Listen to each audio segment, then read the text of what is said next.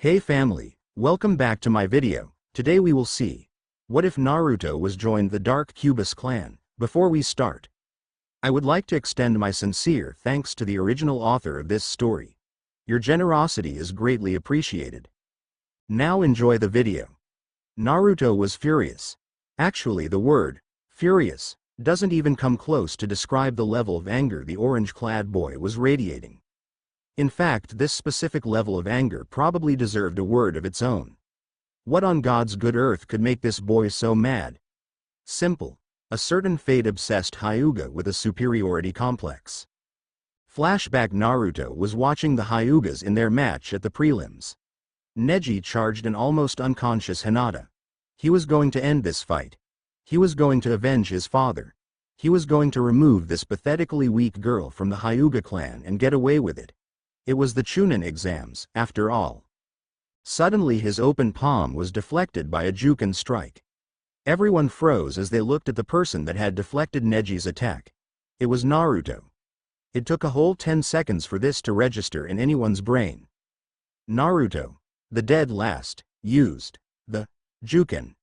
Everyone, excluding Shino, looked shocked, and everyone, including Shino, was thinking, how on earth does Naruto know the Juken? How can he even use it without the Byakugan? Naruto simply stared into Neji's pupilless eyes, and Neji found himself wavering under his gaze. He averted his eyes over to Hinata, who was barely standing, and staring in absolute shock at her crush. Naruto then spoke in a voice that demanded respect. He said, "The match was called, Neji. Back down. Now." Neji surprised himself and obeyed the orange-clad boy. Naruto then turned around to Hinata. He walked over and hugged her. On contact, Hinata blushed. "He's hugging me." Before anyone could think, what is going on? Both of them were enveloped in a red chakra. Fox's healing jutsu, Naruto said. Hinata started smoking for a brief second, and then it stopped. Naruto turned around and looked directly at the offender. "Neji Hyuga, I find you guilty for attempted murder.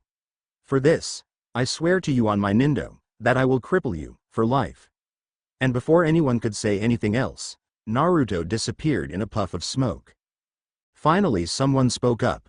"What just happened?" End flashback. Naruto turned the corner. "That's it. That's the last straw.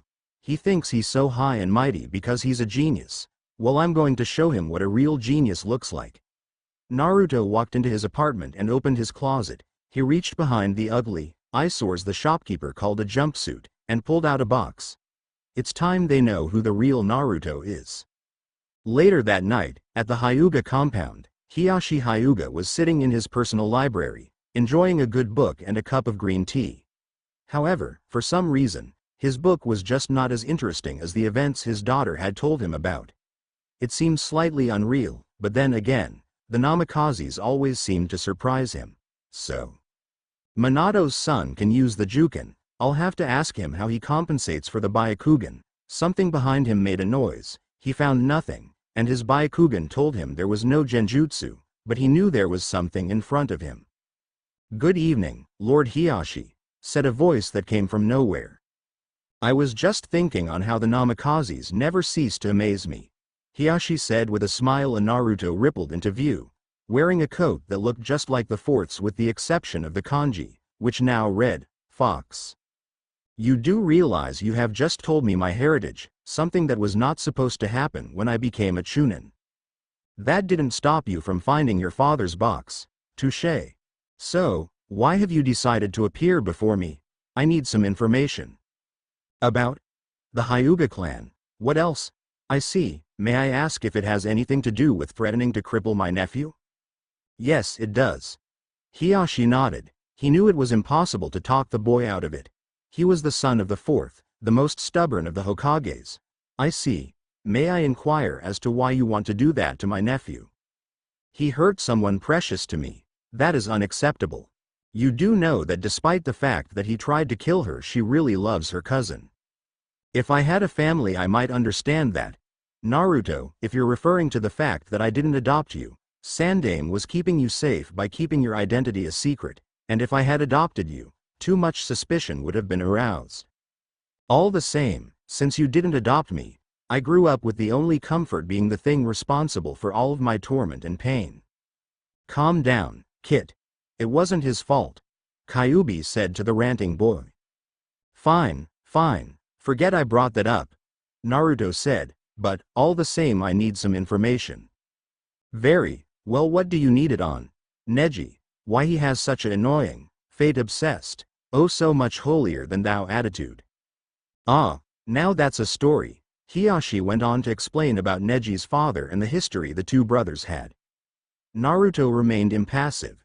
When he finished the story, Hiyashi asked Naruto, "Is there anything else you need?" "Yes, I'm going to need some of your Juken scrolls." "All right." "All right?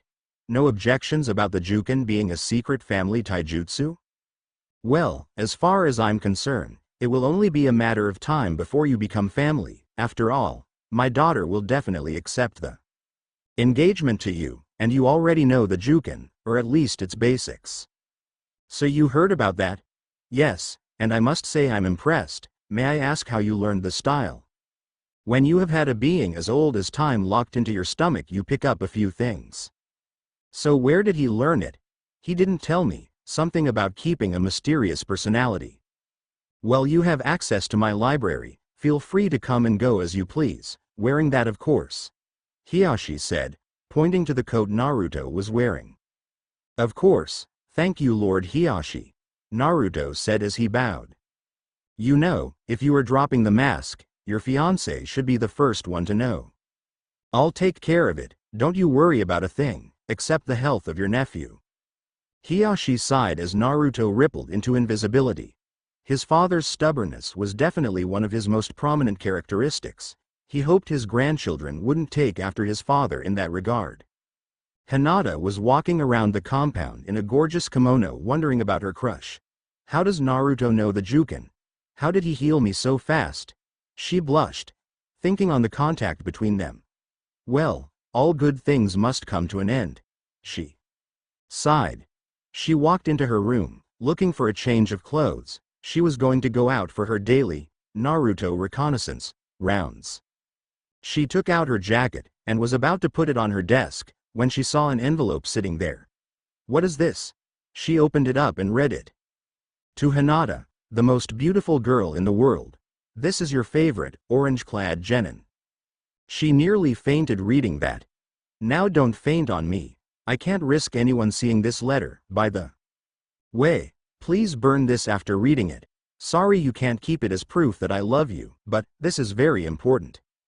The previous warning was the only thing that kept her on her 2 feet. She could not let herself fail him. "Now there are some very important things I need to tell you. The first is, I am a genius. You probably guessed this when I used that Juken strike, if not then I must be one amazing actor. The second is a sulfur monosulfide class secret. I am the son of Minato Namikaze, and Kushina Uzumaki. The third and fourth secrets are related. Now promise me and yourself that you will not make any judgments until you have read both secrets. The third is that Kyubi, the 9-tailed fox, is neither a demon nor is he responsible for the attack on Konoha, and he was forced to do so by Manda Uchiha. The fourth secret is another SS class secret, but it answers the all-important question on how do I know any of this. The truth is, Kyubi was sealed into me." Hinata dropped the letter. "Naruto, her crush was the vessel of a demon?" "No, Kyubi is no demon, Naruto said so." Naruto wouldn't lie. She picked up the letter and continued reading. "I realize that this information may have compromised your view of me, but I couldn't live with myself if I didn't tell you. So it was rather necessary that I tell you. If you want to talk to me, go to the training grounds you normally find me. Yes, I know you follow me. Now remember to burn this. I'm truly sorry you cannot keep it. I will wait for you at the training grounds. Hope to see you there. Love." Naruto Uzumaki Namikaze. Hinata changed faster than she thought was possible, and ran out of the compound. She ran to the forest, and headed to Naruto's special training ground. She saw him sitting on one of the high branches, and landed next to him. "HHH hello, and Naruto-kun." "Hey Hinata-chan, I'm over that way," Naruto said pointing to a small clearing. Hinata looked very confused. Then suddenly it dawned on her that this was a shadow clone. She nodded and jumped away. This time she landed in the clearing. She looked over to Naruto, who was standing next to a man with red hair and what looked like 9 tails behind him. The man was also chained to Naruto. She looked at him, curious. Who was he and what was he doing chained to Naruto? Hello and Naruto-kun. May I ask who he is? Hey Hinata-chan. Yes, you may ask. This is Kyubi. There you go. Chapter 1. Hope you enjoyed it. Chapter 2. I have never owned Naruto, and I never will. Hinata's jaw dropped. This handsome redhead was the Kyubi? The 9-tailed fox? The Buji that had attacked Konoha? Why you're KKK Kyubi? Naruto and Kyubi just looked at her and in unison said, believe it, BBB, but how? I think I should explain this one, Kit. Perfect gives me more time to analyze this jutsu, Naruto said, holding a scroll in front of him. Hyuga-sama, I am Kyubi, and as Naruto's letter explained, I'm no demon. In fact, none of the Biju are. Hinata looked at Kyubi curiously. You see, the Biju are simply creatures granted spiritual power by the Great One, the only true God. Why he did this, I have no idea. Just that he did, and now I'm stuck in him. You make that sound like that's a bad thing, Naruto said. The only good thing that came from getting sealed into you instead of someone else is the development of your servant's freedom, jutsu, Kyubi said. Like it's my fault? If you want to blame anyone you should blame Mandra, Naruto said. Fair enough. What's the SSS servant's FFFF freedom JJJ jutsu? Hinata asked. I'll take this one, Q, Naruto said, putting the scroll he was reading down. It's a jutsu I developed that allows the user to let a sealed object out of whatever it is sealed into. However, the sealed object is still connected to the other object through a chain. If you haven't guessed, that's why Kyubi is standing here. This has allowed me to stop Q's complaining about not getting any fresh air. Do you have any more questions? Kyubi asked the Hyuga. How did you learn the JJJJ Juken? Hinata asked. How does anybody learn any of the taijutsu? Naruto asked back. The Juken is just another taijutsu style. The only thing that makes it so exclusive to the Hyuga is the Byakugan. Not because it is impossible to use the Juken without the Byakugan, but because the Byakugan simply makes it more effective. To make up for it, I simply study the human anatomy, rather extensively I might add. Wow. Hinata said, clearly impressed. Yup, he is one amazing kid. Kyubi said. Have any more questions, Hina-chan? Hinata blushed deeply. JJJ just one. DDD, do you really have to CC cripple Neji Nissan? Naruto sighed. I knew it was going to come to this. I wish I could take it back. Hinata-chan. I really wish I could, but a promise is a promise. I will try to find some way around it, but I can't really promise that. I know that sounds lame, but that's the truth. I hope that you'll forgive me. Even though I'm asking a lot, due to him, he said, pointing to Kyubi. Naruto-kun. I could never be angry at you, or KKK Kyubi-sama, you are both very KK kind people. BBB, but please don't be TT too hard on him. I'll do my best, Hina-chan. Alright Q, after we finish studying these we're going to work on some ninjutsus, and then next on the list is kenjutsu. You got it Kit. I hope to see you soon, Hyuga-sama. GG goodbye Naruto-kun. I'll see you at the F finals. Bye, Hina-chan, I love you. She fainted. Naruto spent the next 2 weeks training hard. He and Kyubi perfected their chain and sword kenjutsu, which was a mixture between the Demon Brothers' chain attacks, combined with many rather impressive kenjutsu. He also spent some time working on the Kaden and the other Hakes. He even worked on combining the Juken and the Goken together, and found that after a lot of time, it could work. Dubbing the new style Kyubiken, 9 Tails Fist. He continued to work and fix small flaws which he began to notice were dropping in numbers. Eventually he snuck to Team Guy's training ground and found a way to talk to Guy. He asked Guy to look over the style for him. Guy enthusiastically agreed. All the while he was screaming about bright flames of youth, compelling the youthful Naruto to create a new style. After showing Minato Guy the style, Guy simply hung his mouth open and then after 10 whole seconds said, "If my prized student were to fight against this new style, he would not be able to come back for my teaching." Naruto thanked Guy for his opinion on his style but continued to work on it. He also took out his father's box which held a scroll for his two famous jutsus, the Rasengan and the Hiraishin no Jutsu. After a lot of studying, Naruto realized he may be able to the Rasengan, but the Hiraishin was definitely out of the question. The last week he was going to dedicate himself to seals. The entire time, while working on them, Kyubi seemed distracted. Naruto let it pass by for the first 2 days, but on the third day his patience broke. Patenttion. Ahhg. Kyubi screamed before he landed face down in the dirt. Naruto went over to the Buji and helped him up. "I'm sorry, Kit. I was just thinking about that Gaara kid." "You mean the sand Jinchuriki?" Naruto asked. "Is there another Gaara in a 4-mile radius?" "Funny. So what about him?" "Well, Shukaku may not have been sane, exactly, but he wasn't a psychopathic killer." "Really? Well, now that you mention it, he did look like he hadn't had much sleep for a long time." "Hey, I have an idea." "What? You know how we were going to work on seals this week?" "Yeah, wait, you don't mean..." No, I won't do it. You'll never get me to do it. No." Later that night, Naruto was hiding. This time, however, he was not hiding from Enbu for pulling a stupid prank. He was hiding from any prying eyes. This was a self-assigned mission of the utmost importance.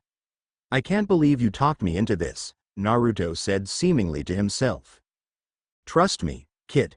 This boy will thank you for the rest of your life for this." Naruto sighed. This was going to be a big job. Gaara sat on the musty old recliner. He hated his life. In truth, he could probably sum it up in 3 words: pain, death, and sleepless nights. "That's 4 words, he corrected himself silently. Suddenly there was a shadow in the window. On instinct, the cork on his gourd popped open, and sand spilled down to his feet, only making a tiny rattle once it hit the floor. He waited, there didn't seem to be anyone here. Then he heard it, almost as light as the wind, a single word, floating to his ears. Gaara. He strained his ears. Maybe he was just hearing things, or did the wind actually call him by name? Gaara. There it was again. The wind was talking to him. Maybe all of those nights he spent staring at the ceiling were getting to him. "Gaara. Listen to me. There is a boy, just like you. Meet him in the forest tomorrow, and you will find something you have been longing for." "What will I find?"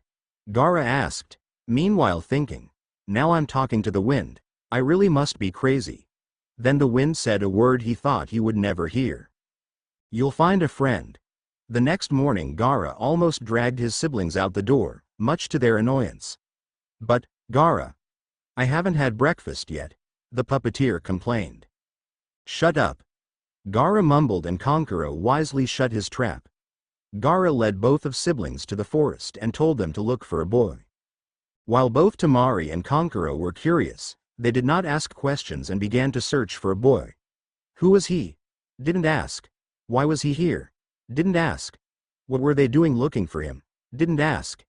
And why this couldn't wait until they had eaten? They definitely did not ask. At 10 a.m. everyone was hungry, but fear of Gaara's wrath kept everyone going. Finally they heard a tune being whistled, and everyone jumped to see who it was. They found Naruto sitting on a rock, whistling to himself. Gaara walked up to the boy. "Are you the one who is like me?" Naruto smiled and said, "Yes, Gaara, and I want to help you." Temari and Kankuro were walking back towards town. Naruto had told them to go eat and then wait back at the apartment. Both of them were very confused. Who was this Naruto? And why was Gaara ready to trust him at a moment's notice? None of it seemed right, but Gaara was very firm with backing up the boy's order, so they had no choice but to comply. That did not stop them, however, from making a mental oath. "If anything happens to our brother, we will kill you, Naruto." Gaara sat in the middle of a very well-organized blood seal. His eyes were filled with hope. This boy Naruto claimed he could fix his seal. Naruto explained that he held Kyubi, and Kyubi knew Shukaku, and only a deformed seal could make the one-tail a mass murderer. So he carefully examined the seal, and after 30 minutes of studying did Naruto say he could fix it. Naruto explained that the seal's deformities caused several problems, the first of which was it forced Shukaku to take over as soon as Gaara fell asleep. Gaara of course knew this. What he didn't know was Shukaku had no say in the matter, making the insane Biju angrier, increasing the need to kill. Also the seal was messing with Shukaku's head, making him a killer. The final thing the seal did was it gave Gaara the ultimate defense at all times, which after further studying was only supposed to happen when Gaara wished to live. Gaara growled, but then Naruto explained that when the process was complete, Gaara would have more control over sand than he could ever dream of having. And so Naruto immediately set to work, setting out the blood seal, and preparing Gaara for the repairing. Naruto then took out an ink brush, and carefully began to work on Gaara's seal. Suddenly Gaara heard that voice, "Kill him, he is no friend, he will kill you like the rest of them." But then he heard the same voice again, but it said something completely different, "Don't listen to me, I don't know what I'm talking about." Well, that's new, Gaara thought. "No, shut up. Listen to me. You have no friends, shut up yourself. Naruto is a friend. No. He will kill us, you must destroy him. If he's going to kill us then I'm Napoleon." Gaara simply sat and listened to the argument Shukaku was having with himself. It was very interesting having the same person change views in a matter of seconds. But one thing he noticed was whenever Shukaku said to kill, he didn't feel like he needed to, like it was more of a suggestion. Then there was silence. "And there you go," Naruto said. Gaara blinked. "You're finished?" "Yes, the real Shukaku should be able to talk to you, and you should be able to get a good night's sleep." Naruto: "Thank you. Is there any way I can repay you?" "Don't worry about it, what are friends for?" "Friends, he thinks of me as his friend." Gaara then did something he had not done for a very, very long time, he smiled. "Naruto, there is something you should know." Naruto looked at his new friend. "Suna and Otto are going to invade Konoha. I was originally supposed to lead the attack, but in order to repay you, I will fight for you in your village." Naruto simply smiled and said, "Thank you, and I will see you there." Gaara came back to the apartment smiling. When Kankuro saw him he nearly jumped out the window. Tamari didn't fare much better. As Gaara ate dinner, Tamari and Kankuro simply sat on the other side of the table and gawked. What on earth did Naruto do? They both thought. Then the next words out of Gaara's mouth really scared them. "Well, I'm going to bed, have a good night's sleep." Both Tamari and Kankuro forced themselves to stay awake, both fearing that an evil sand monster would come into their rooms and kill them. When they got up they were surprised to see a very peaceful redhead sleeping on the couch. What did Naruto do? Well, there's Chap 2, next chapter, Neji gets his butt whooped. Chapter 3. Okay, new chapter. Let me begin by saying wow, people really like this one. Okay. Let me answer a couple of questions. 1. This is strictly Naruhina. No harem. 2. I'm not going to drop this. Not for a long time anyway. 3. It was brought to my attention that Kyubiken means Nine Tails Fist, and all I have to say is, that's why I'm not translating any of my original jutsus, because I suck at it, so, sorry, but you've got to admit, Nine Tails Fist has a good ring to it. Finally, I would like to thank Chewy for the spelling corrections. So let's begin Chap 3. Again, I don't own Naruto. Anxiety was hanging over the Chunin exam finals like a fog hangs over a bay. Everyone was anxious to see Naruto. Almost nobody had seen him during the last month, but after the Juken strike incident, everyone was eagerly waiting for his appearance. Hinata sat next to her father and her sister, eagerly awaiting the appearance of her crush. Then she heard a voice. It sounded very small and light, like the wind. "Hinata, I'm glad you could make it. Wait till you see the entrance I'm going to make." It had sounded like it was whispered into her ear, but there was no one there, but she waited. The protector was waiting for Naruto to show up, and Neji was smirking to himself, so the loser didn't even show up, huh? All the better. Once he thought the word, loser, the memory of Naruto deflecting his attack with a Juken strike came back to him. Even though he would never admit it, even to himself, he was frightened. Slowly a mist started rolling in, almost unnoticeable until it had covered half the arena, then it thickened till the point where no one could see. Neji activated his Byakugan, but saw nothing. Suddenly from the center of the mist, a booming voice called out. Neji Hyuga. Shivers went down his spine, on the charge of attempted murder. You have been found guilty. Your punishment shall be me. The mist faded away and in the center stood a certain blonde ninja. However, he was completely different. He wore a Yondaime-style coat, with the kanji for fox on the back. At his side hung a katana, sheathed in an onyx black scabbard, with 2 red foxes etched in its sides. He wore a white shirt with a red spiral pattern on its front, and black pants. He also wore black ninja sandals. Neji Hyuga. Today I fight you, not as Naruto Uzumaki, but as Naruto Namikaze, son of Minato Namikaze, better known as Yondaime Hokage, Konoha's Yellow Flash. Neji was doing all he could to keep himself from laughing. This dead last loser was Yondaime's son? In his dreams maybe. You, Yondaime's son? What planet are you on? Naruto simply opened his mouth and said, You may not know who I am, Neji, but I know you. What do you know about me? Neji Hyuga. Age. 13, eye color. White, hair color. Black. Birthday. 3rd of July. Birthplace. Konoha. Blood type. O. Rank. Genin. Hobbies. Meditation. Neji Hyuga is the #1 rookie of his Ninja Academy graduating class. He is also considered to be the strongest and most talented of all the Konoha genin, until today that is. He also thinks his father was forced to go in Hiyashi-sama's place when Kumo demanded a body in retribution for the death of one of their men, when in fact Hayazi volunteered. He also is stubborn, hot-headed, fate-obsessed, and has a superiority complex that dwarfs the entire ego of the Hyuga clan. Neji was impressed. Most of that information was true, and it was impressive the idiot knew some of that. But there's more. Neji Hyuga also thinks that he has suffered in life because he lost his father. Well, today, I plan on showing him what suffering truly is. What do you know of suffering? Neji said, about to go into a long speech about the caged bird seal. I know that you don't need a seal on your forehead to feel pain. Naruto shot back. Neji blinked. How did he know about that? Let me tell you what suffering is, before I show you. Suffering is when you never really know your parents. Suffering is not having someone to comfort you from your nightmares when you were little. You at least have memories of your father. I didn't even know his name till I turned 8. Suffering is being hated by this village. Maybe even more than a Rouge Nin would be hated. Suffering is having attempts on your life happen regularly since the day you were born. Konoha's council wanted me to die the moment I came into the world. You think you know what suffering is? You haven't even begun to understand the word. Silence. Many in the stands stared at Naruto in wonder. Was it really that bad for him?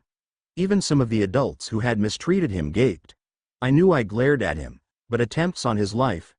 Neji too stared at the boy. He's gone through all of that?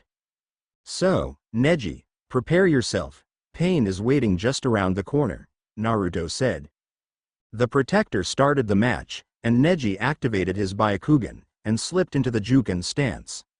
Then Neji noticed something. He couldn't see Naruto's chakra coils, or the chakra points either. Naruto, however, had a huge grin growing on his face. Weird how you can't see my chakra points, huh? Neji looked up at Naruto, waiting for an explanation. The first gift from my parents, my father's coat of invisibility. Designed by Hiyashi Hyuga during his teenage years, he wanted something he could use to sneak out of the compound without getting caught. So it not only hides my physical being from view when activated, it hides my chakra from your eyes even when it isn't on. Cool, huh? Neji realized something very important. His entire attack plan was rendered useless. Without seeing the chakra points, or the coils, His Juken would no longer be effective, and his plan to render Naruto useless was a bust. One thing he didn't realize, he was open for attack. "Ya!" A voice yelled behind Neji, who was suddenly flying forward toward Naruto. Naruto sidestepped, as if he was dodging a person walking by.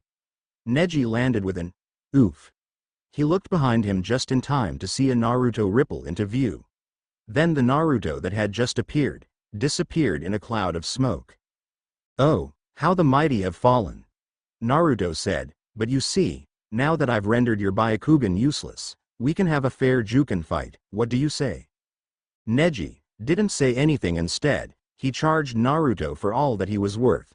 He launched 2 palm strikes toward Naruto, both of which he dodged easily. Then Naruto sent a palm strike of his own, into Neji's thigh. "Ah!"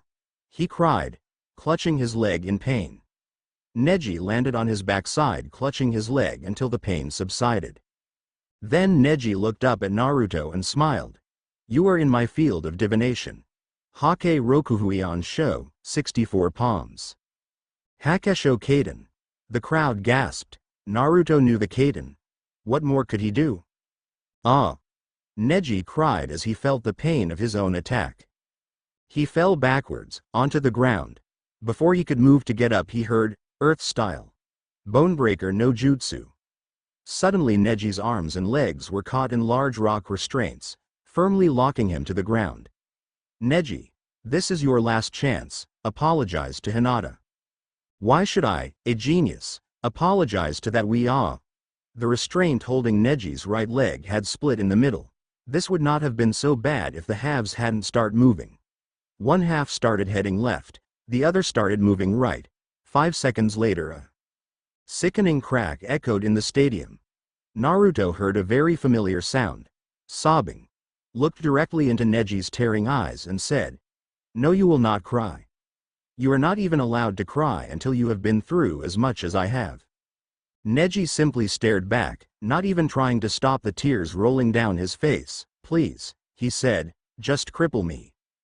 "What?" Naruto asked. "Cripple me. You won, I lost. Fate weighed us and found me lacking. Fate said I was the loser.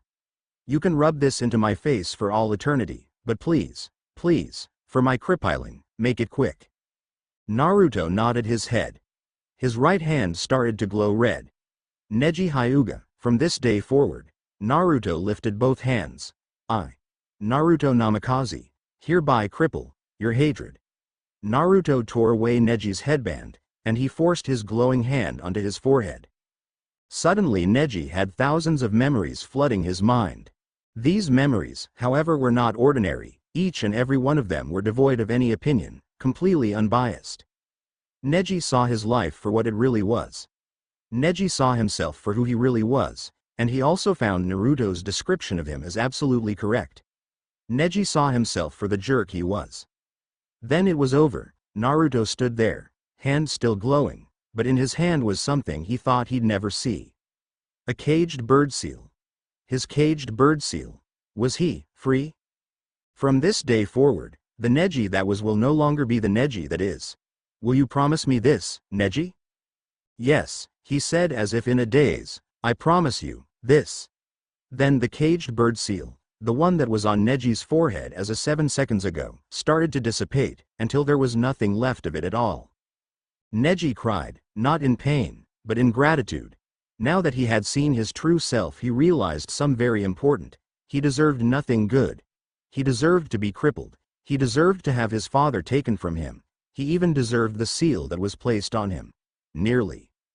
Killing Hinata alone was enough for Naruto to cripple him, but Naruto had shown him mercy, and even done him one of the greatest favors a Hyuga branch member could dream to ask. "Thank you, Naruto. You are truly deserving of your dream." Naruto smiled and said, "I'm glad someone thinks so." Then two medic nins came, a stretcher between them, and carried him off. Match winner, Naruto Namikaze. The crowd cheered, and Naruto was bathing in the praise, until a voice, one he didn't want to hear, called to him. "Sorry to ruin the moment, Kit, but I smell him." "Which one?" "The one who smells of snake." "Understood." Naruto smiled and then before everyone's eyes rippled into invisibility. While invisible he created 200 clones, and sent them into the crowd.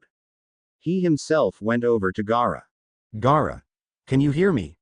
Gaara looked around, trying to find who had said that. Gaara, it's me, Naruto. I'm speaking into your right ear. Can you hear me? Nod yes or no. Gaara nodded yes. Good. Right now I have found an enemy of mine. I want you to help me. Will you do it? Gaara didn't need any encouragement, but the Biju in him gave it anyway. We must help Wind. Yes, we must help Wind, help. Naruto, so since neither he nor Shukaku were in disagreement, he nodded yes. Behind the K's cage an almost unnoticeable poof of smoke appeared. There is one thing you should know, my enemy is acting like the K's cage. Gaara simply nodded. Then he faced his siblings.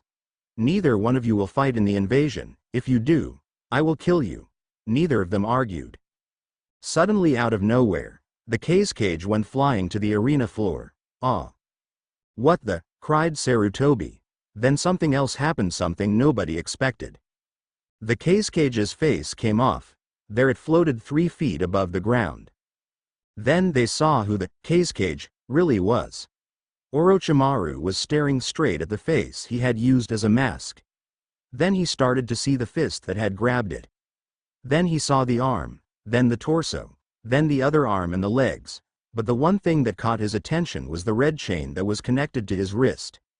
That chain ran over to another arm, which led to a red-headed man with an aura that looked like 9 tails behind him.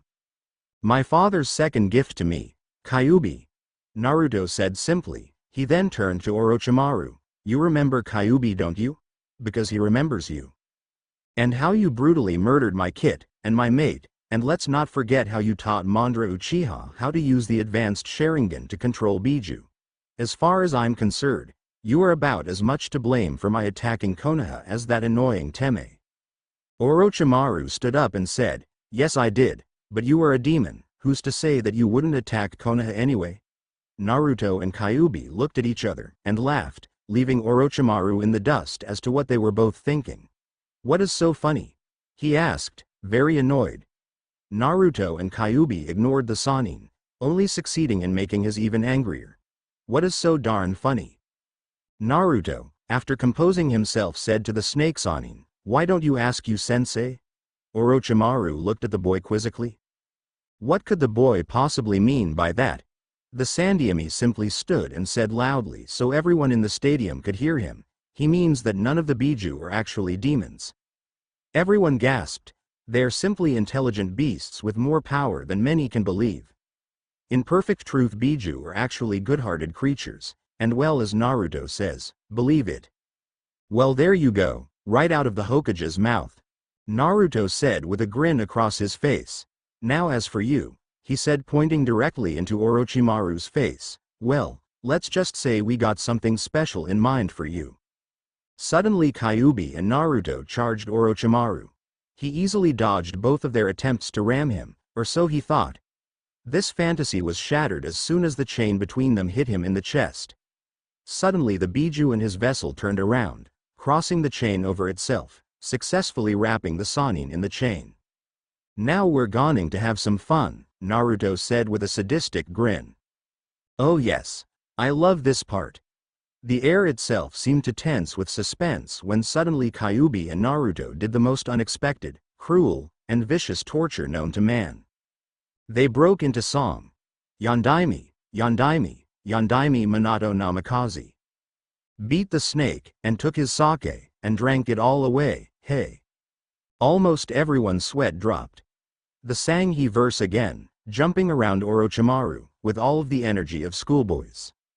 Now for the second verse. Hooray, hooray, hooray, Naruto Namikaze. Beat the snake for goodness sake, and threw him far away, hey.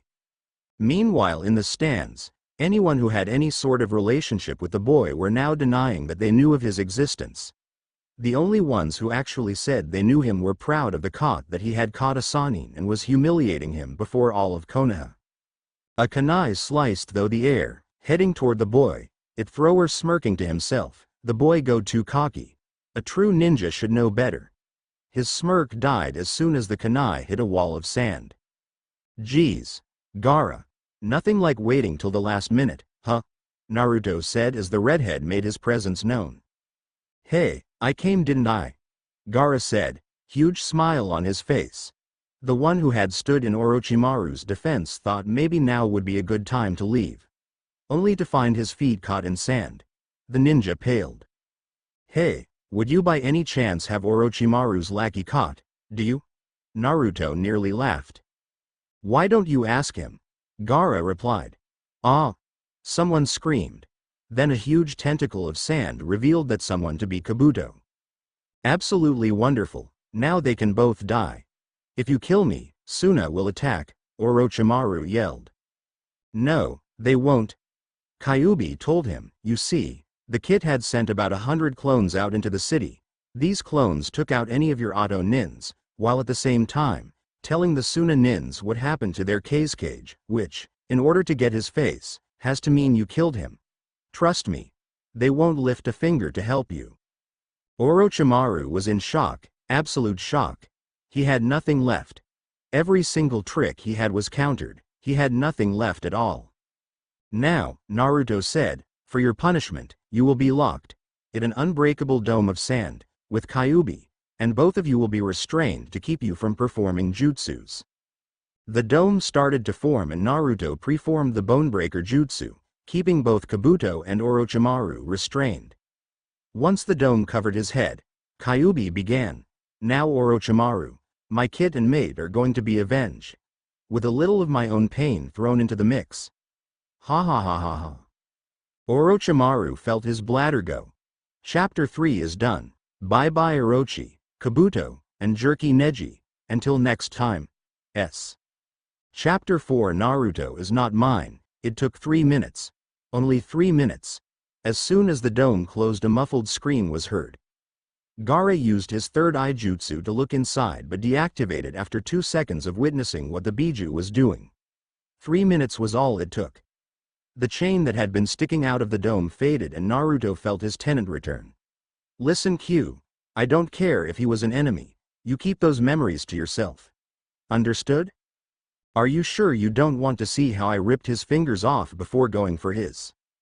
No. Party pooper. Naruto turned to his friend, Gaara, whatever you do, do not open that dome. Why not? Gaara asked, unknowingly letting the barrier drop a little. A Junin tossed his cookies over the side of the arena. Hiyashi quickly covered Hanabi's eyes. Hanabi got her sister's eyes while Hinata covered her father's. Gaara. Wah oh crap.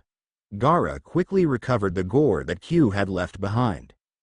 Finally, Naruto turned and said, this proves 2 very important things. Kyubi could have done it a lot worse the day he attacked, and you never, ever, mess with a Biju's wife. Sasuke, along with his sensei, suddenly appeared at the arena, to find his everyone in a stupor. They seemed to be traumatized by something. Finally, after his appearance was ignored for 3 minutes, he screamed at the top of his lungs, what happened that was so amazing? No one said anything, and kept ignoring him.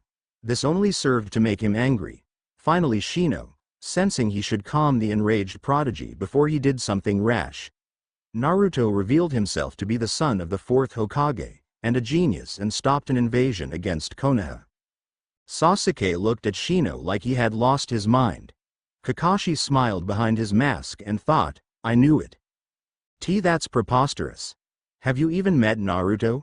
He's a baka, Adobe, He beat the snake Sanin Orochimaru, and he's been holding the Kyubi since he attacked. Also, apparently Kyubi was forced to attack by an ancestor of yours.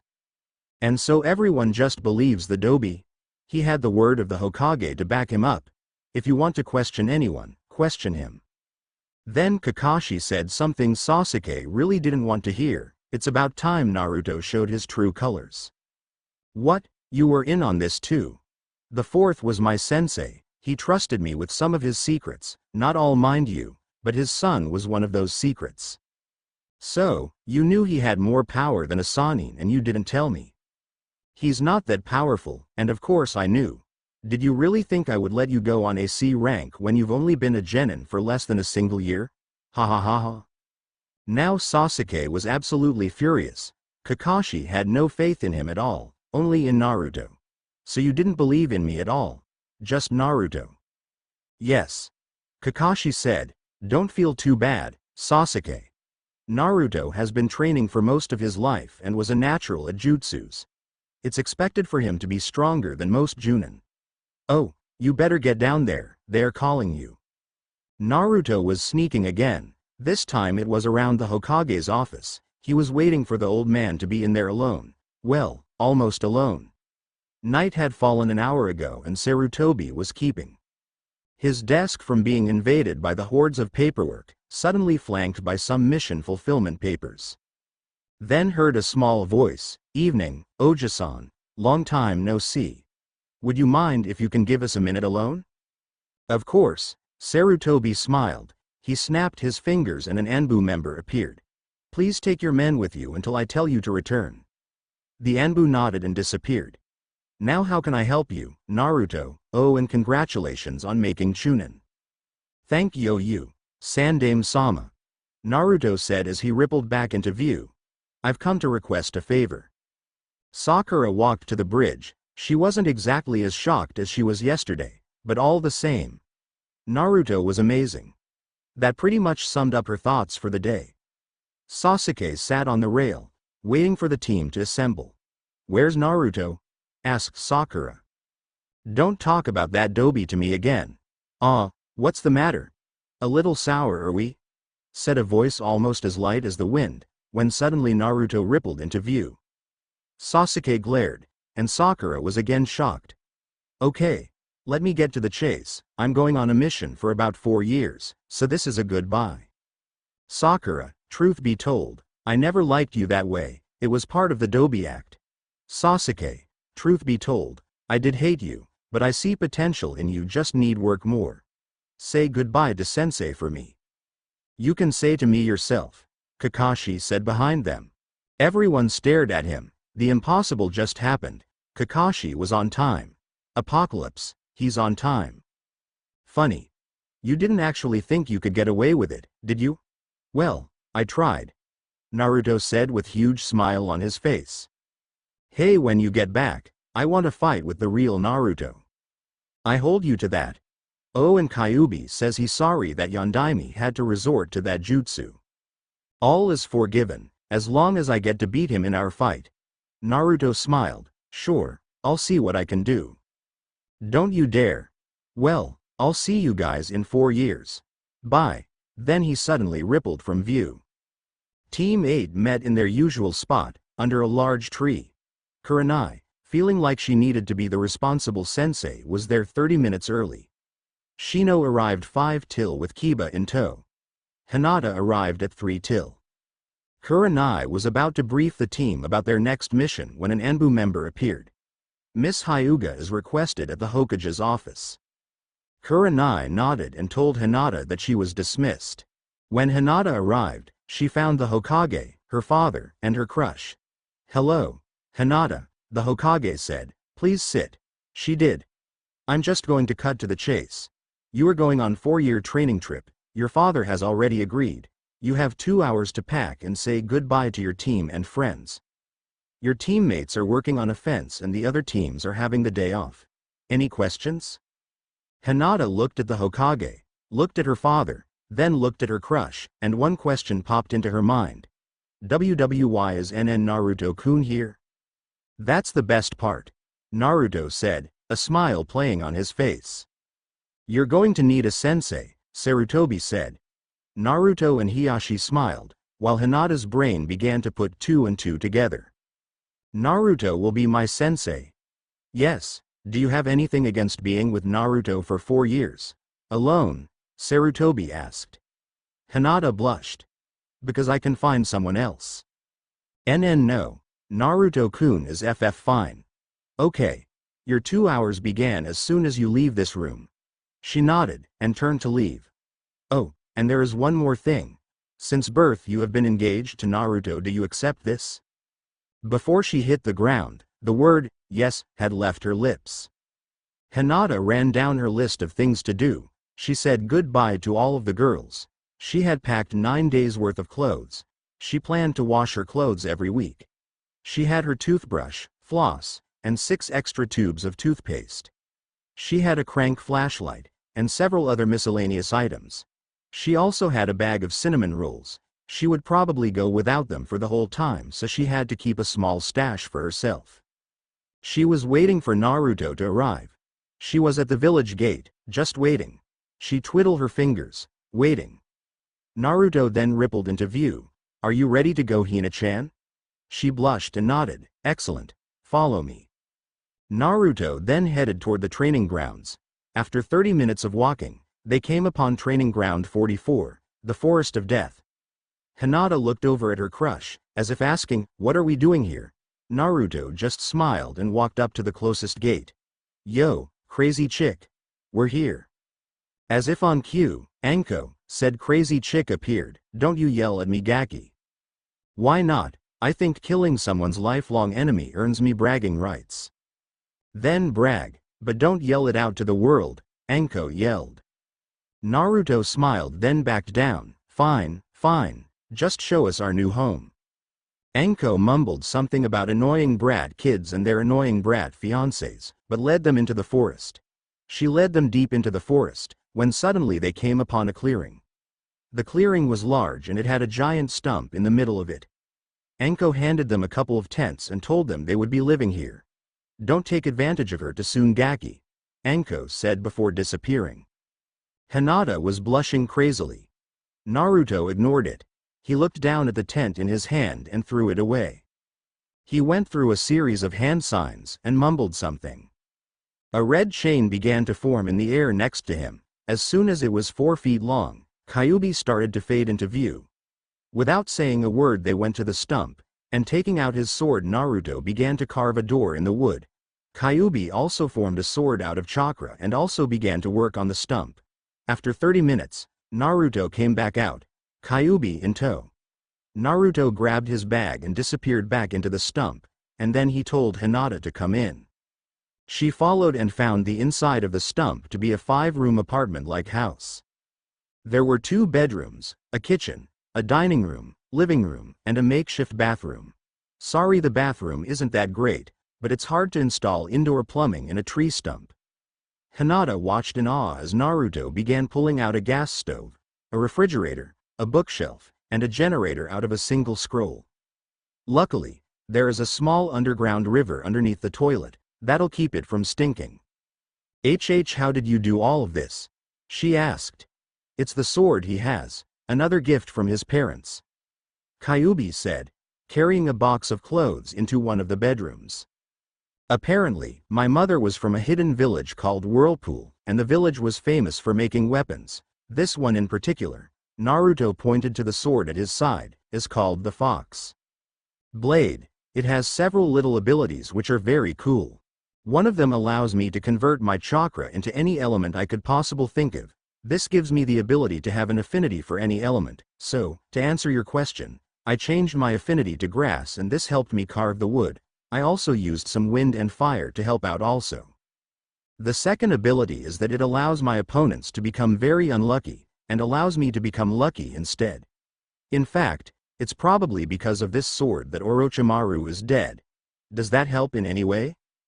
Hinata nodded. "Good, now get your room unpacked, your training begins shortly." Well, there you go, Chapter 4. I'm sorry it took so long to write this chapter. I was surprised with a camping trip, and when I got home I was exhausted. So, in answer to one of your reviews, Naruto is not Sannin level, he's high Anbu. Naruto was simply lucky that Orochi wasn't thinking straight. I'm also going to edit the first chapters to make them easier to read and to fix some errors of mine. I will, hopefully, update soon. Chapter 5. Naruto will never, ever be mine. Hanabi Hyuga stood with her team, in line to get their scroll. They had passed the first test and were about ready to begin the second test of the Chunin exams, the Forest of Death.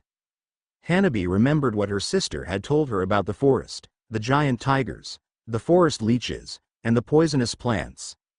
Hanabi mentally slapped herself for not bringing the notes she had written down.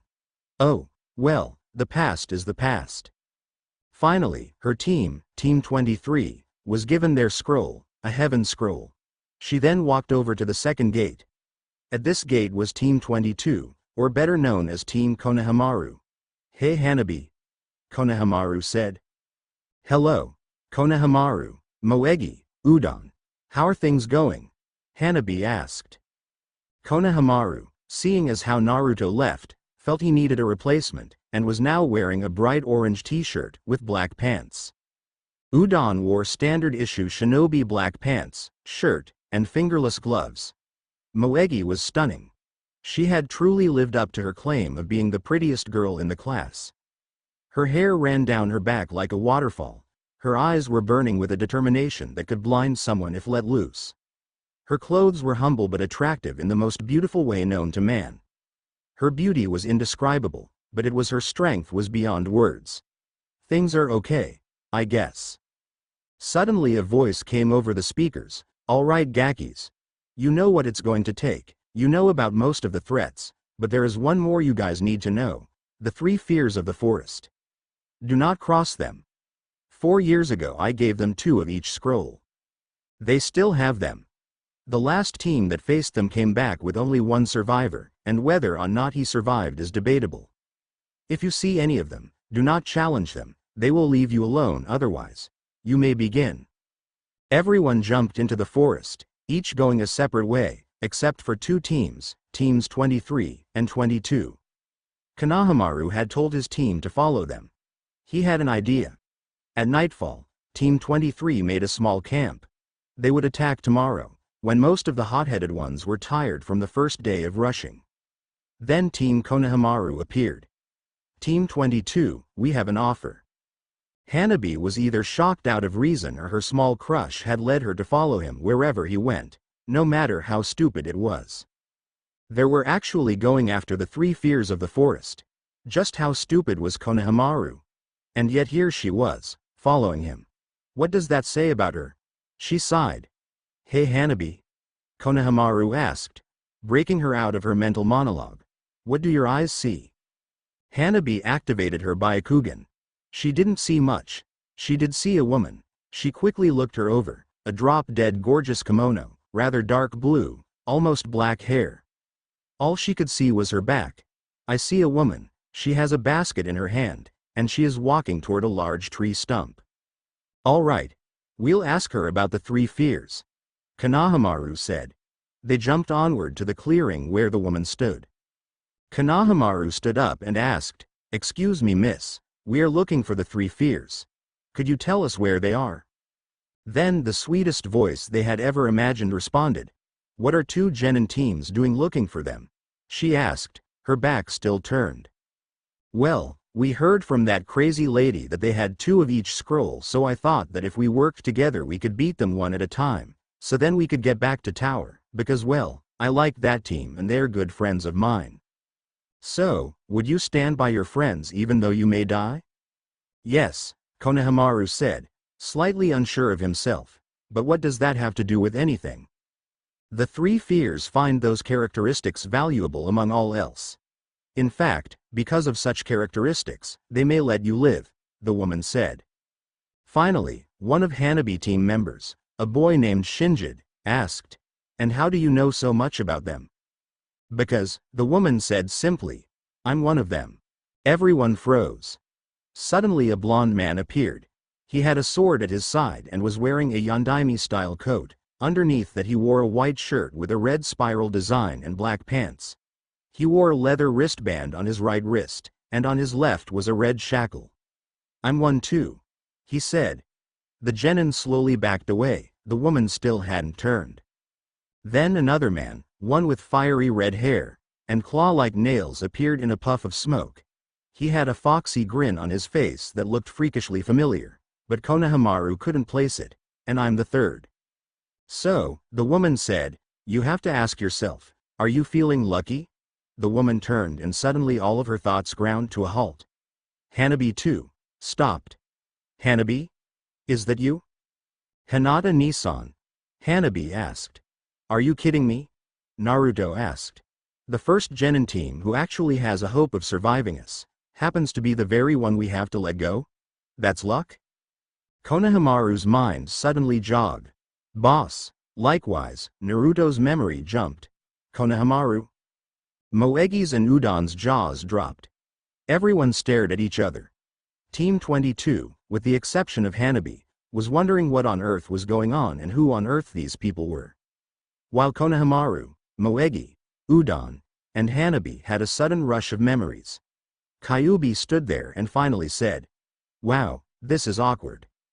Silence. Finally, at an attempt at conversation, Hinata spoke, "So, how's Neji?" "He's changed for the better. He's straighted training some of the kids who never seem to get the juken." "That's nice. So, do you guys want to come inside?" Naruto asked, pointing to the door of their makeshift home. Sure," Kanemaru said. Naruto sat impressed at the two teams that had found them. Apparently, his never back down, fight till you can't fight anymore hot-headedness had rubbed off on the Hokage's grandson. Fight the fears of the forest? Even though the possibility of doing so was almost non-existent, that's only something he would do. Konohamaru also had turned into Konoha's second biggest prankster in history. Hanabi had become a less shy version of Hinata. Udon had become a less lazy Shikamaru. While Moegi had become a less violent Sakura. Now all they needed was a less arrogant Sasuke. Man, it's like an improved version of our generation. Well, they learned from the best, didn't they, honey? Hinata asked her fiancé. If you mean us, then yes, they did. Naruto gave her a gentle kiss on the lips. Silence. The younger teens found this kind of awkward, and Konohamaru finally asked a question that had been bothering him for a while. "So, will you guys give us the scrolls?" Hinata looked at Naruto. Naruto looked at Kyubi. Kyubi looked at Hinata. In unison they all said the same word. No. What? Why? Kyubi spoke up, because no one in real life would just hand the objective over, you have to get it yourself. Can't you have a little mercy? Moegi asked. Please, boss? Naruto hesitated. They couldn't hand the scrolls over, that's out of the question, but if they had some help in another regard. We'll help you. The genin cheered. But you have to get the scroll yourself. The cheering died. How will you be helping us then? We'll make sure you get to the tower in one piece. We'll leave after lunch. Right now I want some ramen. And with that Naruto turned to the stove and began a small ramen meal. After Naruto had amazed the genin teams with his seemingly endless stomach, the three fears packed many of their belongings. No point in trying to hide now. Naruto had said. As soon as everything was packed, the little party began its mission. It didn't take long before the first scroll was captured. Hanabi used her Byakugan to see what scroll they had, and then she set a trap for them, much inspired by Team 8's trap that had happened 4 years ago. Team Kanemaru had little difficulty as well. Udon's strategy was beyond sufficient in taking down the next genin team, and perhaps it was the very presence of the fox blade that gave them enough luck to pick an earth scroll out of one of their weapons pouch. Naruto smiled as the small party began to head to the tower. He was coming back to his friends, he was coming back to civilization, he was coming back to indoor plumbing, and most importantly he was coming back to the world's best ramen, and the village he had sworn to protect. Then the one thing that could dampen his mood came up. Someone was following them. No doubt Hinata and Kyubi felt it, but they remained completely calm and looked completely oblivious. Naruto opened his mental link with his tenant. Let them attack first. Understood. Hinata had silently activated her Byakugan and was watching the genin as they approached. Naruto's face slowly grew into a smile. This was going to be fun. He touched the hilt of his sword. Crack. One of the unlucky genin that had been sneaking up on the company had stepped on a certain branch. This branch had been the home of a colony of termites. In fact, this branch was near its breaking point. All it needed was the slightest push. The genin fell to the ground with a crash, when suddenly said termites, finding their home disturbed, began their attack on the closest living being. This being was the unlucky genin. Get them off of me, Naruto, Hinata. And Kyubi all smiled. How unlucky, Naruto said, continuing on his way. Team 22 and 23 stared at the genin who was on the edge of lighting himself on fire to get the termites off, then noticed their bodyguards had just kept walking. They caught up to them, when they suddenly heard, Kaden. Gokakyu no Jutsu. Suddenly, another sound reached their ears. The sound of a genin burning his own skin off. The baka. They heard Naruto mumble, he could have jumped into the pond. Kaden. Gokakyu no Jutsu. Suddenly a huge fireball came roaring toward them. Hinata didn't even turn. Sweden. Daibakufu no Jutsu. Suddenly, a giant whirlpool appeared out of the pond and engulfed the flames. Then the whirlpool kept going and a scream was heard in the distance. For reference sake, this is the Jutsu Kakashi used against Zabuza at the end of their first battle. Hanabi gawked at the new power her sister had acquired. The jutsu she had just used was amazing. Finally, the third genin appeared right in front of the small group. You won't get past me, he cried. I had the first one, Naruto said. Well, it's not my turn, I had that girl who used the fire jutsu. Rather impressive she did that, actually, Hinata said, whispering the last part to herself. Guess it's my turn, Kyubi sighed. Kyubi walked in front of the group. His killer intent spiked. His red eyes had an animalistic look, his whisker marks became actual whiskers, his teeth grew longer, his ears became pointed and moved to the top of his head. He dropped onto his hands and feet, his flaming red hair grew over his whole body. Kyubi was the fox once more. His giant figure towered above everyone, the genins cowered, leaving only Naruto and Hinata standing.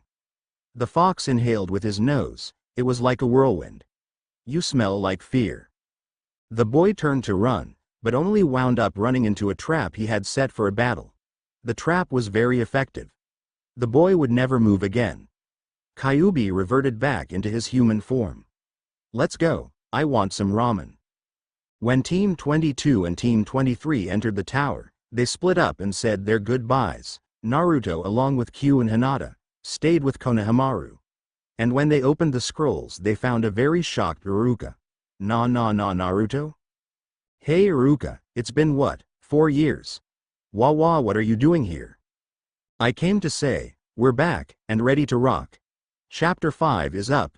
Just a note, someone thought Enko trained Hinata, that never happened. Naruto trained Hinata, no one else. Chapter 6 Naruto is no mine. But this cookie is, my cookie. Hokage Tower was a mess. The secretary was unconscious. The halls were littered with paper, dropped by workers who didn't watch where they were going. The teams that were there for missions, reporting or accepting, were shocked into a stupor, and the Anbu guards could barely stand on their own 2 feet. The old man's pipe had clattered to the floor, and the Godem Hokage's sake battle accompanied it. Ah man, someone beat me to it, Naruto said as he came in, noticing Tsunade sitting in the Hokage's chair. Oh well, position for the 6th is still open, right? Naruto asked the aging man. Tsunade turned to Sarutobi. This, Naruto. Sarutobi nodded. I think so anyway. I was going to say he looks like his dad. Yeah, me and my old man are pretty alike, there's only one difference, Naruto said, I'm better. And you're humble too, Hinata mumbled, jokingly. I heard that. You were supposed to. Alright, enough. No picking on each other until we get to the house, Kyubi said. Speaking of which, is the Namikaze estate ready to receive us? Almost, we couldn't get into your father's mansion because we were in need of your blood, Sarutobi said. Okay, we'll take care of that when we get there, but I have a couple of things to do first, one of which is to report my last 4-year mission. Let me begin by saying, it was a complete success. Naruto continued on to say how Hinata has changed and so on, how much stronger she is, the new jutsus and taijutsus she has learned, among other things. Sandaime smiled the whole way through. See, Tsunade, I told you he'd make a good teacher. Naruto's mind, hearing the name for the first time, finally recognized the woman. So that's the legendary sucker, huh? This just might work. Naruto smiled.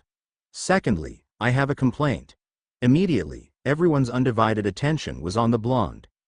Due to Hinata's new growth, and my mosque's destruction, I feel that my remaining in Team 7 is only a waste in my time and skill. I also feel the same about Hinata in Team 8. Don't get me wrong, our experience in both teams was vital to our growth, but to better use our abilities, I believe we should form a new team. And why do you believe that a new team would be beneficial to Konoha? Tsunade asked.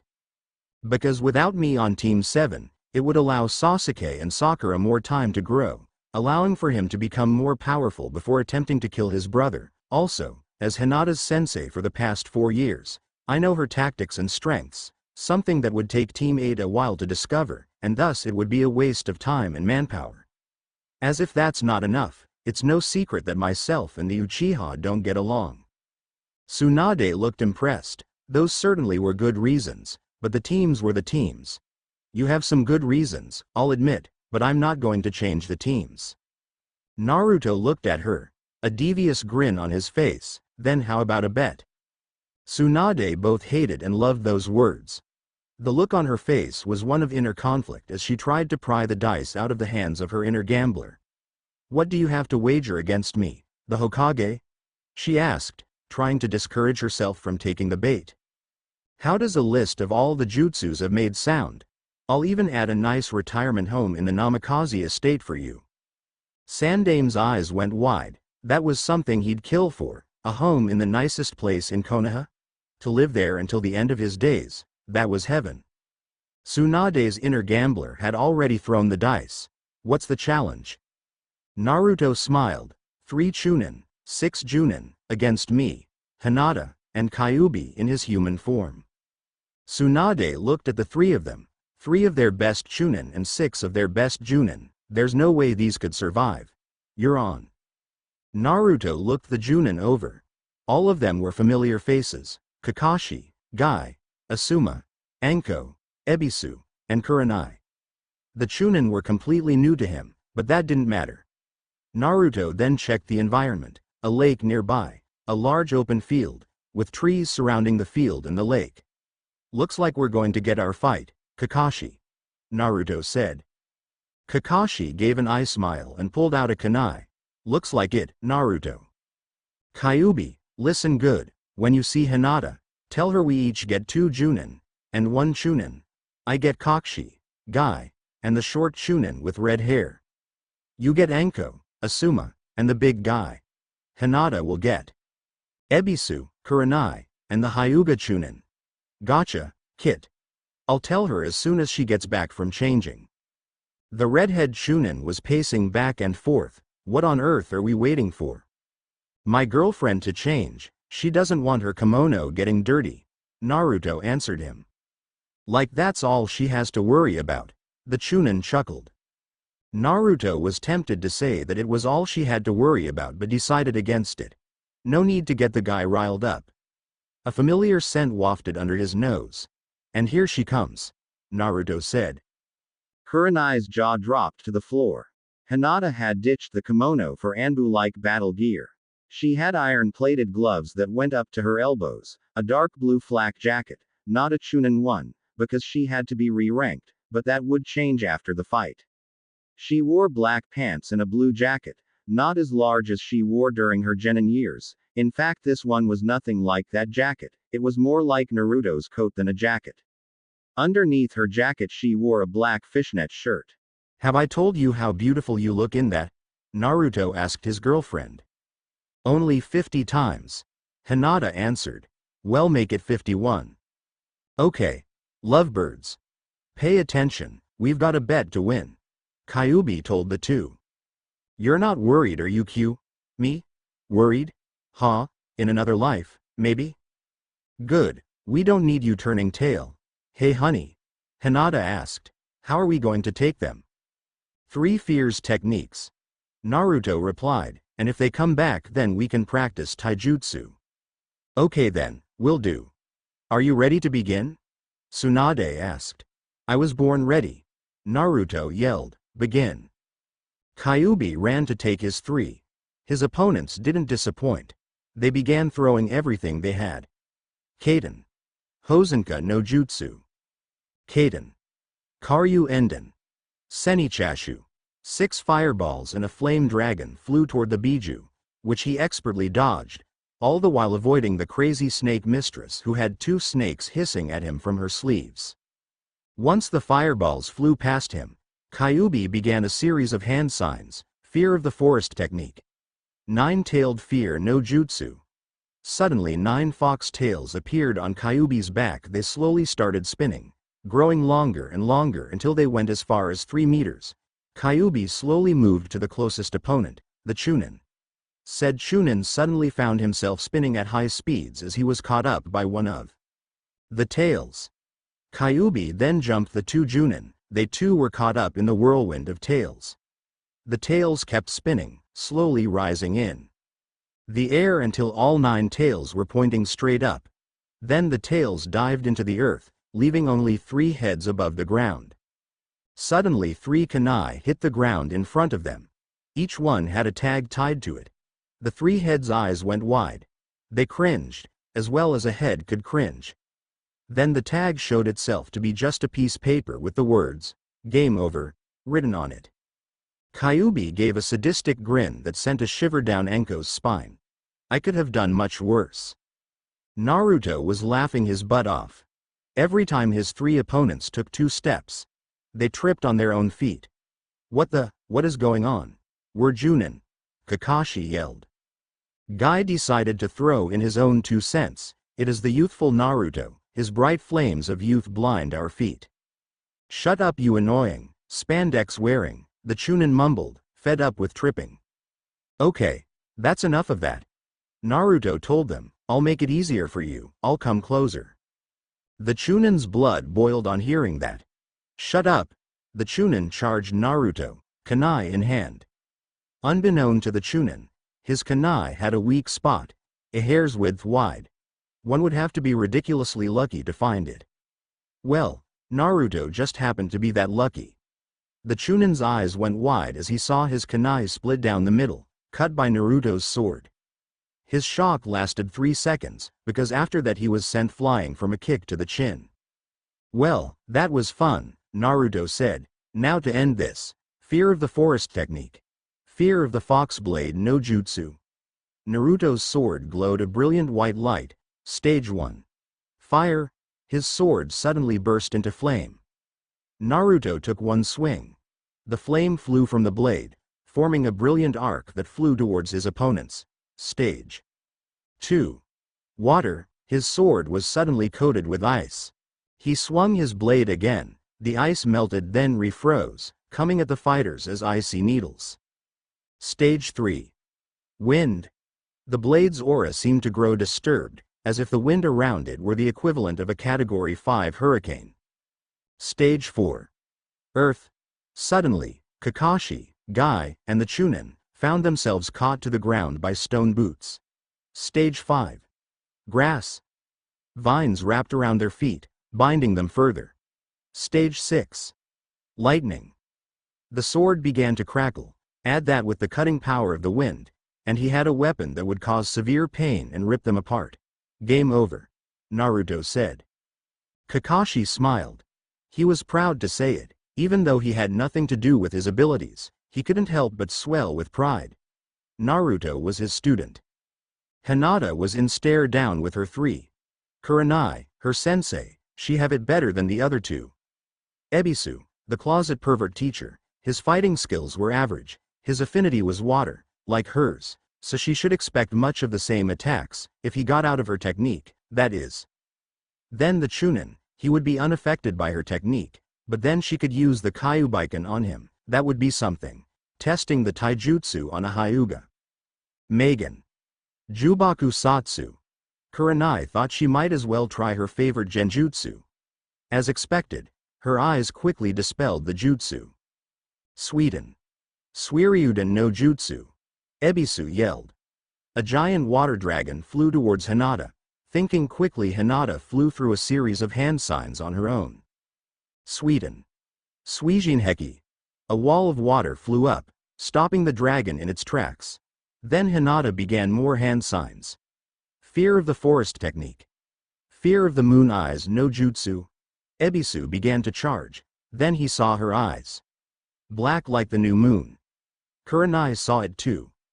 A slither of white grew at the left edge of her eyes. The slither grew until her eyes were pure white, the full moon. Then a black slither grew, and slowly covered her eyes like the white had. Waxing and waning, her eyes flowed through the stages of the moon. Slowly her eyes grew, nothing existed but those eyes. Months passed. And then years, then decades, finally, 10,000 years had passed. Only those eyes were there. Finally one word echoed in the darkness. Gotcha. Kurenai and Ebisu suddenly found themselves tied to a tree. Their arms were separated so any rope jutsu would be impossible. That only leaves you, Hinata said as she turned to the Chunin. He looked up at her and activated his Byakugan. Hinata didn't bother, she simply slipped into the Kyubiken stance. The Hyugas slowly began to approach. Then Hinata threw a punch, with enough chakra pumped into it to render the Chunin's arm useless. With the Byakugan, however, the Chunin saw the chakra as it came at him. He quickly dodged the punch and rolled backwards, putting space between the two of them. An idea struck Hinata. You know, I've wanted to try this new jutsu, and I think you'd be a perfect test subject. Shugohaki Rokuvuion show. The Chunin suddenly found himself dodging thousands upon thousands of beams of chakra. Suddenly his arm was hit by one. He felt like his arm had been ripped open. A glance at his shoulder proved it had been. Another one hit his leg. Finally, Hinata stopped firing. She took one look at the wounded Chunin, and fired one single shot, at his chest. Luckily for the Chunin, it was much weaker than the first ones. He passed out. Hinata walked over and began to look over the wounds her jutsu caused. The damage was good, that meant she didn't need to add any more chakra, but the amount of times she had hit, or rather, the lack of times annoyed her. She made a mental note to speed up the overall jutsu. Finally she stood, and looked over to Tsunade. You may want to attend to him. Tsunade finished healing the poor Hyuga Chunin, and looked over at the others. They were okay, despite being unable to move due to circumstances. They were beat. Bad. There was nothing they could do. She looked over to the Naruto and his friends. She had to honor her agreement. Okay, so you win. What are you going to call your new team? Naruto looked to Kyubi, sending him a name idea via mental connection. He nodded. Naruto looked over to Hinata. She shrugged while tilting her head to side. Whatever you want. Her body language said. Naruto nodded then said, we'll call it Team Fox. There you go. Chapter 6, in all its glory. Sorry this took me so long. My dad wants me to regulate. Chapter 7 Naruto. Mine? Yeah right. Naruto had to hand it to them. His parents knew how to live. The mansion, well actually, mansion, seems a little small when compared to the giant building they found before them. The one building took half of the Hyuga compound. It had 3 stories and a basement, each one with bathrooms all over the place, probably due to the large size of the house. It had a dojo and artificial hot springs, a medium-sized indoor lake, a bowling alley, and a library filled to the brink with scroll on jutsus. Naruto rubbed his hands in anticipation. He couldn't wait to start. There were 6 different bedrooms on the first floor, 9 on the second floor, and 1 on the third. This happened to be the master bedroom. Naruto reminded himself to ask Hinata on what she thought about sleeping arrangements. Finally, there was the kitchen. It was big. It was large enough that it took more than 10 seconds to cross it. When Naruto opened one of the cabinets, he nearly cried. It was a recipe for ramen. Hinata, after being asked what she thought, felt that it was best for them to sleep in separate rooms. No need to ruin their wedding night just because one or both of them was a little amped up. So they took 2 adjacent rooms on the second floor. After they had gotten settled in, a messenger from the Hokage came by. He dropped off Hinata's new Chunin vest, and Naruto was told that, after he had at least a year's worth of experience, would he be appointed Junin. Naruto nodded and asked if there was anything else. The messenger nodded and said they would have a week off before their team had their first mission. Naruto told the messenger to thank Tsunade for him and closed the door behind him. Naruto walked into the large living room. It had a huge fireplace off to the side, had 2 couches, and a large recliner. To think this is just the one house. Naruto said as he sat down next to his fiancée. We don't even know what there is in the rest of the compound. I know, Hinata said, it's like the whole compound in one house. I'm surprised there isn't a grocery store next to my room. There are grocery stores in compounds? Naruto asked. Only when those of inferior blood open them, but still, that's the one thing that's missing. Ah. Well, that leaves one question. What do you want to do this week? Well, I know something I'd like to do. What? Sit here in your arms.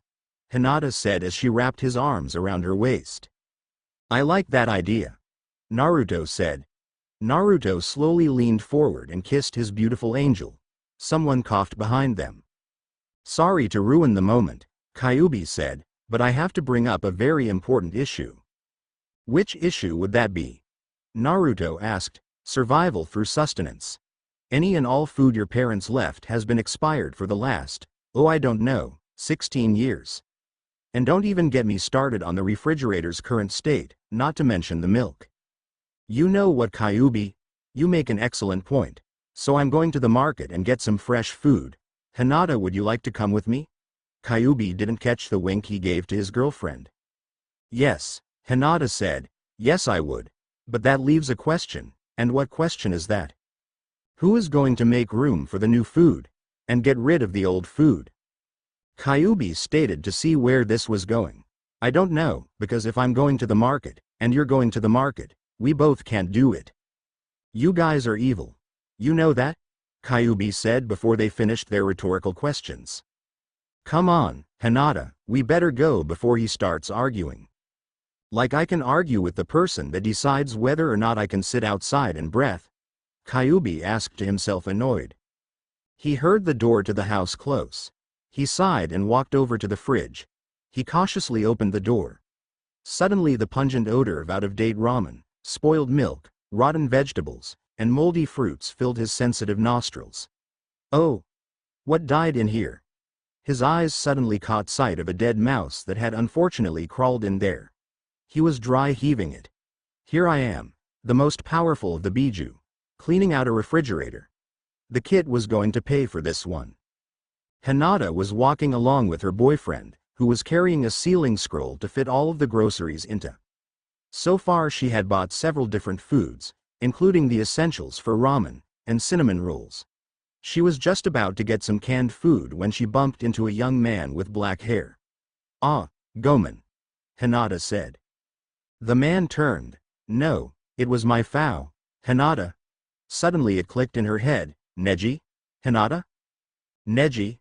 What is it, Hinata? Naruto asked. Naruto? Neji? Hinata? Neji? Naruto? Hinata? Naruto? Neji? If anyone had walked by, they would have been just as confused as the three of them were. Okay. Let's stop that. My head is starting to hurt. Naruto said. Wow, Neji started. Hinata-sama. Wow, you look, he paused. Neji didn't pause because couldn't find a word to describe her. He had paused because he couldn't use any of those words in front of her boyfriend. Absolutely amazing. That was good, and he wisely decided to leave it at that. Hey Neji, a female voice called out from inside a store. Are you coming in here or what, Hinata? Here we go again, Naruto thought. Hey Tenten, Hinata said. It's been what, 4 years? Tenten didn't say a word.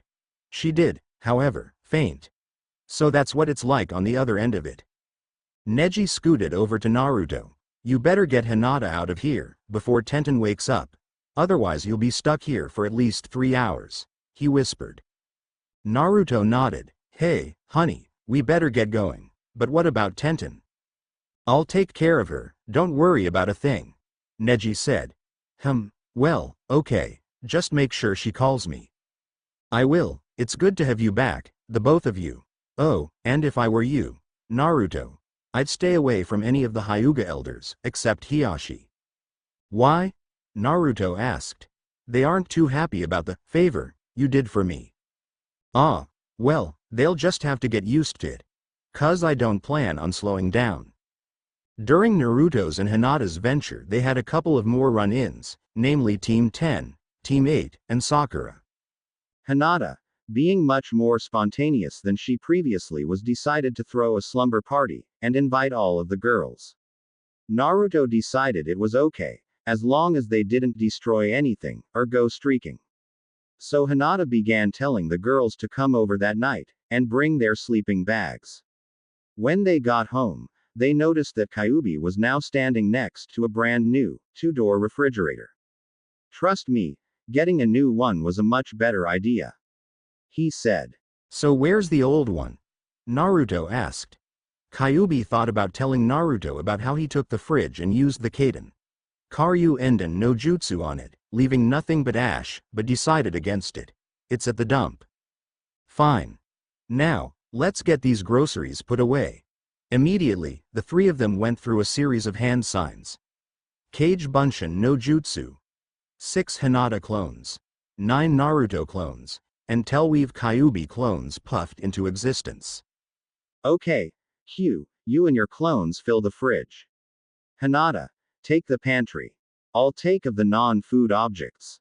Ready, go. Suddenly the scroll that held all of the groceries exploded, not a flaming explosion, but rather it launched everything it held into the air.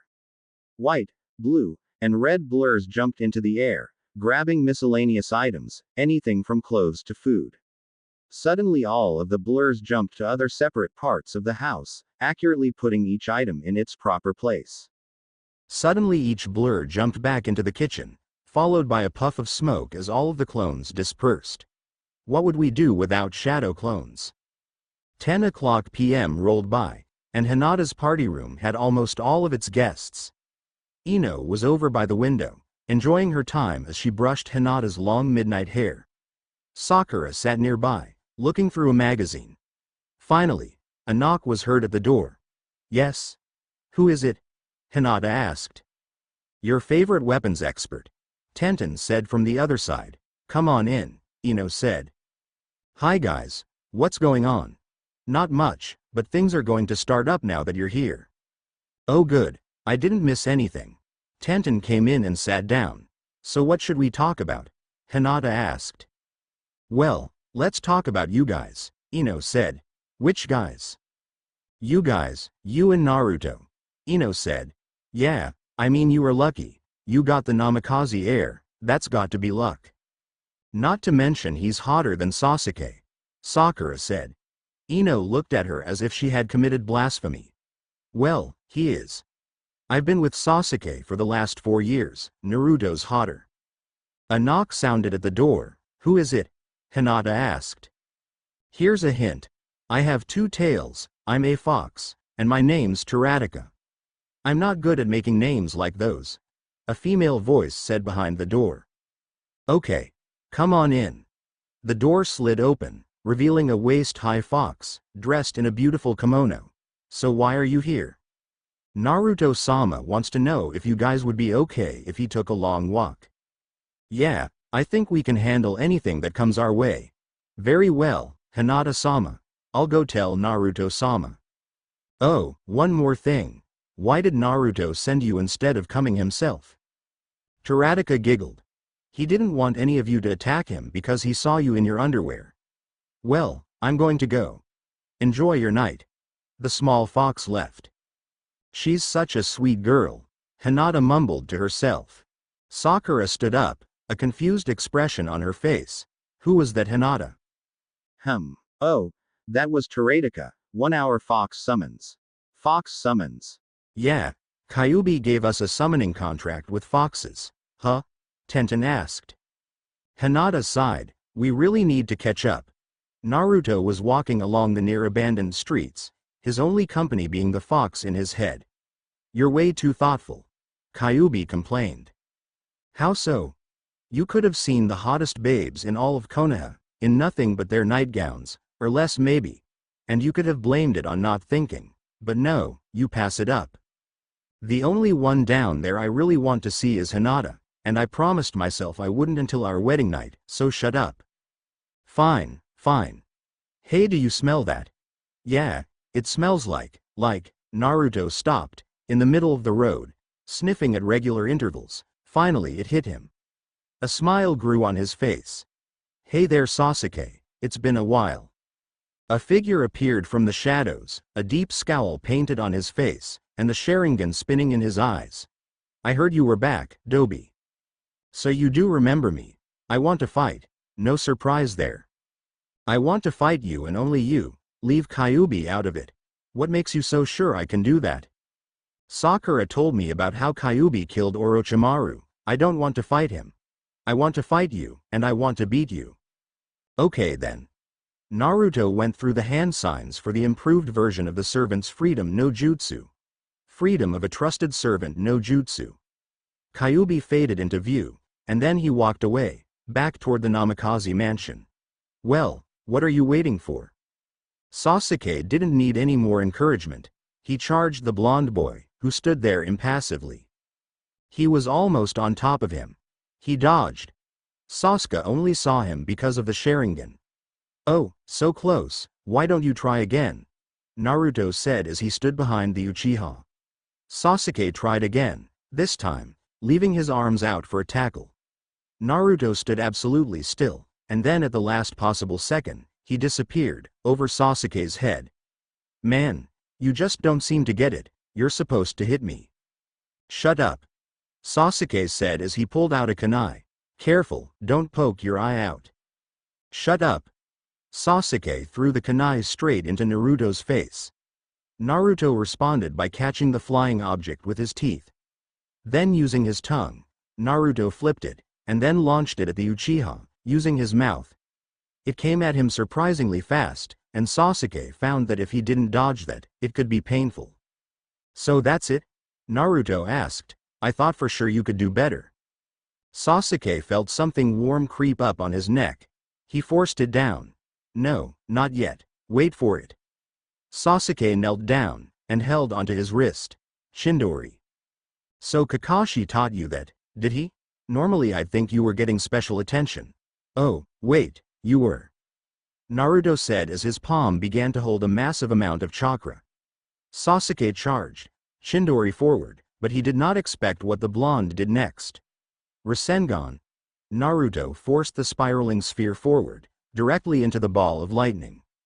Sasuke went flying as soon as the two jutsus met. Sasuke slowly got back on his 2 feet, and then he looked over to his opponent, expecting the blonde to be recovering also. Reality was not what he was expecting. Naruto stood, a smile on his face. He had not moved an inch. Then something happened that Sasuke thought for sure was just a rumor. Naruto disappeared. Sasuke was looking everywhere. He had to find the blonde. There was no way he could fight an invisible enemy. How right he was. Suddenly, Sasuke went flying forward. "Ah!" And he landed in a heap of trash. "Now you see that's how you do it," Naruto said when he became visible again. The warmth began to spread again, and this time, Sasuke led it. He could feel the power slowly overtake him. He felt the extra chakra being added to his reserves. "Here's something I saved just for you, Naruto." Black flame marks slowly covered his body, but then it went further. The marks turned his whole body black, and 2 huge hands forced their way out of his back. Sasuke had awoken his curse mark to the 2nd level. Naruto looked at the new, winged Sasuke, and said, "You look as ugly as a modern art masterpiece." "It doesn't matter, because you are going to die," Sasuke said as his Chidori started. It then flared a dark-colored chakra, giving it a powerful and evil look. Sasuke charged the boy Chidori forward. Then something happened. Naruto sidestepped, but he held his hand out. As Sasuke's wrist flew to where Naruto was a second ago, it was grabbed by Naruto's opened hand. Suddenly, Sasuke was flipped around, and he felt his own Chidori being forced onto his shoulder, but more importantly, his seal. The power slowly fell away, and his marks receded back into the seal. Then Naruto lifted his hand, and it started glowing red. He then placed his hand on the seal. "Sasuke Uchiha, from this day forward, I, Naruto Namikaze, will cripple your hatred." Sasuke suddenly had a flood of memories. Everything he had done, every time he had coldly ignored each and every one of the girls, every time he had been arrogant, prideful, and cold. Every hurtful comment, everything he had ever said or done. Suddenly Sasuke found himself standing in a spotlight, surrounded by darkness, and in front of him stood an old man, and a young man. The old man stood, leaning on an ebony cane. His long white beard almost impossible to find among his long white hair. His face had many deep wrinkles from where 1,000 smiles had sat. The young man had a torn shirt, thousands of cuts on his body, he was in need of a shave, and a medic nin. Then it hit him, both of these men were him. Wah? The old one lifted his hand. I am the Sasuke that could be. The one in desperate need of a razor scowled and said, I am the Sasuke that will be, if you keep living like you are. Then a voice behind the current Sasuke said, one dies a grandfather of 30, the other dies alone, in a ditch, at the age of 17. Sasuke turned and he saw Naruto and his future counterpart, the Rokudame Hokage. One fights to protect those who are precious to him. The other fights with hatred for his brother. I'll let you choose which future you want, and then he will tell you what he fights for. Naruto faded away, leaving his Hokage counterpart. The aged Naruto looked at the current Sasuke and he said in a mellow voice, choose wisely, dear boy. One fate can change another, and then another. I will not say to give up on your ambition, but do not let it ruin your life, it is too much of a precious thing to waste. Then Naruto faded from view. Sasuke looked at his counterparts. The younger one had a wild look in his eyes, the older one had a kinder, understanding look. Sasuke stared at them. You, the older one, who do fight for? He was confident in his answer. After all, fighting for someone else could only increase his chances of dying. But what came out of his mouth truly surprised him. I fight to protect those whom I find precious. Hatred was not the same kind of motivation like protecting those precious to me was.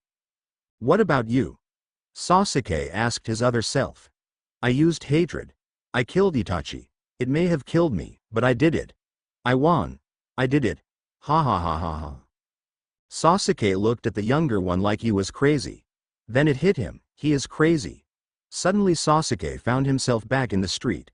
Naruto stood there, the curse mark floating in his open hand, a questioning look on his face. So have you decided?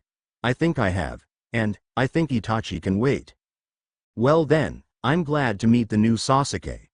Naruto said as the curse make disintegrated to dust. Chapter 7 is up. By the way, 8 is my new lucky number. I just got my driver's license. Well, until next time. Yours truly, Real Author. Chapter 8. Hey there, Real Author here, with the next chapter, Chapter 8. Now I just want to say something before I begin. If you think Sasuke's conversion was too quick, you must realize that he's been given the choice of living for a long time, and having his clan on the path of being rebuilt, to having 1 year left to live, having the clan go extinct, and being literally mad with power. I don't know about you, but that would convince me. Also, since I suck at naming my OCs, I am going to name them after Kingdom Hearts characters, which I don't own either. Well, let's begin. Naruto is definitely not mine. It was the morning of the 5th day in their week off. Naruto was enjoying the indoor lake, as Hinata used its waters for training purposes. Shield of water no jutsu. She cried as a dome of water surrounded her. A nearby shadow clone threw a shuriken at her. It hit the water, and slowly began to sink to Hinata's feet. Mizu Bunshin no jutsu. Hinata yelled. The dome then formed into a water clone. They both charged the shadow clone, which started to defend herself against the original and the water clone. The shadow clone then destroyed the water clone, leaving nothing but a puddle. Hinata performed 3 cartwheels backwards, giving her enough space to begin another jutsu. Her hands went through the practiced hand signs, as she began another jutsu. Blade of water no jutsu. Hinata launched an arc of water toward the shadow clone. The clone jumped over the arc, and pulled out a kunai. Encasing ice boots no jutsu. The shadow clone suddenly found herself stuck to the ground by ice boots. Hinata began her second original jutsu, disintegrating water bullet no jutsu. A stream of water launched from the lake and gushed toward the shadow clone. If the clone had been a real person, her torso would have been shredded to pieces. You know, you really should learn some non-water-based ninjutsus, Naruto said as he came onto the synthetic shore. And why is that? Hinata asked as she adjusted her one-piece bathing suit. What on earth would you do if there wasn't a lake nearby? I don't know, bring water with me, maybe. So what, you're going to wear a water gourd on your back like Gaara? It would ruin your figure. He spread out a towel and sat down on it, waiting to drip dry. Well, what do you suggest? She asked as she sat down next to him. Well, I've taught you the Rasengan, so why not some other namikaze jutsus? After all, we have a whole library downstairs. You know what? I'd like that. She leaned in and kissed him. Naruto kissed back. Naruto sighed. I love you. I love you too. Hey, I know you've told me 1,000 times, but could you tell me when you first fell in love with me, one more time? Naruto sighed in mock exasperation. Fine. Then he smiled. It was 12 years ago, when we first met. Flashback: a young boy was walking along a lonely pathway in the park, his smiling face shining. But it was his eyes that betrayed his thoughts. Stupid orphanage, can't even tell the difference between a fox and boy. He continued on his way, barely noticing the little girl on the swings, until the scent of lilacs floated under his nose. He turned to see where the smell had come from, and his heart went soaring. Her pale lavender eyes, along with her short-cropped midnight hair, reflected the light in such a way as to make her look like an angel. Naruto turned away. He couldn't afford to fall in love. He couldn't let the villagers hurt someone else because of him, especially for something as trivial as love. Yet, he couldn't stop himself for giving her a second glance. That was all his heart needed. Later that night, Naruto was haunted by dreams of a beautiful girl who smelled like lilacs. After 3 days of these dreams, Naruto couldn't take it anymore. I've got to know who she is, he said to himself that night. He snuck into the library the next night, using the daytime hours to plan his way in, and researched everyone with pale eyes. Here he learned of the Byakugan. After learning of the Byakugan was the Kenkei Genkei of the Hyuga clan, Naruto immediately narrowed his search to Hyugas. The more he learned about the family, the more he began to love the girl. Finally, after weeks of research, Naruto got a name: Hinata Hyuga. The name itself sounded like a chorus of angels. Flashback end. When I found my father's box, 4 years later, I discovered in it a letter that said we were engaged. I was ecstatic. The most beautiful person in the world was promised to me, if she would have me. Naruto looked into the lavender eyes. When I first discovered you watching me, my heart started to jump for joy, and I began to love you back with every fiber of my being. But you could never show it because of the villagers, Hinata said from memory, saying the sentence for her boyfriend. No, I couldn't. If you were to be the object of my affections, then if you did the slightest thing wrong against the village, they would want nothing less than your head. So I had to keep them off track, and I began to follow Sakura. When I saw you watching me even after I had went after her, I knew that you really did love me for who I was, and I couldn't thank you more for doing so. Later that day, Naruto, Hinata and Kyubi were all looking for some good ninjutsu for Hinata. They began looking at many of the wind jutsus the namikaze have.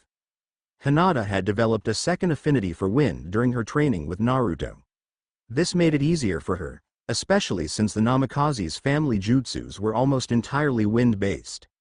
Okay, let's try this one, Naruto said as he handed a scroll to Hinata. The Vortex Punch no Jutsu, Hinata said as she read out loud, B-rank ninjutsu that creates a powerful vacuum around the user's fist which attracts any item, or person, in a 2-foot radius. The jutsu increases the force of the punch, giving the illusion of super strength. It can also be used to grab an item that is just out of reach. Hinata looked over the technical terms, the hand signs, and the needed shape of the wind to create the vacuum. I'll try it out, see how it suits me, Hinata said. Okay then, Q, add it to the list, Naruto said, and then he turned to his fiancée, another scroll in hand. How about this one? He asked, handing her the scroll. Kei's no Yaiba. A rank ninjutsu. This jutsu creates a blade out of wind which, being wind, makes it impossible to block. However, unlike the Kamaitachi no jutsu, this jutsu requires no tool. This one sounds very promising, Hinata said as she looked it over. Do you think that's enough? Naruto asked her. It better be enough, Kyubi said. Naruto and Hinata both looked over at him. He had 10 scrolls piled in his arms.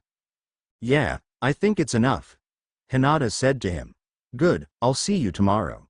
I'm going to bed. Hinata looked at him with a confused expression. Naruto replied by simply pointing to the clock he had set up in the room. Its face read 10 p.m. Already? She asked herself. Over the next 2 days, Hinata tirelessly trained with her new jutsus. At the end of the second day, she had decided to keep 4 of them. The Vortex Punch, the Kei's no Yaiba, the Whirlwind of Kunai, and its more powerful sister jutsu, the Great Whirlwind of Kunai. And then the Hokage called them to her office. Kyubi, Hinata, and Naruto dressed in their ninja gear, each with a kunai holder filled to the brink with weapons, and the fox blade at Naruto's side. They entered her office, and she made a half scowl. There was silence for a minute. The Tsunade began. You may have won our bet, but you're still going to have to prove yourself as a team before you even think about getting a mission on yourself. Naruto reverted to his mosque's face. What? How on earth are we supposed to do anything when we can't even reach our full potential? Calm down, Naruto. Hinata scolded her boyfriend. She probably has a good reason for holding us back. Tsunade sighed, while Sarutobi slightly thanked the heavens for not having to deal with this headache. Luckily, the third teammate stepped in. Shut up. The both of you. Geez, you're like a couple of kids. She's testing our abilities as a team, how we work together as a team and how we work with other teams. The 2 teammates looked at each other, and then at the reigning Hokage, who simply nodded. Apparently, you're the brains of the team, Tsunade said to Kyubi. Kyubi smiled and replied, I like to think so anyway. Okay, so who are we paired with? Naruto asked, deciding to go along with the idea. You're going with Team 8 on a C-rank reconnaissance mission. Okay, so where are they? They'll be here shortly. Naruto got a huge grin on his face. Then would you mind if we disappeared for a sec? Kiba walked into the Hokage's office. He was barely there as he listlessly listened to the Sannin. Then something caught his attention. Your team will be paired with the newly formed Team Fox, who have disappeared for a second but will be back shortly. As soon as she said the words, the office was covered in smoke. A howl sounded in the distance, when suddenly, a horse-sized 6-tailed fox appeared. He gave a loud roar, which nearly deafened everyone in the room. Then they heard a crazed laughter. They looked and saw Naruto riding on its head, laughing his head off. Suddenly, behind them, they felt a huge release of killing intent. They turned and saw a huge image of a 9-tailed fox. Shino turned back just in time to see their late teammate step out of a lilac blossom. Was that short enough, Hokage-sama?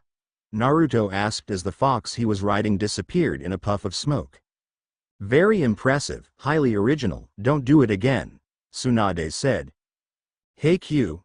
Hinata asked as the boss fox walked over. You really need to go last next time, only one of them barely saw my entrance. Well, excuse me, Kyubi said, sarcasm dripping from his voice. Hinata let it drop, and decided to say hi to her former teammates. Hi Shino, Kiba. It looks like we'll get a couple of more missions together. Naruto looked at them, evaluating them. Shino would be okay to work with, he was cool and level-headed. Kiba on the other hand, would be impossible. There's no telling how he would act, especially if he was still sore after the Chunin exam prelims. Oh well, I'll just beat him again if he's too much trouble. Akamaru and Kyubi were acting like the canines they were and sniffing at each other. Thankfully, Kyubi at least had the decency to change into a smaller version of his fox form, so it didn't make it look too weird. Kurenai looked at the scene of the 2 teams temporarily joining. She foresaw many headaches. All right, we'll take care of the formalities later. You have 1 hour to get ready. Meet at the village gate, Naruto said. I'll be there. Then he shunshined away, quickly followed by Hinata and Kyubi. Kurenai, I'll expect a full report on how their team interacts with yours, Tsunade said, happy hunting. She nodded and escorted her team out. Tsunade put her hands to her forehead. Why did I take this job again? Sabutori sighed. You wanted to see this young man who has guaranteed himself the title of Hokage. And how you wanted the honor of being the one to hand him the Hokage's hat. Tsunade grunted. What on earth was I thinking? Naruto was packing the usual stuff. Clothes, ramen, weapons, ramen, toiletries, ramen, a book for the trip, ramen, oh, and did I mention ramen? Finally, after being satisfied with his pack, he walked into the hallway and waited for his future wife. She came out with her own bag, while Kyubi just walked out of his room. When you have as much spiritual power that Kyubi had, you don't really need anything. They headed out to the gate and they waited for the others to get there. Kiba, Kurenai, and Shino all came around at the designated time. Okay, Kurenai said. Our target is a meeting with a Kumo Chunin and an Iwa Chunin. We are not to interfere with the meeting, but if they attack, we have permission to take them out. Good, I haven't had a good tasting Iwa Nin in the last 20 years, Kyubi said. Kiba looked at the fox with a newfound fear in his eyes. This guy ate people. Okay then, let's get going, Naruto said as he picked up his bag. You heard him, Hinata said, pushing her former teammates ahead of her. Get going. Kurenai sighed. What have you done to my student, Naruto? There you go, Chapter 8, and all I have to say is so much for luck. I had 3 possible storylines for this single chapter, and it still doesn't seem to fit right. Oh well. Next chapter, a faked out Kiba, a good laugh and a first mission. Until next time. Chapter 9. If I owned Naruto, he and Hinata would have been a couple, and Sasuke would have had his butt handed to him at the Valley of the End. Since that's not the case, that must mean I don't own Naruto. Lovely day. Naruto mumbled as the party walked along the path through the forest. Kyubi agreed with a grunt. Don't grunt. You sound like Sasuke when you grunt, Naruto told him. Needless to say, Kyubi never grunted again. Hinata, meanwhile, was keeping a love-struck Kiba at bay. Come on, just one dinner? We don't even have to call it a date. No, please. No, pretty please. No, oh come on, please, for the last time no, why not? Hinata sighed. You are aware that I'm engaged to Naruto, right? Kiba looked like the world had ended right there. Huh? I'm engaged to Naruto, have been since birth. Oh. Hinata smiled at him. Don't worry, I'm sure you'll find a nice girl one day. It just won't be me. Hinata went up to catch up with her boyfriend. I told you she wouldn't go on a date with you, Shino said to Kiba. Shut up, bug boy, Kiba growled. Even though no one could see it, Shino was smiling underneath his large coat neck. It wasn't long after Kiba realized his love interest can't and wouldn't give him the light of day, he began a rather one-sided, if that, contest against Naruto to outdo him in any way, shape, or form. Kiba threw a kunai at a nearby tree branch, and clipped off a leaf. Beat that, fox boy. Naruto looked at him. What did you do? Kiba's sweat dropped. I hit a leaf off a branch, with a kunai. Only one. Huh. Naruto lazily threw a kuani up into the air. It whizzed past a couple of branches, then stuck itself into a tree branch. Naruto made a shadow clone and sent it after the knife. Once the clone returned, he lifted it back up to reveal 5 leaves pinned to the tip. Like I said, only one? Kiba shut up and began to look for something else he could try to outdo Naruto in. Meanwhile, Kyubi and Akamaru were discussing how some humans the most impossible beings to deal with. Needless to say, they both agreed. Later that night, as the party sat around the campfire, Kyubi served dinner. It was enjoyed by everyone, except Naruto and Hinata, who lovingly shared a cup of, I'll give you 3 guesses, ramen. Kyubi's dish was a fillet of some kind of meat, some vegetables, and rice. They sat down and thanked Kyubi for the dinner. While trying to ignore the slurping, eating, kissing of the couple over to the right, they enjoyed their meal greatly. Hey Kyubi, asked Kiba, What is this? Kyubi got a big smile on his face. Well, it's a secret kitsune recipe. It's rice, carrots, celery, and dog meat spiced with. Kyubi was suddenly interrupted by Kiba trying to spit the food out as fast as possible. Ack. Ack. Puffed. Get it out. Puffed. Get it out. Ack. Akamaru. Akamaru, where are you? The other two members of Team 8 suddenly realized that the presence of said canine companion was missing. They both turned white and looked down at their plates.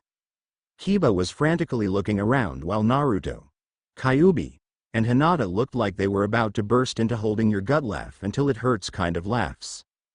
Finally, they couldn't take it anymore. Ha ha ha ha ha ha ha ha. Oh, that's rich. Oh ha ha ha ha ha ha ha ha ha ha ha ha ha ha ha ha ha ha. Kiba was about ready to pound them. He grabbed the laughing Naruto by the collar. What's so funny, Namikaze? It's haha, it's not dog meat. Huh? We played a joke on you, Kiba. Hinata said as she picked herself off the ground. BBB, but where's Akamaru? He's under the kit's coat. Kyubi told them. Naruto then explained his words by deactivating a section of his coat that wasn't there before. Under that section of the coat was a large bulge, which walked out from it to reveal the large dog. Then slowly the new section of coat receded back to the main body of the coat. They looked at Naruto confused. The coat can change to my liking when I pump enough chakra into it, rather nice feature, actually. Well, I'm going to bed now. He stopped to kiss Hinata before going into the tent. Good night, my angel. The next day went much like the first. Kiba was trying to outdo Naruto and failing. Shino was enjoying watching his teammate fail so miserably, while Kurenai watched, and took note of Hinata's changes. At lunch, Kiba barely touched the food Kyubi prepared and went to hunt for his own. After lunch they began their travels again. Halfway between lunch and dinner, Kurenai gave a hand signal. All of the teens that had been on Team 8 nodded, and Hinata whispered something into Kyubi's ear. He nodded and sent a mental message to Naruto. We are approaching the target. Proceed in silence, and with caution. Naruto did so. They silently approached. Hinata had her Byakugan active, and was no doubt scanning the area. Kiba, Kyubi, Akamaru, and Naruto were all sniffing the air, while Shino had sent some bugs forward. Naruto found a scent and began to cautiously follow it. Soon he was followed by his fellow sensitive smellers. They found 3 Kumo nins standing in a clearing. Kiba whistled the song of a sparrow, and soon Shino, Hinata, a Kurenai appeared next to them. Soon 3 Iwa nins appeared, coming out of the tree line. You better have a good reason for this as a meeting place, one of the Iwa nins complained to a Kumo nin. Shut up. Do you want every Konoha nin to hear you? Now come over here and I will tell you the plans. The 2 nins approached each other and began whispering to each other. None of the Konoha nins could hear them. Then suddenly, Naruto rippled into invisibility. Hinata smiled and relaxed. Her man would get the information. Suddenly, the Iwa nin backfisted the air next to him, and Naruto, suddenly becoming visible, went flying to the ground. Impressive, Naruto said. Lying there. How did you know I was there? I felt your footsteps, now prepare to die. The Iwa nin said. Then Naruto stood up, revealing the coat, and his other attire. The Iwa nin froze, recognizing the coat and the blonde hair. Why Yondaime? Naruto smiled. No, I'm much worse. Naruto then formed one of the jutsus that all Iwa nins feared. Rasengan. The Iwa Chunin had 1 second to think before his chest became nothing but dust. Now, who's next? Naruto asked. The Iwa nins broke for it, only to be intercepted by a 7-tailed fox with a huge sword. The last thing they did was scream. The fox came back into the clearing, carrying the heads of the Iwa nins. Thank you, Cloud. Cloud is owned by Square Enix, not me. Cloud grunted and disappeared in a puff of smoke. Naruto turned to the Kumo nins. Now, one of you gets to live. The other 2 will die a horrible and painful death. If you answer my questions to my liking, I may change my mind. Which one of you would like to answer my first question? the Kumo Chunin charge. Only to be caught in 2 rock foot restraints. Okay, you'll be a good candidate. What is your rank? The Kumo Nin glared at him and began some hand signs. He never got to finish. Naruto shot him with a bolt of lightning chakra, knocking him out. Naruto looked at the other 2 Kumo Nins. So no one's going to talk? I guess I'll just have to kill you after the integration specialist has had his way. Both Kumo Nins were suddenly knocked out, and the last thing they saw was a puff of smoke and a very scary man coming toward them. The 3 Kumo Nins woke up in the most uncomfortable position, upside down. Naruto walked up to them, a shadow clone in his presence. So you've returned to the land of the living, how unfortunate for you. The shadow clone spoke up, since you guys woke up early. I guess I'll have to introduce you to the replacement interrogation specialist. The clone motioned to his real self. And here he is. The clone dispersed and Naruto got a sadistic smile on his face. Team 8 and Kyubi were sitting around the campfire, eating and listening to the bone-chilling screams of the Kumo Nins. Kiba shivered as another scream echoed through the woods. Geez. What on earth is he doing to them? Hinata drank a small cup of tea as she listened to her teammates' question. The Namakazes were excellent interrogation specialists. Naruto is simply reviving his clan's ideas, and as soon as I'm married to him, he'll be reviving the clan physically. Another scream. In fact, I remember one time where he created his own technique for torture. What happened? Kiba asked. Well, first let me begin by telling you that Naruto developed a new taijutsu, the Kyubiken. Kyubiken is like the Juken with Goken mixed together, so you have powerful Goken punches combined with the Juken chakra injection technique. Now that you know the history, it's time for the story. We were in the Forest of Death during our 4-year training mission and some idiot genin came at us looking for the scrolls Anko gave us. One of them had the nerve to hit on me. Hinata smiled at the memory. Naruto was so mad, he used a Kyubiken strike to the guy's goods, and, if I believe correctly, there was so much chakra pumped into that attack they exploded. Kiba blinked. What exploded? He asked, wondering if he heard that right. His family jewels. A really high-pitched scream echoed amongst the trees. Kiba, if I were you, I thank heaven for being my teammate, anything less and, well, let's just say your love life would have been very boring. Kiba took her up on that. All right, I'll talk. One bloodied Kumo Nin said, please, no more. One of his teammates, who had just recently lost the ability to speak, nodded, and mouthed the word please. The third was in too much pain to think, and simply rolled on the ground whimpering and holding on to the place where a very important part of his anatomy had been. Naruto looked at them. Okay. See you in the morning. They were all hit with a lightning bolt, and then they went unconscious. Naruto walked back into the camp. Kyubi healed them enough so they stopped bleeding. Kyubi nodded and went over to Naruto's handiwork. Said blonde-haired ninja sat down and said something they never would think of asking after doing what he did. Please pass the mashed potatoes and gravy. As soon as Team Fox and Team 8 came back to Konoha, they went directly to Hokage Tower. There they dropped off the more than eager to get away from Naruto Kumo Nins with Ibiki, who was slightly bummed at having damaged goods, but took them nonetheless. Then Naruto, who was within hearing distance of the Kumo Nins, said rather loudly, if they give you any trouble just call me. They were the easiest victims Ibiki ever had. They then went to the Hokage to report. To say the least, she wasn't exactly thrilled that the mission didn't go as planned, but was happy that they would know what Kumo and Iwa were up to. She paid them then dismissed them, except Kurenai, who was to tell her how well the two teams got along. They were surprisingly cooperative, and Naruto's many skills were greatly needed. In fact, if it were not Iwa Nin, Naruto would have probably heard everything and left unnoticed. Thank you, Kurenai. You may go. Tsunade said. Kurenai bowed and left.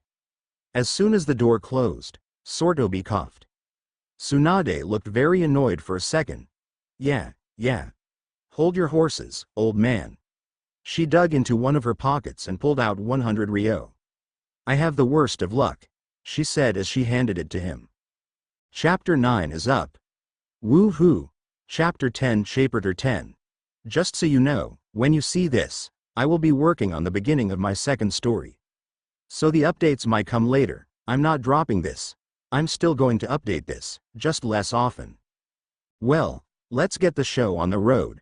Naruto would only be mine if I became Masashi Kishimoto. Naruto and his fiancée walked into the council room and it immediately went silent. Naruto walked up to the only empty seats in the room and sat down on it, filling them for the first time.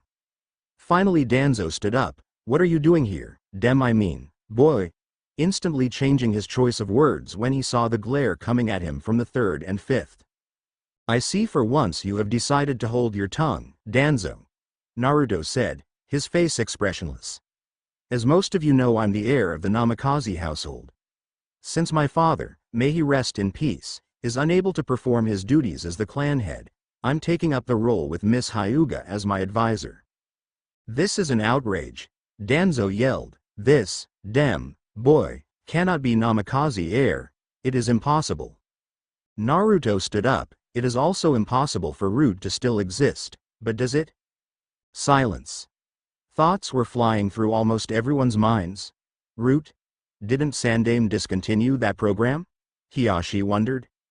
"I thought I told him to end Root," Sarutobi mentally yelled. "Does he know about that?" No one knows that it still exists." Danzo thought, "What are you getting at, boy?" Naruto smiled. "What if I told you I had undeniable proof that Root exists?" Danzo laughed. "I'd say that would be the biggest lie I've heard in my life." Naruto smiled. "Really? Tell me, Danzo, does the name, Syu, mean anything to you?" "No, it is just a name." Danzo lied. It did mean something to him. It was the name of one of the most rebellious students he had ever had. It was a miracle the boy was alive. The boy had a beating at least once a day for activities that Danzo would never allow in his program, namely playing games, smiling, and every once in a while crying. "Really? Well, let's ask him, shall we?" With a simple flare of Naruto's coat, a young boy came into view. His skin was a sickly pale color, and he looked like he hadn't had a meal in weeks. Shuza Akamichi looked at the boy's showing rib cage and wondered if it was possible to survive being that thin. Danzo, in a rare show of emotion, paled. "This is Syu, last name unknown. I personally retrieved him from the Root complex that should no longer exist." He shot a glare toward Danzo. "Syu is beaten at least once a day for smiling an earnest smile. He is whipped for making up and playing games. This boy has not once seen the sun. If this boy were to look at a tree, he would see nothing but what it is according to science, the beauty of it completely lost on him. Well, why don't I let the boy speak for himself?" Syu looked at Danzo, a fire of hatred in his eyes. "That's the man. He killed my friends. He beat me. He destroyed my life." The boy began to breathe heavily. "You made me lose my humanity." The boy began to cry, but tried to stop himself out of habit. Hinata took him up and hugged the boy, telling him it was okay to cry. "Take him to our house," Naruto told Hinata. Naruto turned to look at the council. "There is a saying, there is always someone who has it. Worse off than you. After my childhood I thought I was that someone, then I saw what this thing is doing to children. I knew my last name. These children don't even know what a last name is. I had hope of starting a family in the Uzumaki name. If these children even thought of hope, they would be struck down. And the worst part is that it is being done in our name. Do you know what that means? That means that all of Konohagakure is responsible for this atrocity. I can see Kirigakure if they knew about this. I can see them saying, and they called us cruel for our methods. We teach them pain by having them kill each other. They wipe out humanity altogether. I can see Iwagakure.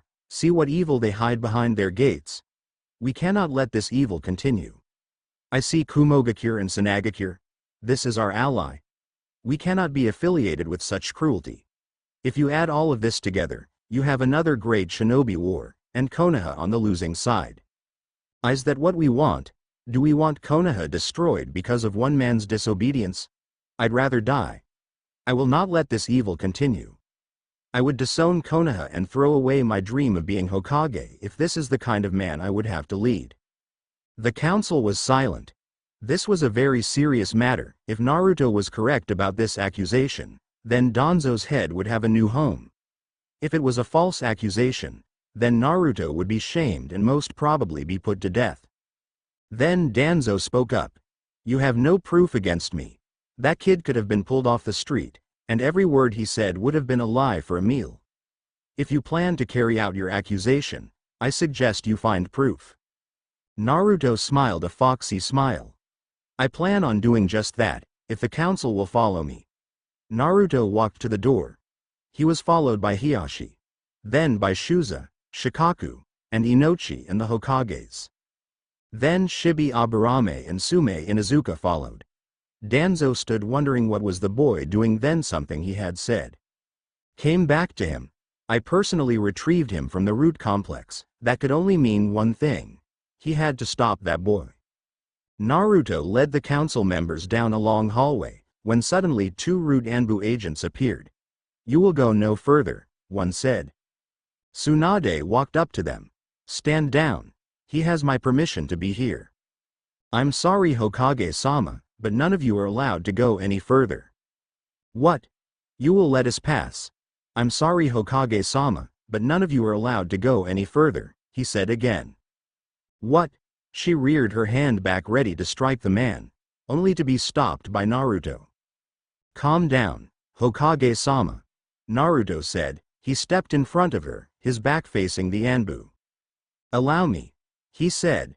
Before either could react, he punched both of them, straight in the jaw. Pinning Kunai Jutsu. The 2 Anbu suddenly found themselves stuck to the floor, pinned by a dozen kunai. This way, please, Naruto said as he continued to lead them.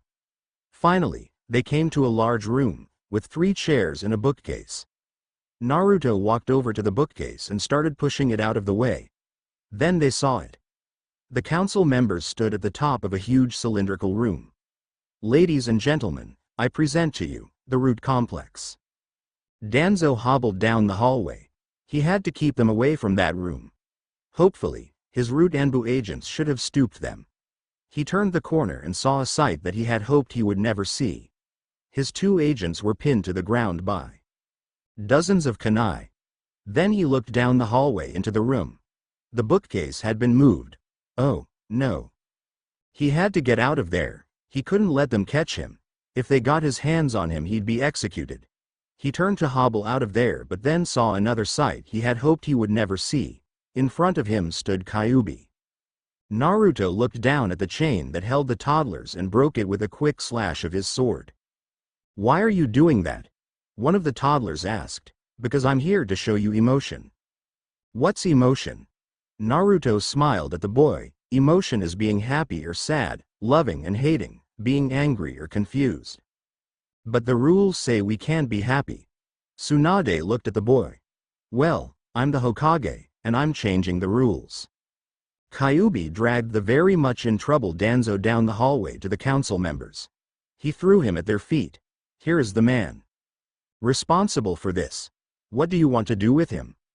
Execute him, Shuza said. Children should not be put through this kind of torture. I agree with my teammate, Shikaku said, every hint of laziness gone upon seeing this injustice. I too agree with my teammate, Inochi said. I'd rather die than watch this scum live another day, Sume said. Shibi too agreed. Logic may say that emotion would get in the way, but to annihilate it completely? That destroys one's humanity. If Danzo continues to live, then the Aburame will no longer be a clan of Konoha.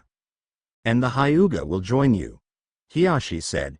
The council turned to Naruto. I cannot let him live, Naruto said. I cannot be cage of a village that gives people like you life. So be it, Tsunade said. Danzo, at the soonest possible moment, you will be beheaded. Which one of you would like the honors? The council members looked at each other, wondering who would do it. I would. A new voice said. The council members turned to see who had spoken up. It was a thin boy with the same sickly pale skin as Syu. He wore black, had black hair, and had a brush and scroll in his hand. Danzo looked up at him. Sai? Danzo asked. Yes, Danzo, I want to be the one to cut your head off. You ruined my chance to be human. I may never get that back, but if I can stop you from doing this to any other child, then it will be for the good of the village. Sounds good to me, Naruto said. The rest of the council quickly agreed. Tsunade turned to Sai. Whenever you are ready. Sai nodded and unrolled the scroll. He drew a sword with his ink brush. Ink sword jutsu. The sword jumped from the paper to his hands. Danzo began to squirm away, but was stopped by the bonebreaker jutsu. Sai lifted the sword high above his head and brought it down. Naruto stared at the corpse. What a first day. Naruto came home to his fiancée and Syu, who had stopped crying, naturally, and when he saw Naruto he ran to thank him. He hugged Naruto's legs tightly. Thank you so much, Naruto-san. Thank you so very much. He began to cry with joy. It was the only thing I could do. I couldn't let Danzo use you, it just wouldn't be right. Just then Kyubi walked in. Naruto, there are some people who want to see you. Naruto nodded. Hey Syu, I need to go talk to someone. Syu nodded and let go hesitantly. He went to the door to see Sai and many others of the root refugees. Sai bowed and the rest did also. Namixi-san, we wish thank you for your service to us and we wish to repay you. Is there anything we can do for you? Anything at all? Naruto stared at them, each now with a slight glint of emotion in their eyes. It was small, but it was there. Do not ask me what you would do, instead, ask yourselves. What is it that you want most in life? If it is emotion, search it out. If it is a family, make one. If it is to become the greatest Hokage, then get in line. Someone actually laughed. It was small but, like the emotion in their eyes, it was there. But if there is anything you want to do for me, take each other, and support each other in your goals, become something, make yourselves a force to be reckoned with. Have it so that if one of you is challenged, he has challenged all of you. Rise from the ashes of this catastrophe, and become something new. Naruto-san. Syu asked Form inside the house. What are they doing here? I think they should answer that. Naruto said. Sai looked Naruto, then Syu. Finally, he looked at the congregation behind him. Finally, he picked up Syu, and placed him on his shoulders. Syu laughed, and Sai felt something in his heart when he heard it. We've come to pick up you, Syu. After all, the Phoenix clan has to stick together. Everyone that stood behind Sai couldn't agree more to his choice, and before Naruto's eyes, the Phoenix clan was born. Wow, I have impressed myself. I wrote this chapter in the same day I wrote the last one. I also realized something. I don't know any of Sai's jutsus in Japanese, so my original ones are going to have some company. Well, check out my other story, as soon as I put it up there. Chapter 11 I'm Bach. Thank you WireSpeed91 for all the translations, and jutsus. IOU Naruto is not mine. The sun rose on the village of Konoha. It was a peaceful day, until the Hokage looked into her mirror. Ah.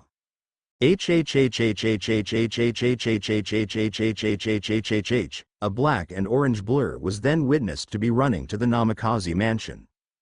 Kyubi, who never slept, answered the door. Hello, Kyubi-sama. Konohamaru. Kyubi sighed. For some reason, I'm not surprised that you would do something to Hokage-sama.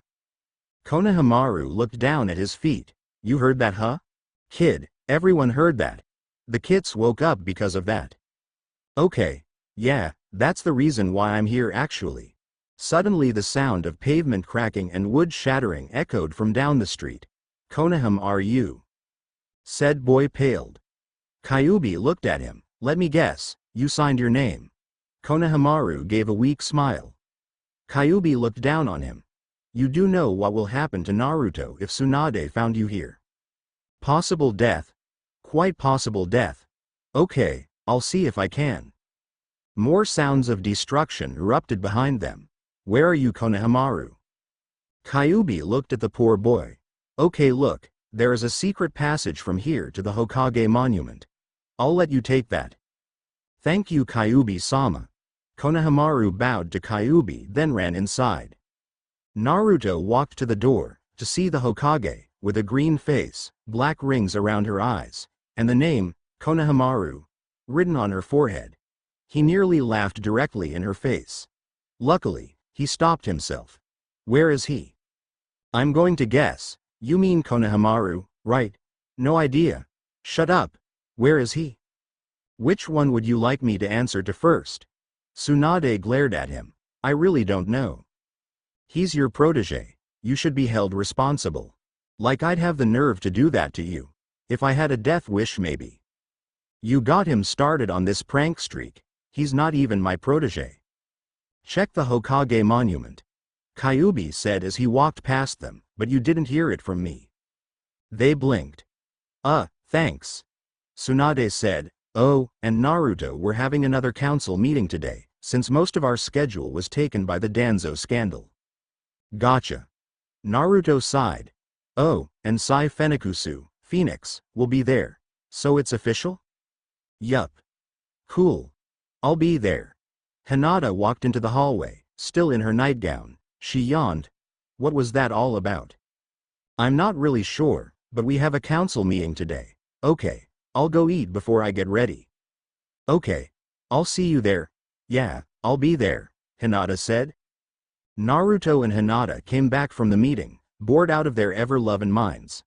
I feel sorry for anyone who ever had to attend those meetings, Hinata complained. I know, during Tsunade's speech about Konoha's academy developments I could start to feel my brains melt. I would have thought they melted long ago, a voice said. The two whirled around to see a man in a black cloak with red clouds etched into it. Beside him stood a blue man in the same cloak. Naruto recognized him. Itachi. So, you are Naruto Namikaze, huh? Not much to look at, the blue man said. Shut up, Kisame. Itachi said. Kisame, huh? I was wondering who in the Akatsuki had to be paired with the walking sushi roll. Itachi almost smiled. Kisame almost killed him. You're going to die for that one, Namikaze. Naruto ignored him and began to look around. Hinata, can you find him? Hinata activated her Byakugan and searched the house for the Nine Tails. He in the basement. Itachi and Kisame looked slightly confused. Who were they talking about? Oh, well, not that it mattered. Anything less than the Hokage herself wouldn't stop them. Unfortunately, what ran into Kisame was more than a Hokage. Here comes the boom. Kyubi cried as he launched himself into the Shark Man. Kisame went flying to the opposite wall, but before he could reach it he was met by Naruto's fist. Man, I've always wanted to say that. Itachi stood wide-eyed. Kyubi, you're free? Kyubi didn't look at him, but jumped over to the others, as free as a trusted servant. Itachi stared at them. Impressive, Naruto. You found a way to let Kyubi out. Well, genius is as genius does, Naruto said with a smirk. I completely agree with you, especially since I was one of those geniuses. Hinata stepped forward. Genius this. Shugohaki Rokuhuion Sho. Itachi silently thanked his blood for giving him the Sharingan. Without it, he would have defiantly been impaled by the thousand upon thousands of chakra beams that came at him. Unfortunately, it does not have the 360-degree sight of the Byakugan. A Naruto shadow clone landed a kick to Itachi's head. Itachi then, in one smooth movement, stabbed the clone with a hidden kunai. Unfortunately for him, he had to turn his back again. Naruto acted immediately. Itachi turned just in time to see a Rasengan fly towards his head. He ducked, but not fast enough to save his ponytail. Hey, it took me forever to grow that. Well, it took me a second to cut it. Naruto smiled. Itachi growled. Well, try this on for size. Mangekyo Sharingan. Amaterasu. Instantly the black flames jumped from Itachi's mouth. Naruto quickly pulled out a scroll. Fukahoin. A thick smoke quickly enveloped the flames. Then the smoke receded back into the scroll and the kanji seal appeared and glowed a faint red. Sweet. That worked. I've got to meet this Jiraiya dude. Itachi growled again. Well, how about this? Tsukuyomi. Instantly Naruto and Itachi were sucked from their reality into a world of darkness. Naruto looked around. Nothing. Suddenly Itachi came into view. So, how's Sasuke been? He asked. Well, it's hard to say, Naruto began, but I believe that I'm reaching him. That's good. Itachi said. How are things in the Akatsuki? He shrugged. It could be worse. They could have paired me with this idiot named Toby. There was a brief, awkward silence as the two foes stood. So, how are we going to do this? Huh? Oh, right. Well, you could technically punch me out of the jutsu, but it's just a theory. Or I could torture you for 3 days, and hope your girlfriend lets me live. I think it'd be best if I punched you. Itachi nodded. Sounds good. He readied himself for the blow. Naruto gave him a very hard punch. Itachi flew backwards and hit the wall. He got up shakily. Blood ran down his lip. He really hated how that jutsu took up so much chakra. Naruto also got up, arm around his stomach, seemingly in pain. Now would be a good time to retreat. You have proven yourself, Naruto. Itachi turned and began to walk away. He stopped for a second. Do what you will with my partner, and then he disappeared. Kyubi went to get Anbu while Naruto pinned the unconscious Kisame to the ground with the Bonebreaker Jutsu. He then spent the next 6 minutes feigning pain. He then spent the next 6 minutes feigning mock strength as the Hokage questioned him on what happened. It's nothing, really. Nonsense. The Tsukuyomi is one of the most dangerous genjutsus in the world, and you expect me to believe you came out unscathed? Now you are going to stay in bed for a week. Do you understand? Naruto hung his head in defeat. Yes, Hokage-sama. Good, now I'm going to question Kisame. Hinata, Kyubi, do you wish to join me? I'll stay here with Naruto. Hinata said, without even thinking twice. I'll go. You may need help opening that sushi roll. Kyubi said. Hey, Hugh, send the memories. I want to see that. Naruto said as Hinata helped him up to his room. Will do, Kit. I won't tell you anything, the shark man said. Ibiki shied. This guy was tough. Perfect. It was time to begin the torture. Suddenly a light turned on. Ibiki grumbled and headed to the back room. There the Hokage stood, with Kyubi.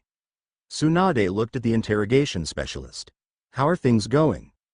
I've used all of my scare tactics, so I was going to start torturing him. Would you mind if I helped? Kyubi asked. Sure, why? I haven't had fish in years. Kyubi said, sadistically. Man, that's freaky. Ibiki mumbled. They entered the interrogation room with big, creepy grins on their faces. How many times do I have to tell you? I want to talk. That's fine. You don't have to talk, Kyubi said, but you do. Have to squeal. Who are you? Kisame asked. You mean you don't know? Kyubi looked shocked. Then he smiled and began to transform. I am your worst nightmare. Kisame was too stunned to comprehend what had just happened, but the next words did register. I'm hungry, and you look good enough to eat. Maybe it was living with Zeu that taught to fear cannibals, or maybe living with immortals taught him to fear death. Or maybe even it was living and working with a crazed psychopath, who killed his entire family, that taught him to fear mass murderers. Whatever it was, though, Kisame suddenly learned what fear really was. Naruto shivered at the memories that Kyubi just sent him. That was one sadistic fox. Maybe that's why he made such good friends with Dad. Ouch. Naruto said in false pain as Hinata gave him a rather soothing neck massage. Are you sure you'll be okay? Hinata asked her fiancé. I'll be fine. That Itachi is just a pushover. As soon as you punch him once, he runs. Hinata rolled her eyes. This guy was unbelievable. Yet, she loved him. So what are we going to do for the next week? Well, according to the Hokage's orders I have to stay in bed. Then again, I never was one for following orders. On the other hand, she'd probably come back and tie me to the bed if I ever got caught. Then again, I have almost never been caught. But on the other. Stop it. Hinata nearly yelled. You are going to stay in bed. I will go get some groceries and train. Once Kyubi gets back, he'll help me move the TV to your room, okay? Naruto just smiled. You think of everything, don't you? It would seem so. Hinata squealed as she turned to go to her tasks. Yet another reason why I love you. Then Naruto curled up and went to sleep. Alright, I'll talk. Kisame cried. Kyubi belched. About time. I was about to ask for some tartar sauce. Please, no more. Please. Kyubi smirked, then looked to Ibiki. The man had a scroll in front of him where he kept large needles of various sizes and contents. Beside was a pad of notebook paper. This Kyubi was a gold mine of ideas. The light at the back of the room came on, and Kyubi and Ibiki both returned to the back room. The Hokage sat there. Will he talk? Oh, he'll talk, Ibiki said, with the most frightening smile on his face. Tsunade was almost afraid to look into the room. She dared a glance, and immediately wished she hadn't. She saw the poor man, huddled in a corner, rocking back and forth, missing both arms. That in itself wasn't too bad. What was bad was that one of those arms was on a spit over a fire. She could only imagine what happened to the other arm. Kyubi belched again. Oh, yeah, I forgot. Sushi gives me gas. Well, do you want some? He offered a seaweed roll to Tsunade. She looked like she was going to puke. The week seemed to drag slowly on, especially for the perfectly fit Naruto. I'm telling you I'm fine now, let me do something. The Hokage said. 1 week. Naruto. You're staying right there, Hinata said. Oh come on, ask Kyubi, he knows how healthy I am. Don't drag me into this, the fox said. Come on, I'll do chores if I have to, just let me get out of bed.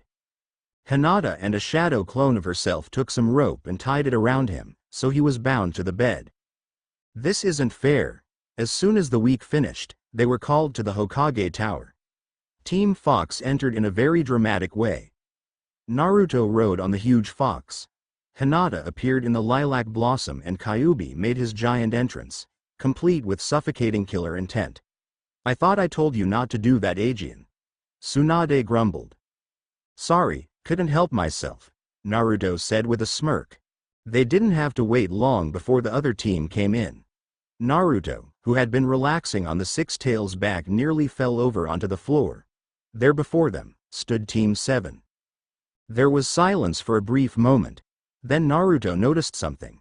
Kakashi, I'm hurt. You've already found a replacement for me? Don't go too hard on him, Naruto, Sai said. He only wants what's best for his team. Naruto smiled. Well, then I guess you're okay. Hey, Dobi, what's up with you having a team to yourself? Sasuke said in a friendly manner. Why Teme? Jealous? Naruto asked, jokingly. Hinata stepped in. Now, Naruto, don't insult Sasuke. He has a lot of stuff to worry about that you don't have to. Oh, all right, Naruto said as he suddenly lifted the girl of his dreams into his arms, but only because you said so. Sakura's eye teared. She longed for someone to do that to her. Hinata was so lucky to have a boyfriend as caring as Naruto. Suddenly the last thought struck her as odd. She would have never paired the words Naruto and caring in the same sentence. The Hokage coughed. Are you two going to accept this mission, or are you going to just stare into each other's eyes all day? Naruto pondered on the question. Well, staring into her eyes all day is something I gladly do any day of week. In fact, it would take a bag tied around my head to keep me from staring. Naruto, oh, all right. Okay, you have a difficult mission this time. After interrogating the Kumo nins Naruto caught, we have found out that Iwa was going to ask Kumo for plans on our walls. This is very serious. If our wall are breached, it could be a massacre against Konoha. But because Iwa knows that we have found out due to them not returning, they may not try it and attempt something else. So what I want you to do is, she carefully picked her words, visit Iwa and see how things are going. So you want us to spy on them? Sasuke asked. No, this is more of a diplomatic mission. I want you to gain audience with the Tsuchikage and talk to him, as my representative. Ah, I see, you're sending your most powerful ninjas to him to hopefully scare him out of attacking us. Correct, and with your father's history with Iwa, and your likeness to him, it should greatly help. That and Kyubi. See, I knew he was good for something. Kakashi said. Whatever, Kakashi. Oh, one more thing. Tsunade said. You'll be accompanied by my teammate. It is I, Jiraiya, Mountain Toad Sage. Everyone turned around to see a white-haired man sitting on a large toad. I am the great Sannin, and author of. Tsunade backfisted him, sending him flying to the other wall. If you ever mention the name of your stupid books within earshot of me, I will have you executed. He writes books? Naruto asked. Kakashi simply pulled out the copy of Icha Icha Paradise that he carried in his pouch and showed Naruto. Wow, my respect for him has just dropped like a rock. Tsunade let out a deep breath. Anyways, Jiraiya will accompany you for the negotiations. Any questions? Jiraiya, who had just picked himself off the floor, with much difficulty asked, yeah, what's my dental plan? He held out his hand and spat out a tooth. Any other questions? There were none. Okay, you leave tomorrow. Well, there you go. Sorry this took so long, but apparently I like working on my other story more than I like writing this one. But I will finish it. Well, see you guys next time. One more thing. I have a poll on my authors page, so please vote. Chapter 12 Naruto is so not mine. The Tsuchikage paced the floor of his tower. He had just received a message from Konoha. Tsunade was sending some ninjas on a diplomatic mission. This wouldn't be too bad if his spies hadn't told him that one of them looked just like the Yondaime Hokage.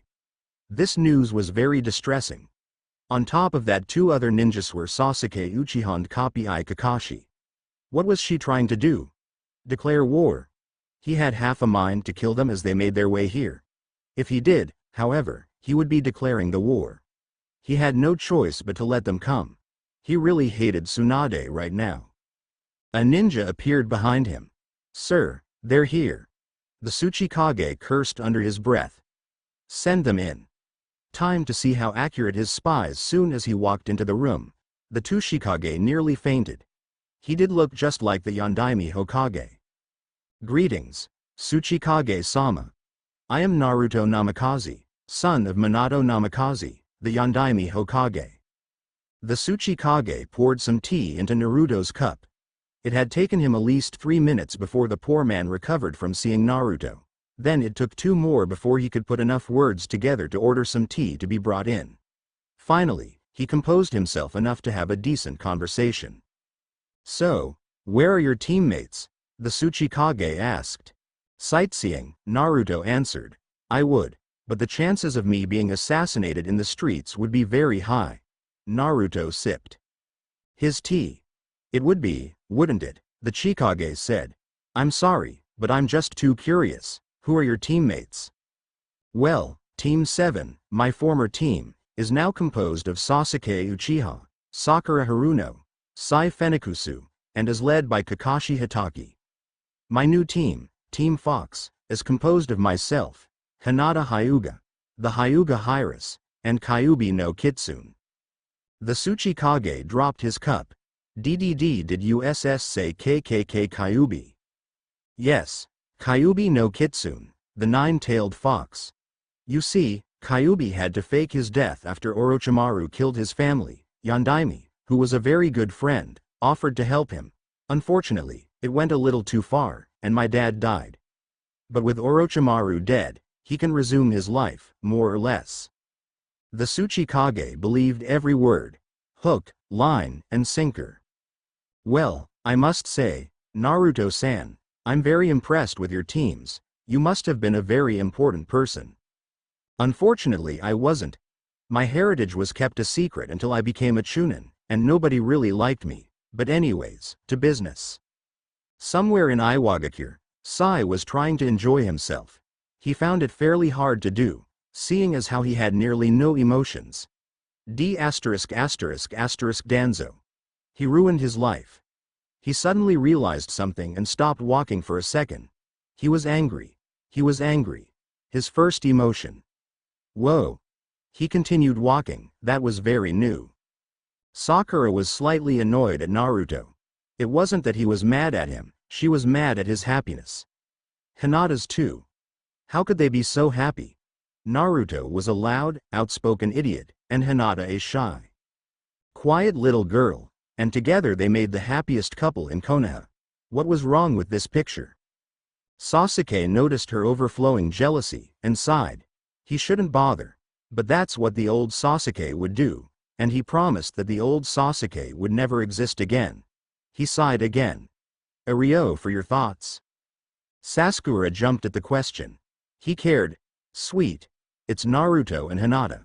How can such opposites be so happy together? Well, I heard Naruto say the day they met he should have walked up to her and said, "Hi, I'm your other half." When did he say that? 2 days ago, you know, when they were just sitting there in each other's arms. Oh, Jiraiya was walking along in the city, listening to the comments made by all of the old pervs. Isn't that Jiraiya? Who? Jiraiya, the writer of Icha Icha Paradise. Oh, that Jiraiya. You know, Icha Icha is the best thing to come out of Konoha. Each comment only served to swell the Sanin's pride. However, one incident on the way to Iwa managed to keep it in check. Flashback. Jiraiya was looking through his notes. With the flip of each page the same thought pounded in his head. I need more material. Unfortunately for him, his new target was Hinata Hyuga. I would continue with retelling the events, but it would be a little too graphic for a T rating. So let's just say Jiraiya made a note to never, ever make Hinata into a character in his books. End flashback. His crotch still hurt. Kyubi was enjoying the sights with Kakashi and Hinata. Kakashi enjoyed seeing the points of interest, while Kyubi told the story behind it. He should know, he was there. And this is where the founders of Iwagakure hung their first traders. Notice the large spikes that are stationed below them. Cool. So, you see, if war was to be declared on Konoha, Iwa would supply at the very least 6 teams for reinforcements.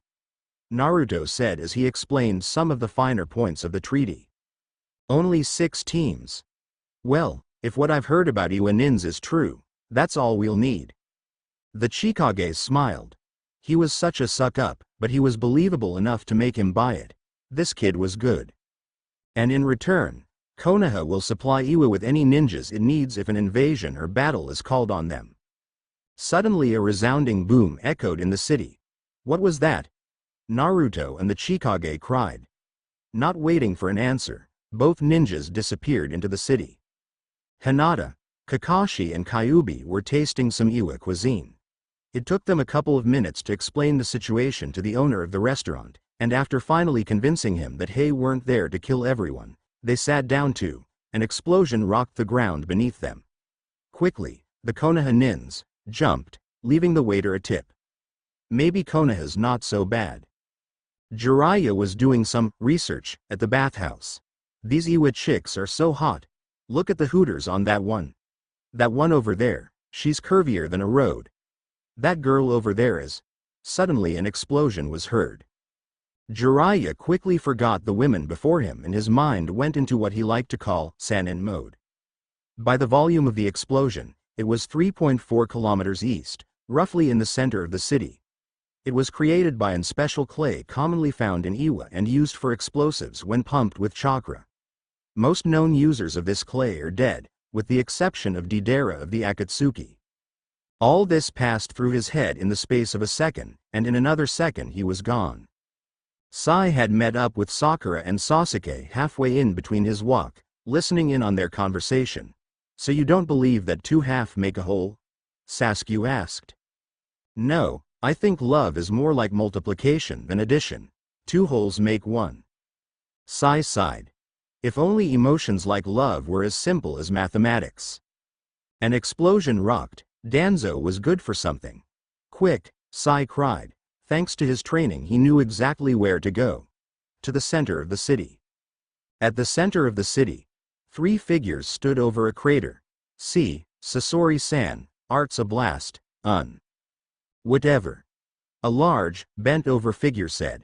Will both of you stop it? We have a mission to do. Itachi. The third figure said. Why the leader paired me with idiots like you, I'll never know. Nobody move. A voice cried. The 3 of them looked up, and the top of a building stood 9 figures, Team 7, Team Fox, Jiraiya, and the Tsuchikage.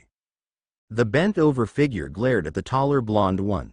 I told you not to set off an explosion. I told you they'd hear you, but no. I'm sorry, Sasori-san. Suddenly Naruto broke out laughing. Sasuke decided to ask why. What's so funny, Dobi? Dude. Haha. I thought he was a chick. Haha. Sasuke started smiling. Naruto, he said, obviously holding back the floodgates to his laughter. That's not fun, ha. That's not fun, ha. That's not ha ha ha ha ha. Both of them started rolling on the ground. Finally, Hinata cracked and joined them. Okay. Enough guys, we have a fight here. Kyubi said. Alright. I'll make sure to stop them. Deidara smirked. What can you do? Tsuchikage. I have 2 questions for you. Naruto said. What? The first one is, if I bring you Deidara's head, will you sign the treaty? The Chikage thought for a while. Why not? Good. Second question, was Deidara a part of the Iwa-Konoha War? Yes, actually. Good. Team Fox, triple Namikaze barrage. Hi. Hinata and Kyubi said, quickly starting to form a certain jutsu. In a hidden village like Iwa, not too many people forget the past. One of those pasts was Yondaime Hokage. Some ninjas still had nightmares about him. There were 2 jutsus he used, and after the war, neither were mentioned in Iwa. Until this day. Rasengan. 3 Rasengans came rushing at Deidara. Not for 20 years had he seen that jutsu. It scared him. Luckily for Deidara, Sasori wasn't in those battles. A giant puppet suddenly appeared in front of the ex-Iwa nin. Unluckily, whatever puppet it was completely and utterly destroyed as Kyubi's Rasengan plunged into his chest. Hinata and Naruto ran at Deidara. Double Rasengan flying drill. Hinata and Naruto grabbed hands and began spinning in the air, forming a Gatsuga-like attack. Deidara blinked. The next thing he felt was pain, inexplicable, excruciating. He felt like he was flying. Then the jolting pain returned, and then, everything went black. Deidara lay there, his torso was gone, his legs were gone, his arms, no real surprise, were gone too, disintegrated by the new jutsu. All that was left was the head, and a very small tail of skin, which was all that was left of his back. Naruto picked up the head by the hair, too easy, and threw at the Tsuchikage's feet. You have a treaty to sign, Tsuchikage-sama. Everyone blinked. Team Fox had just killed a S-class ninja with 1 jutsu, not to mention the fact that they destroyed one of Sasori's puppets. Itachi glared. It looks like we should come back another time, Sasori. Sasori didn't hear him. His puppet was gone. Gone. No more. One of his most treasured objects in his life, with 1 attack, his puppet was dust. You'll pay for that. He reached into his robe and pulled out 4 scrolls. Kyubi had seen those scrolls before. Don't let him open those scrolls. Team 7's turn to shine. Choju Giga, an ink dragon, came flying at Sasori and rammed him, successfully knocking a scroll out of his hand. Sakura ran up to the giant hunchbacked man and showed everyone her true strength. She threw a punch at Sasori's jaw. He went flying straight up. No, seriously, he went flying. A rocket launch couldn't keep up with him. He was in the air for a full 10 seconds before landing. When he did, they saw the head was completely destroyed. An eyeball was hanging from a string. His jaw was off its bolt, and there was a large fist-shaped dent at the temple. Sasori got up, then stumbled. His legs were broken from the landing. He couldn't move anything. The punch had destroyed the puppet's neck. Sakura had hit hard and true. Sasori had no choice. A pop was heard and the large hunchbacked figure fell, a lifeless puppet. Out from him rolled a small, skin-colored round object. On it was written the kanji Sasori, meaning scorpion. Naruto picked it up in his left hand. He looked at it for about 5 seconds and crushed it. Itachi stared at the 7 ninjas now facing him. Wait, 7. He quickly counted them. Where was Sasuke? Chidori. Sasuke's voice called from behind him. Itachi stood there. Suddenly, just as the ball of lightning was about to hit him, he turned into a log. The lightning died down after it charred the wood, and Sasuke began searching for his brother. Sorry, Sasuke, everyone whirled in the direction the voice came from. Itachi stood on a building. I cannot die today. I must leave. Sasuke threw 4 kunai. They only hit air as Itachi disappeared. Sasuke jumped after him. He reached the building, but his brother was nowhere to be found. No. Where did you go, you coward? Come back and face me. I have to avenge our family. I have to kill you. Why did you do it? Sasuke's fist quivered with rage. His face was twisted in anger. His onyx eyes holding a fire of hatred. The only thing that betrayed his anger was the single tear that hung on his cheek. Why can't you let me kill you? A hand fell on his shoulder. Sasuke, Naruto's voice said, he didn't want to cause you this much pain. What? What does he mean by that? Before he could ask, Naruto fell backwards, asleep. Before Sasuke could react, Kyubi came with Hinata over his shoulder. Without a word he picked up Naruto and slung him over his other shoulder. As he stood up, he glanced at Sasuke's surprised face. The double Rasengan flying drill takes a lot of chakra. Then, without another word, he turned and left for the hotel. The next day, the Sachikage signed the treaty, and the alliance between Konoha and Iwa was final. He would leave for Konoha in 2 days for the celebration that would be held. Teams 7 and Fox were given that time to head back and tell the Hokage to prepare. They went on the trail home, happy that the mission was in absolute success. Jiraiya asked Naruto how he developed the flying drill jutsu Naruto performed the other day. Naruto only smiled and replied, "What can I say, I'm a namikaze." Well, kid, I have to say, I like you. You wouldn't happen to need another team member, would you? Sorry, that'd be a bad idea. I mean, you have a clan head, a clan Hyras, and a Biju on the same team. That's pretty unfair as it is. A Sannin would only make things more unfair.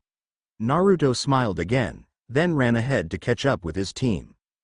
That night, as the teams sat around a fire, Sasuke approached Naruto with a question. What did you mean yesterday? What do you mean? He did want to cause me this much pain thing.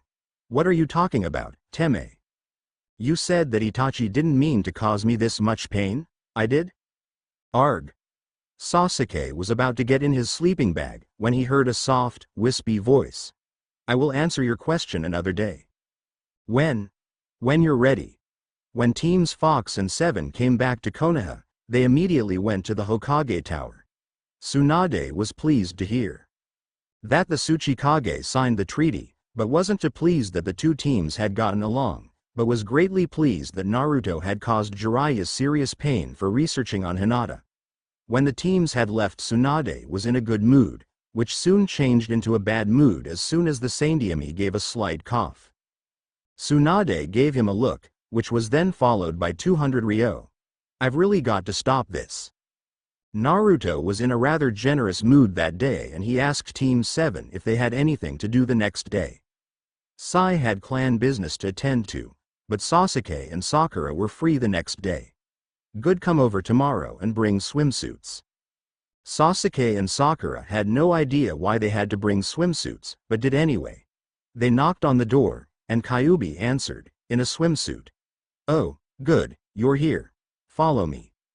Kyubi led them to the indoor lake, and they suddenly realized why they had to bring swimsuits. Think of it as a beach without being able to tan, or get a sunburn, Naruto said as he ran into the water. Sakura loved the idea, especially since she could be in a bikini in front of Sasuke.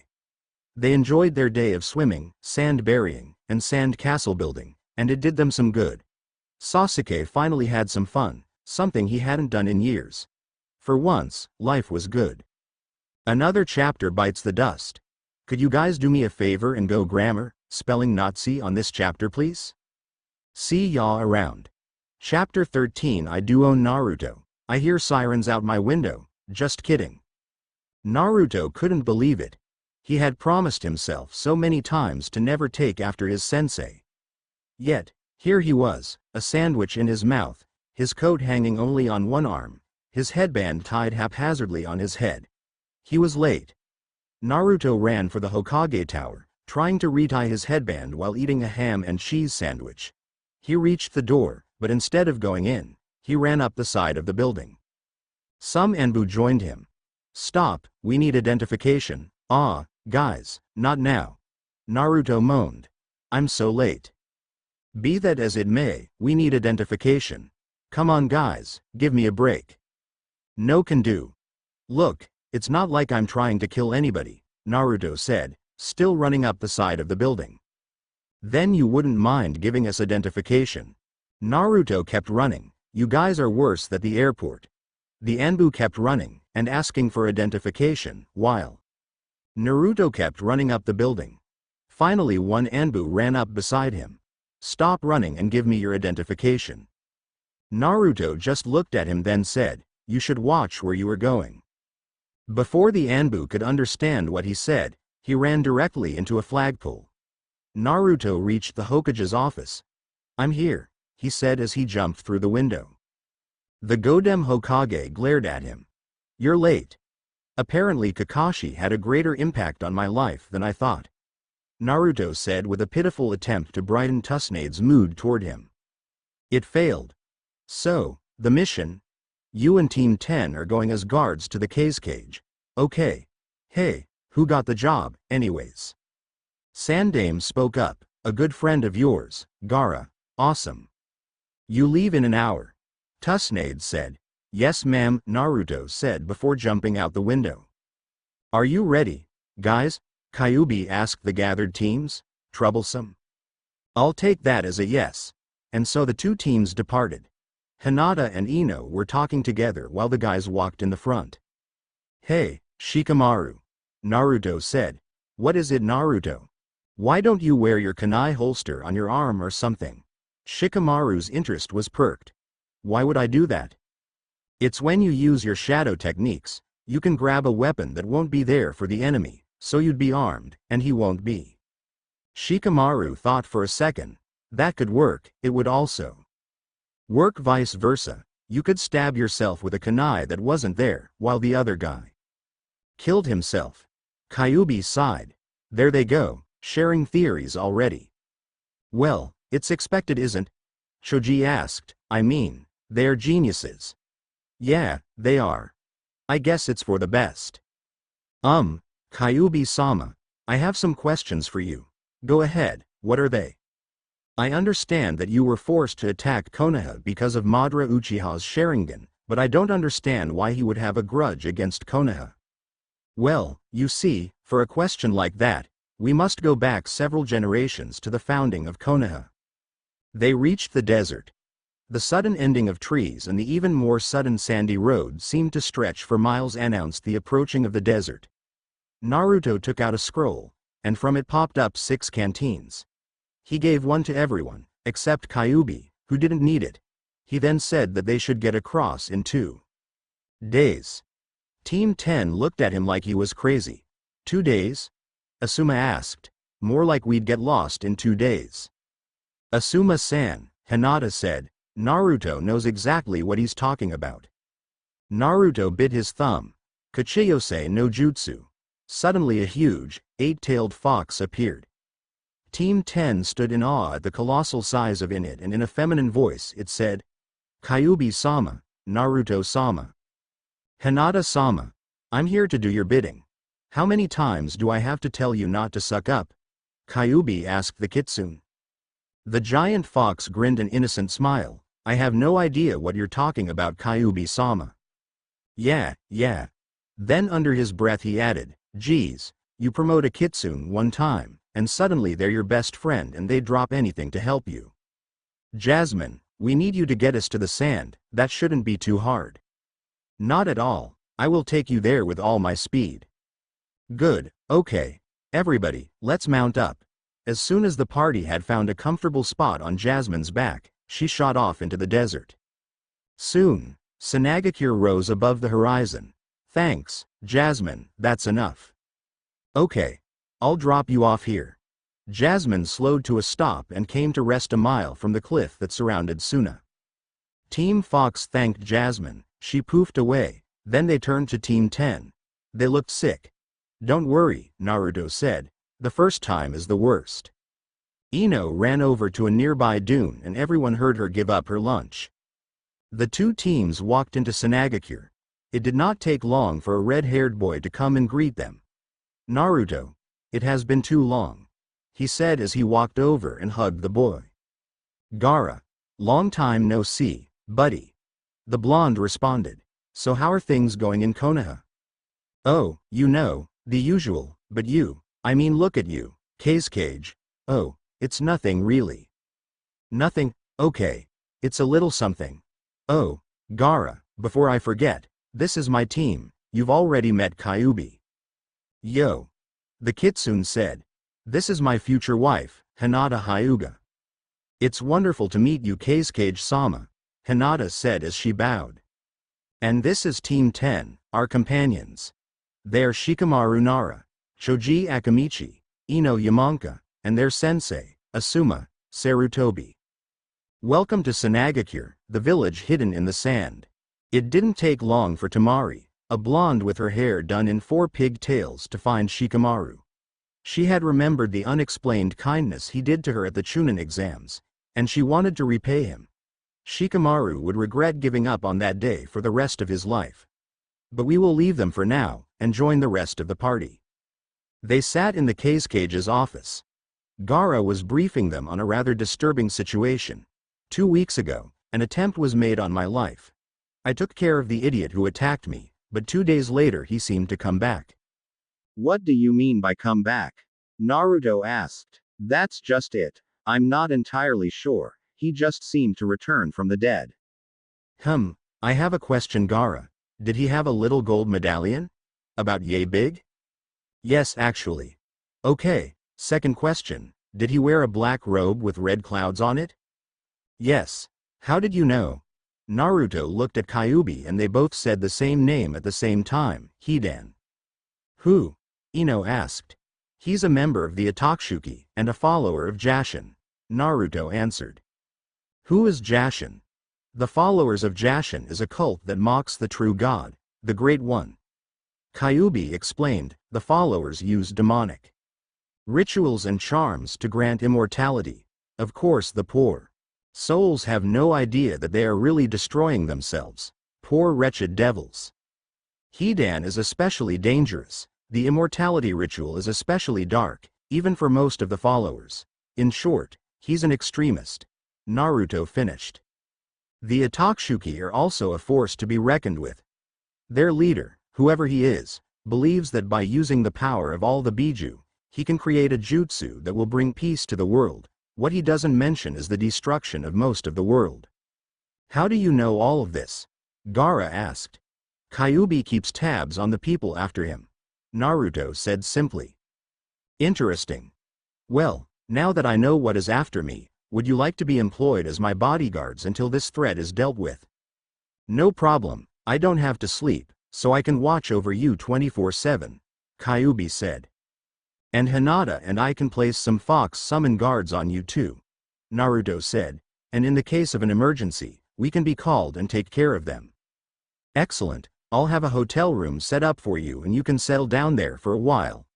He picked up a stack of papers with a sand tentacle. Enjoy your stay in Suna. Let us now return to the poor Nara who is forced to eat at a 5-star restaurant and has no choice but to follow a drop-dead gorgeous woman all day. Troublesome. He mumbled under his breath. Admittedly, the food was good, but the walking was killing him. He only wanted to take a nap. Unfortunately for him, Temari's history lesson was boring him, only increasing the urge to sleep. This is where the first Cage declared Suna a hidden village. It was the year 723. Z's.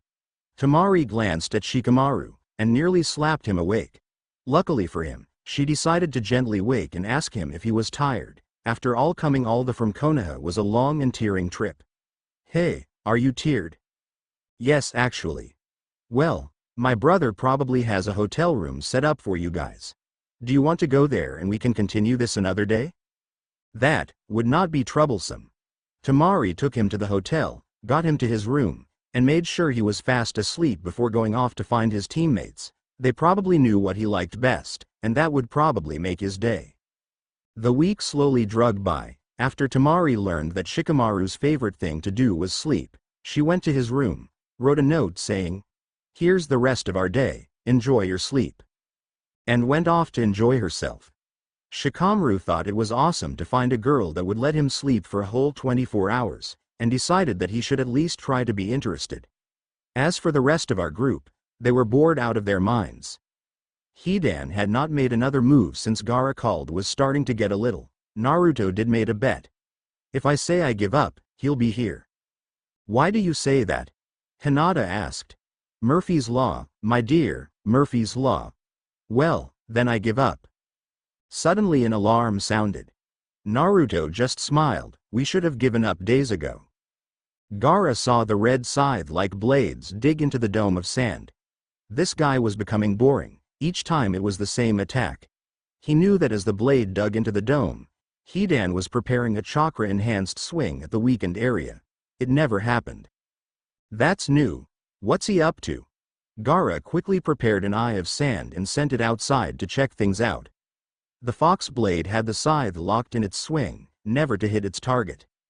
"I'm sorry, the cage is not available. Can you leave a message?" Before Hidan could say anything, much less attack, a seven-tailed fox with two round weapons rammed him. "On time for once, Axel. I'm impressed."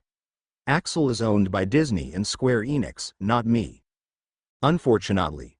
You're just jealous of my good looks," Axel replied. Yeah, you can go." Axel poofed away, just as Hidan stood up. "Do you F asterisk asterisk asterisk asterisk asterisk asterisk no F asterisk asterisk asterisk asterisk asterisk asterisk who I am, boy?" "Yes, you're Hidan, the follower of Jashin." The name, Jashin, was like a bad taste as Naruto spat it out. "But do you know who I am?" "Why should F asterisk asterisk asterisk asterisk asterisk asterisk I care?" Naruto smiled. In a flash he had rammed Hidan, knocking him off his feet. A second later, Hidan felt a dull pain on his cheek. There was a small trickle of blood. Naruto slapped Hidan's face. "Come on, up and at him." Hidan's face twisted with rage and he started swinging his scythe blindly, hoping to land a blow on the arrogant boy. Naruto laughed. "If you think you can hit me by doing that, you may just as well cut off your own head." "Shut the F asterisk asterisk asterisk up, you annoying son of a B asterisk asterisk asterisk asterisk. You asked a question, why you should care who I was. Well, I have an answer for you." Naruto smiled. Fear of the forest technique. Fear of the fox blade no jutsu. Naruto's sword glowed a brilliant white light. He smiled. Stage 1. Lightning. A bolt of electricity shot the scythe blade from Hidan's hand. Stage 2. Earth. Hidan's feet were caught in stone boots. Stage 3. Grass. Two vines wrapped around Hidan's arms, immobilizing them. Stage 4. Water. Ice formed around Naruto's sword. He swung it, and it landed as a puddle at his feet in the base of the vines, then froze, reinforcing both the boots and the vines. Stage 5. Wind. Naruto's feet became surrounded by miniature tornadoes. Naruto looked straight at Hidan. "There's one way to kill an immortal like you. Do you know what it is?"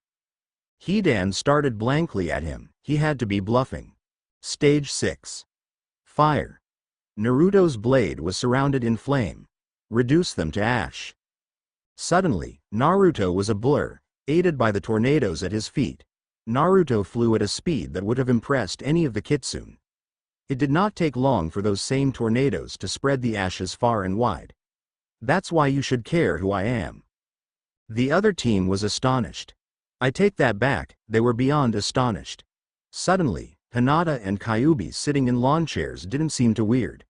"I told you he had it handled," Hinata said, as she worked on her tan. Asuma was in shock. Absolute shock. He was dead for 3 seconds before his heart started working again. He couldn't even say anything. Shikamaru looked at the scene. "You woke me up to watch a light show? Troublesome. I'm going back to bed." Ino and Choji didn't hear him. They just stared on, as did two more unseen spectators. A masked man paced back and forth as his partner stood, watching him with onyx eyes. "I can't believe it," the masked man said. "He killed Hidan." The other stood impassively. "He is Naruto Namikaze, you shouldn't expect any less. He's a 16-year-old boy, Itachi, he should even know the secret to killing a Jashin. Kakuzu, you must relax, you won't live another day if you keep on worrying." "Why do you say that? Are you conspiring against us?" "No," Itachi replied, "we just have a date tomorrow." Kakuzu looked completely confused, until he turned around. Hidan's ashes were hovering in the sky, forming letters. "Tonight, at the gate," they read. "Naruto is expecting us," Itachi said. It was dark. The cliffs of Suna always seemed to bring night faster than anywhere else. Naruto stood, with Kyubi and Hinata, waiting for their prey. It was not long before Shikamaru joined them. "Tell me, Shikamaru, was the message too obvious?" "What message? Then how did you—" "Never mind." It did not take long for the two enemy figures to make their appearance. They stared at each other in the darkness, waiting for someone to make a move. Finally, Naruto spoke. "Itachi, I feel sorry for you." "Why?" "Because, if our intelligence is right, Toby is going to be your next partner." Itachi slapped his forehead. "Oh, man. I completely forgot about him." "Did we come here to talk or to fight?" Kakuzu asked. Suddenly 5 huge beasts appeared behind him. Naruto smiled. "Kyubi, Hinata, take Itachi. Shikamaru, you're with me. Team Fox. Let's show this guys how to fight." They blurred. Suddenly, Itachi found himself again dodging thousands of chakra beams as Hinata launched her Shugohaki Rokuhuion show. Kyubi, also dodging the thousands of chakra beams, kicked at him from behind, only to have poof into smoke. Kyubi suddenly felt cold steel being pressed against his neck. "I'm better than that." Naruto fought 3 of the 5 great beasts. One was spewing fire, another water, a third one, lightning. The other 2 were keeping Shikamaru at bay.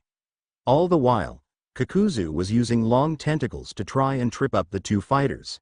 He was unsuccessful each time. Shikamaru was lazily jumping around the field, unfortunately a little too lazily. His foot landed right next to a tentacle. Shikamaru landed on the sandy ground with a muffled thud. The wind beast stood over him with an evil glare. Suddenly it was crushed by a huge stone. "One down," Naruto said, his blade covered in tiny pebbles, 4 to go. The earth beast saw what had happened, and attacked Naruto. Kakuzu cursed. The earth one always had a stronger resistant will than the others. Now he had risked giving one of his stronger ones to the strange boy, while it needed to be on Naruto. Naruto saw the hesitation. Shikamaru. Now, the Nara's shadow lunged for the masked enemy. It caught him. Quickly, Shikamaru acted to grab a kunai from his leg. There was none. Kakuzu laughed. "Did you think I would carry around a bunch of kunai? They're not my kind of weapon, speaking of which." The water beast lunged for Shikamaru, causing him to break of the jutsu.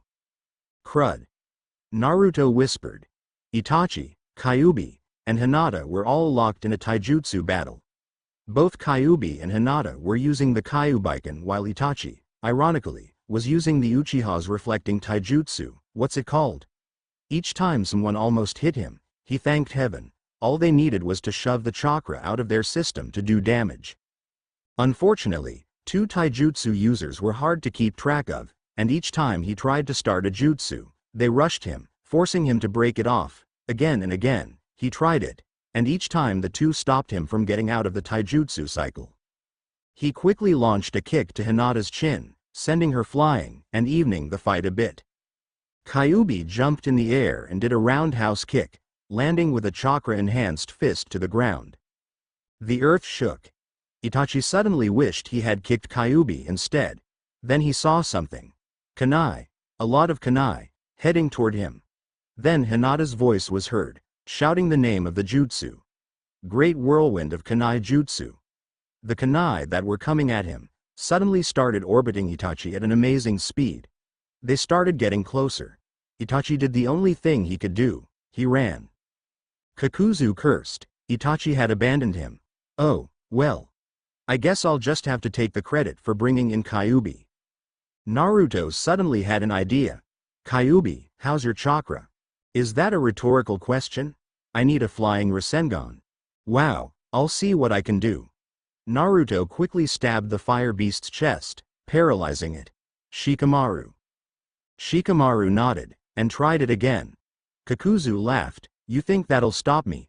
He jumped over the shadow, only to see a bright blue ball bounce off the ground in front of him. It exploded. The beasts quickly dissolved. Kakuzu was no more. Kyubi came up panting. Man, that's a lot of work. I'm actually going to have to sleep after that. Itachi? Naruto asked. Escaped. Naruto pretended to curse. We almost had him. Don't worry, we'll get him next time. The next day, Team Fox and Team 10 waved goodbye to the Kazekage and his family. Come again, Naruto, Gaara said. When I'm Hokage, we'll have plenty of meetings, okay? Sounds good. After Jasmine gave them a ride back to Konoha, the two teams went up to the Hokage Tower. Mission success, Hokage-sama, Naruto reported. That's wonderful, Asuma. They were no problem at all, Hokage-sama, Asuma said. Wonderful. Sarutobi smiled. Tsunade sent him a glare. You may go. Somewhere, at the Ataksuki hideout, a blond man with nearly 1,000 piercing on his face paced the floor. Why did you abandon him, Itachi? I had no choice, and when I tried to go back, he was already dead. The blonde-haired man cursed. This Naruto is becoming a thorn in my side, but we cannot kill him without risking the Kyubi. He paused. What do you think, Itachi? Naruto is a formidable foe. He is very strong, and very influential in Konoha. The blonde sighed. Tobi, get in here. A black-haired man with a strange orange mask came in. Tobi is a good boy. Meet your new partner, Tobi. Where is he, Leader Sama? All I see is Itachi-san. Both the leader and Itachi's sweat dropped. He is Itachi, the leader said. Ooh, yay, now go, both of you. Two wooden doors closed behind them as they left. Tobi was walking with his new partner, about as happy as he could be, quietly squealing his delight. It did not take long for Itachi to crack. Tobi. Shut up. He activated his Sharingan and stared into the eye-hole of the mask, only to meet a mirrored Sharingan eye. Tobi shook his head and glared at the Uchiha. Then in a voice that sounded vaguely familiar, but unlike Tobi in every way, he said, Never do that again, Itachi. Itachi stared back, shocked. Tobi then turned and returned to his skipping and squealing. Itachi stood in the hallway, shocked. Then suddenly, he felt very afraid. Done, doin'. Next chapter, Team Fox and Team Guy. Naruto. What, you're putting us with those freaky, tights-wearing, youth-talking weirdos? Yeah, can I talk to you for a sec? Chapter 14? I don't own Naruto, what a shame, Team Fox. The Hokage began. I have some good news for only have one more mission with another team. Naruto looked like he might throw a party. Bad news, it's Team Guy. Naruto looked like he would cry. Lucky news, it's an easy mission. I've heard that before. Kyubi muttered.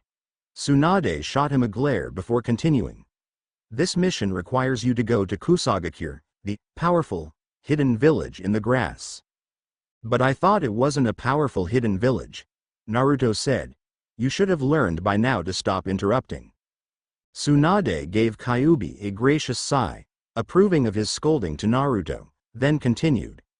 While it is not a powerful hidden village, they relentlessly demand the honor of being called so. We have decided to agree to this claim. However, before we do, we have to inspect their ninja academies and barracks and such. You want us to spy on them?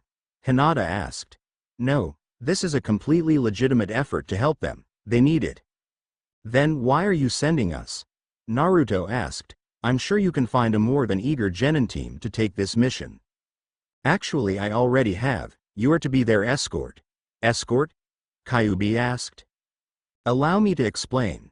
For some unknown reason, the road to and from Kusa has gotten increasingly more dangerous. So you're sending 2 teams of at least Chunin-level ninjas to protect them? Seems like a waste of manpower, Hinata said. Well, it's a little more complicated than that. Oh, boy, here we go. Naruto began. We sent some Anbu after the last ambush and they found evidence of Chunin-level ninjutsus, genjutsus, and weapons, and a lot of them. So basically, you think that there possibly be a threat to these genin?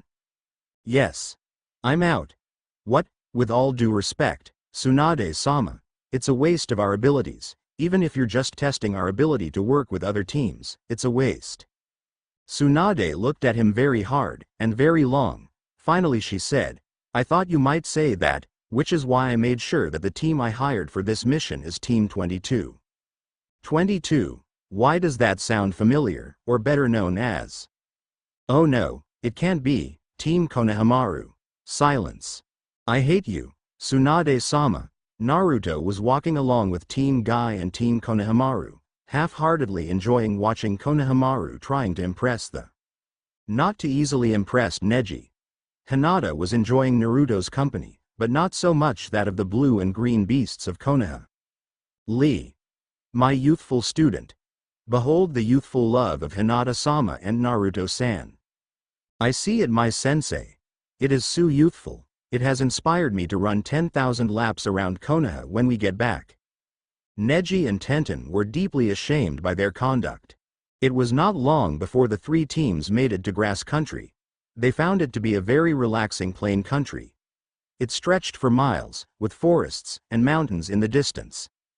As they were walking along, many of the villagers were staring at Naruto, thinking that they didn't notice. Then they whispered in others' ears, and news began to spread. Hey boss, Konohamaru asked. Yeah, Konohamaru. Why are all these people staring at us? Simple, my dad. Huh? Naruto looked over to Hinata, who was snuggled in the crook of his arm. Do you want to tell him? Not really, I've had enough of history for a while, she responded. What about you, Q? Rather not. Brings up too many memories, he said.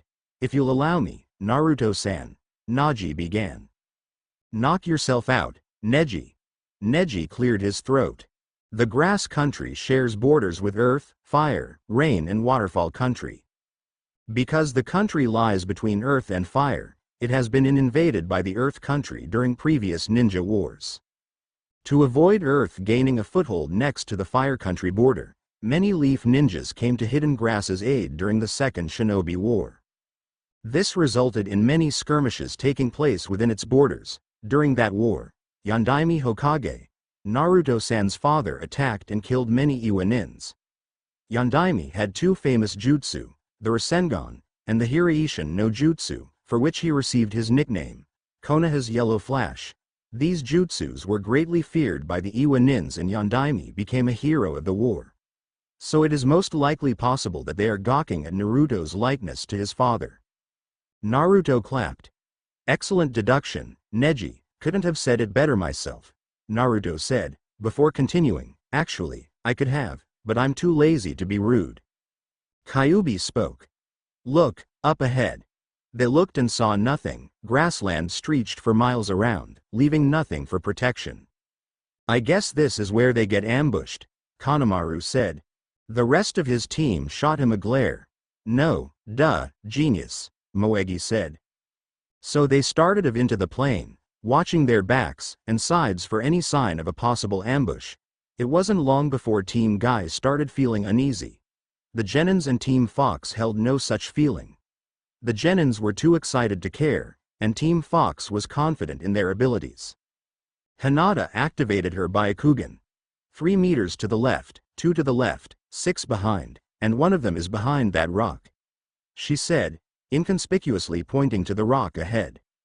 Thank you, my angle, Naruto said before whispering to the other teams. Neji, you and Hinata take the back. Tenten, up front with the Genin and Ebisu. Guy, the left. Lee, the right. I'll take any that try to escape. Everyone nodded in agreement. They walked closer to the rock, remaining as calm as possible, when suddenly, a ninja jumped in front of them, hold it right there. Suddenly the three other nins made themselves known. Each one had a Kumo headband. However, the symbol on her headband was crossed out, revealing themselves to be missing nin. Very interesting, Naruto said before yelling at the top of his lungs, attack.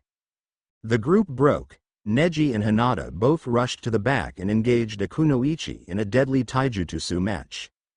Lee went off to the right and began to seriously beat that one, as did Guy of the left. The one from the front suddenly found himself staring at a very angry kunoichi with a very big sword in front of her. Not to mention the genin, and their sensei. When he saw his men hit the ground, he decided it would be a good idea to retreat. He turned, just in time to have a foot smack his face. Naruto had come up behind him, just in case he decided to retreat, and kicked him hard. The poor man was sent flying over the whole party and landed in the dust, just to see two Hyuga with deadly, Byakugan glares. He began running for his life. Naruto walked up beside Neji and Hinata. Don't touch him, I want to try something. Everyone watched the man run, waiting for what Naruto was going to do. Suddenly it happened. Naruto disappeared in a yellow flash. The ex-Kumo nin ran as fast as his legs could carry him. Suddenly there he was kicked in the jaw and sent flying upwards. He landed again, but not before Naruto made 4 clones of himself. Nah. The first one said, kicking the victim in the face. "Mi." The second on cried, landing his own kick. Ka. The third one, kicking also. Z. The fourth one cried. His kick sent the missing nin into the air. Naruto. Naruto cried, Rasengan in hand. The helpless victim cried, unable to do anything, as the glowing blue orb approached him. Rasengan Ridan. The bright blue ball came smashing down on the man, and sent him to the ground. Naruto landed with grace as his clones puffed from existence, and headed back to the opened mouth, eyes wide, shocked into a stupor teams. Naruto walked past them. Come on, we have an appointment to keep up. Boss, Konohamaru began. How did you do that? Naruto turned, smiled and said, Namikaze, family secret. The rest of the trip was uneventful. Hinata eventually became so bored she pulled out a tiny metal tube and began to tinker with it. Kyubi decided it was time for some exercise and began running in the field as a good-sized fox. Tenten began sharpening a kunai. Ebisu secretly took out a small orange book and fell to the back of the party. Neji thought it was a wise idea to do so, seeing as how if Tenten saw that book, she'd kill him. Lee and Guy, being rather enthusiastic, began a small contest to see which one could run around the group the fastest. Guy won, and when Lee came to claim second, Guy said he could not. Why not Guy-sensei? Because Kyubi was right behind when I won. No. They finally made it to Kusagakure, where the Kusakage, as he tried to be called, met them. Welcome, welcome. I hope your journey was safe. Perfectly. Naruto said. That's wonderful news, he said. Yes, it is. Anyway, I have 3 genin. Here that will check out everything, and see if it passes inspection. Why do they need to inspect? Quite simply, to be sure you can, for example, hold the Chunin exams here, or for instance hold off an invasion, the usual. Not to mention the plague, famine, natural disasters. Thank you, very much. The Kusakage said, interrupting Naruto's demoralizing speech. While you are here, is there anything I can do? For you? Well, it will probably take them a couple of days to get the whole village inspected, so we'll need some hotel rooms, some food, you know, the essentials. Of course, anything else? We'll let you know. Later that night, in Hinata's and Naruto's room. At least they gave us separate beds. Naruto remarked, remembering how they promised to wait for marriage. Hinata replied, hunched over a desk. So, how is it coming? Naruto asked. It still needs some tweaking, she said as she picked up a small metal tube, glaring at it with her Byakugan. But, it'll work. That's good news. Hmm. They sat in silence for a while. Then Hinata finally turned. Hey, honey. What? How did you do that earlier today? I thought you knew how the Hiraishin no jutsu worked. I do. Threw seals on those three-pronged kunai, but you didn't have any of those on you, so how? Well, you remember the time I kicked him and he landed in front of you and Neji? Yeah. Well, right before I kicked him I began to write the seal on my hand. When I came up to kick him, I put my hand on his sandal right before I made contact, so that the seal would allow me to teleport over to him. Is that what you were testing? No, I was testing to see if I could use the jutsu. Oh. And what's especially cool about that seal is that it fades after 3 minutes from its use, leaving no proof for anyone to follow. That's cool, she said. Well, it's late, I'm going to bed. Okay. I better get some sleep too. I'll change out here, you can take the restroom, thank you. They changed into their nightwear, kissed goodnight, then went to sleep. The next morning, the genin were studying several possible Chunin exam arenas, and were almost ready to report in. You got the notes, Udon? Konohamaru asked. Of course. Excellent, now let's get back to the hotel. They were walking along, enjoying the grass countryside. It was very peaceful enough for Konohamaru and Moegi to let their guard down. A pair of yellow eyes watching them grew very happy. The team walked along, oblivious to the danger that lurked so near to them. Udon suddenly felt a presence. He kept quiet, probably nothing. A shadow flew across the path behind them. Udon suddenly felt uneasy. Another shadow. They kept walking. They walked past an empty alley, amidst the glint of the light on cold, black steel. Udon felt it, someone slowly creeping up behind them. He had to act, he had to do something. He jumped. It was a good thing he did. A shuriken flew underneath him as he jumped into the air. Get them! A monstrous voice said. Udon began to run. He ran and ran. He turned his head, just in time to see the missing Iwanins capture his teammates. They were accompanied by a plant-like creature. Naruto was sitting in his room, watching the love of his life fixate on the small metal tube she had in front of her. Finally, after another critical Byakugan scan, she was satisfied. I think it's done. Really? Up. All I have to do now is test it. Wonderful. I can't wait. One day it's going to be a Namikaze clan relic, and... The door shook under an urgent banging. Naruto opened the door. It was Udon. He was bended over, and panting. He had run the whole way there. Udon, what is it? Missing. Gasp. Iwanins. Pant. Plant person. Gasp. Konohamaru, and Moegi. Naruto picked him up and stared into his eyes. Where? Down the street, by arena. Naruto turned. Hinata, call the other team. This is an emergency rescue mission. I'll leave tracks. Where are you going? There are 3 things that nobody messes with: my food, my fiancé, and my friends. I'm going hunting. Kyubi was walking down a street, enjoying the view, when suddenly he received a mental message from his tenant. We're going hunting. What? Have you gone insane? Neither of us have any idea what that'll do to you. You could die. Kyubi suddenly received a flash of memories of Udon, sweaty, panting, and a worried look in his eye, pleading for help. They're our friends, Hugh. They need our help, and even if it kills me, then so be it. The memories were convincing. Fine. Kyubi slowly faded from view. Naruto felt him enter. Let's do this. He began to change. His chakra levels jumped. He began to be covered in a red aura. He walked outside of the building, and was heading down the street. Out of the aura, a tail formed. His fingernails had grown longer and sharper, until they were almost claws. The whisker marks on his face grew thicker. Then another tail. He kept walking. His eyes were red and he began to crouch. A third tail. Then the aura around began to get darker. Naruto's red eyes became a sulfuric yellow. The aura suddenly clung to him, acting like a second skin. A fourth tail. He abandoned crouching for running on all fours. He grew a snout, fur, razor-sharp teeth. A fifth tale. Naruto and Kyubi had become one. Hinata nearly broke into the other team's room. The genins have been captured. Everyone jumped to their feet. Naruto went after them, and I think he's done something drastic. The teams gathered their equipment. Naruto doing something drastic did not bode well. They were following the scent. It was still fresh.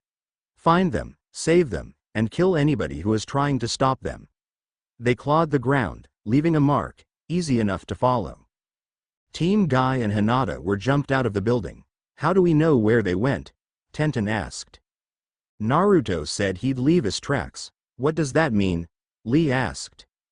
I think it means this. Neji said, pointing to the ground in front of him. The team gathered, and at Neji's feet were 4 long ditches in the ground, as if scratched in there by some horrific animal. Oh no, Hinata said, he did do something drastic. Zetsu watched his prisoners. Bite-sized portions, nothing more. Why the Kyubi child had any interest in them he didn't know, but it was a weakness to be exploited. And so he did. Picking these 2 morons off the street was child's. All he needed to do was wait. Suddenly one of his hired minions came in. Boss. We have a problem. What kind of problem? Boom. The whole building shook, that kind. Team Guy was running down the street, following the scratch marks that Naruto left. He was so far ahead of them.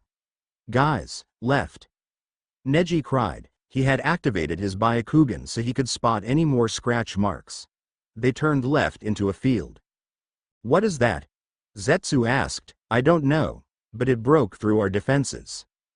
What? How could it break through those defenses? Those are specifically designed to kill someone. Boom. The building shook again, knocking over a table in the room. The Iwa Nin's eyes went wide. He's broken the second door. Boom. The third door fell before a dark red fox creature with yellow eyes. USSSS Hall die, it hissed. Zetsu decided he should blend into the background and get out of there, but not before the creature slammed his paw against his chest. Once on the ground, Zetsu disappeared. The creature turned to the trapped Iwa missing nin. You took them. The ninja paled. No, I didn't, it was my friends, I'm innocent. The creature continued to approach. Honestly, it wasn't me. No, please, don't. Team Guy arrived at the building, and found it completely trashed.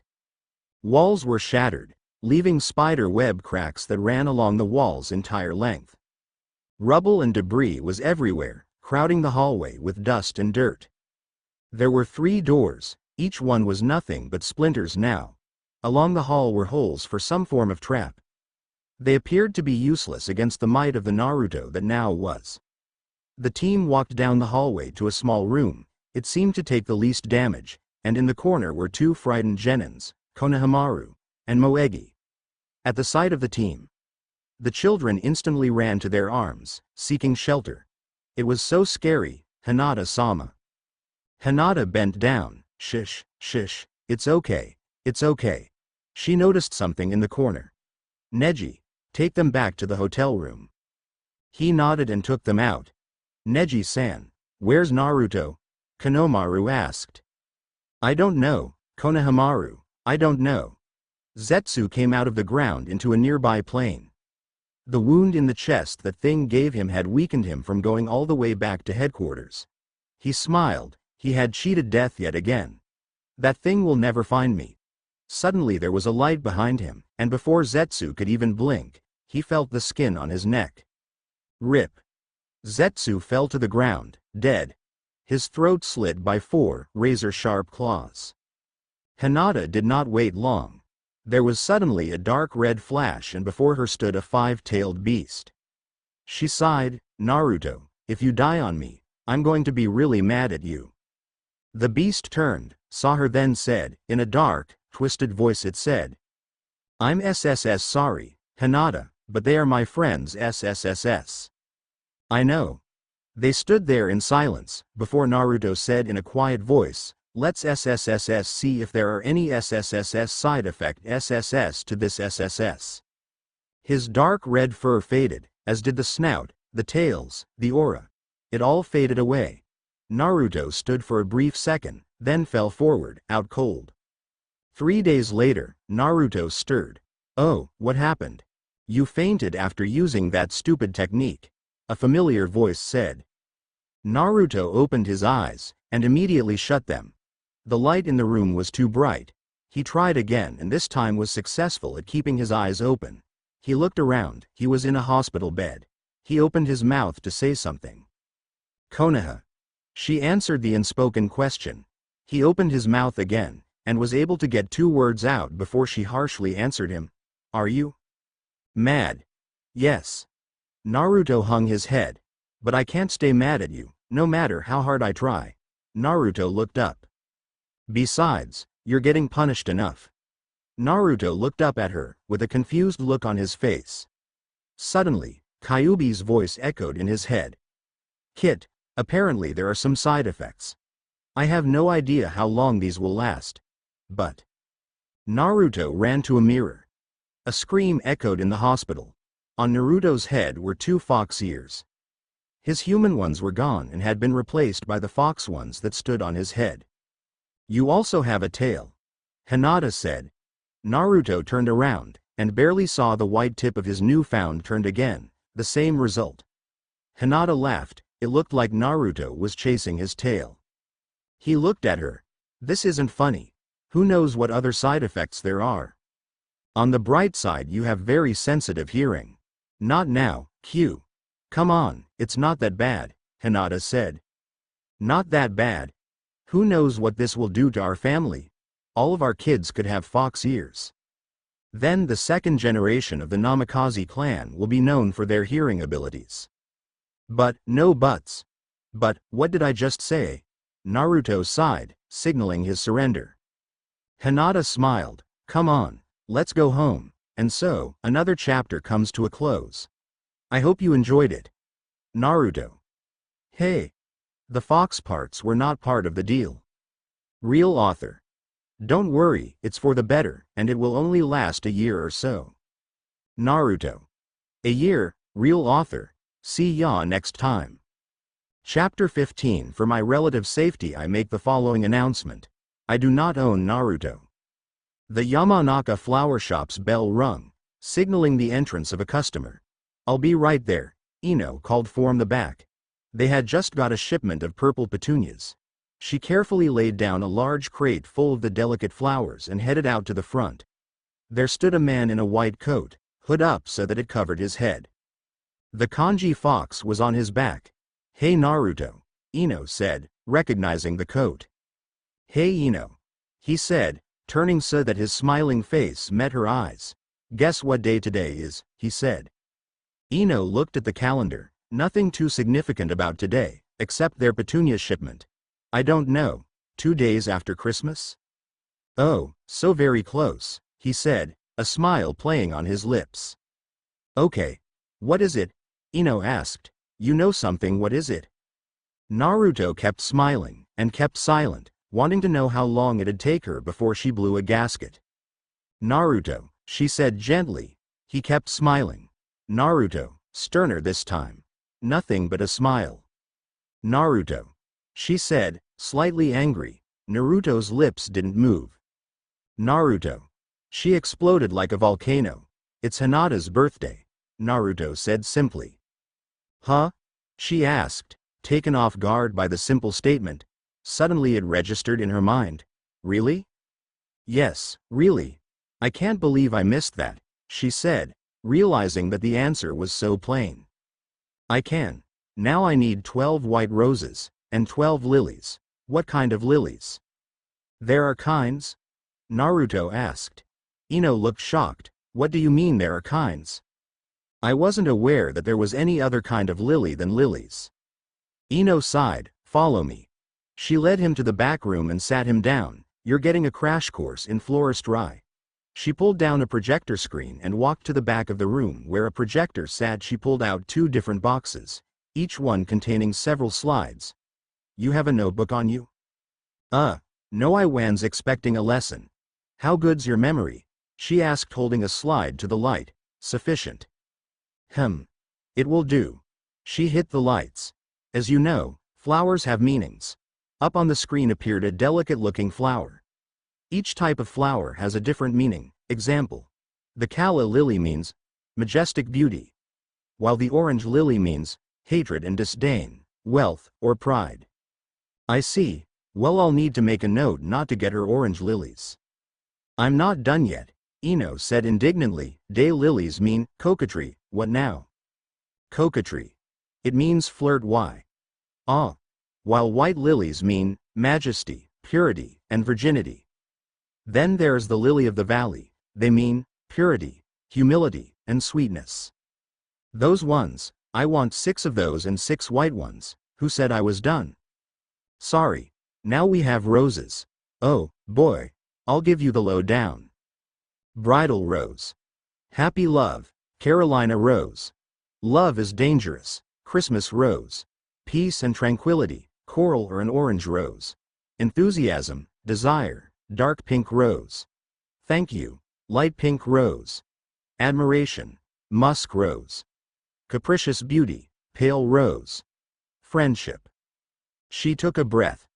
Peach rose. Let's get together, closing of the deal, pink rose.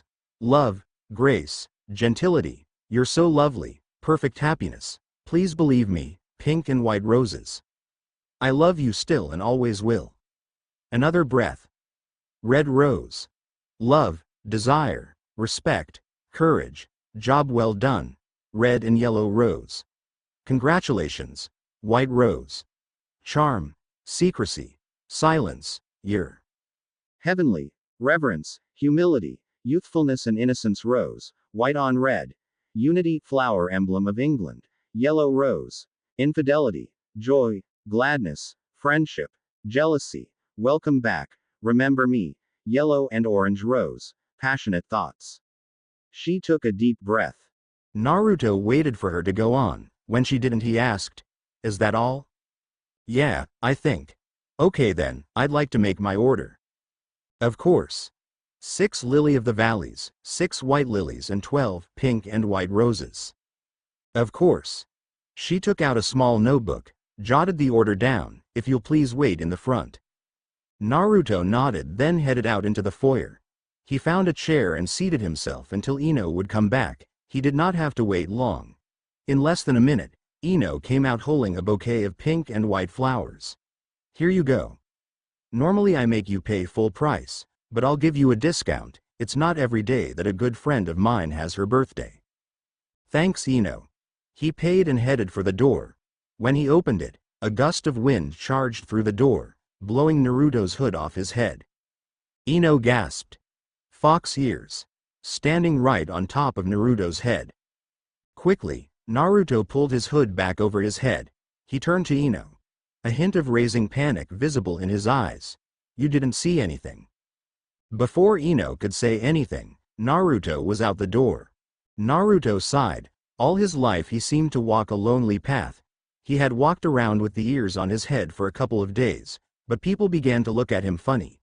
He even saw the familiar glare of hatred in a couple of eyes. Why? What had he done to them?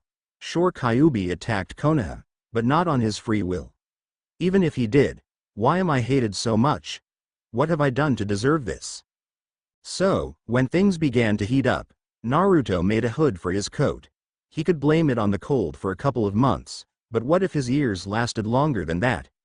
Well, I'll come to that bridge when I cross it, but now, I have a Haim to pamper. Hinata took a swig of water from a small water bottle. She was training. She had begun by beating a training dummy to a pulp, then she ran through her ninjutsus once or twice. In fact, she had finally perfected the vortex punch jutsu. Now it was time for her invention. I still have to come up with a name for it, she thought. She pulled the silver tube from her kunai holster and aimed at a training dummy. Suddenly she swung the 8-inch tube as if it were a sword. The tube's end seemed to break off. It flew for the dummy, connected to the end Hinata held by a zip line. It quickly wrapped around its target. Hinata pulled back, and the line tightened around the helpless victim. Hinata then pushed a tiny silver button on the side of the tube. The effect was instantaneous. A bolt of electricity ran down the length of the zip line, and landed the target a serious blow. If it were a normal person, he or she would be unconscious, or worse. She hit another button and the zip line retracted, pulling the dummy with it. Haven't thought about that. She thought. Dragging the body along the line wasn't necessarily a good or a bad thing. It was good in the fact that it would make capturing enemies easier. It was bad in the fact that it took too long for her to reload it.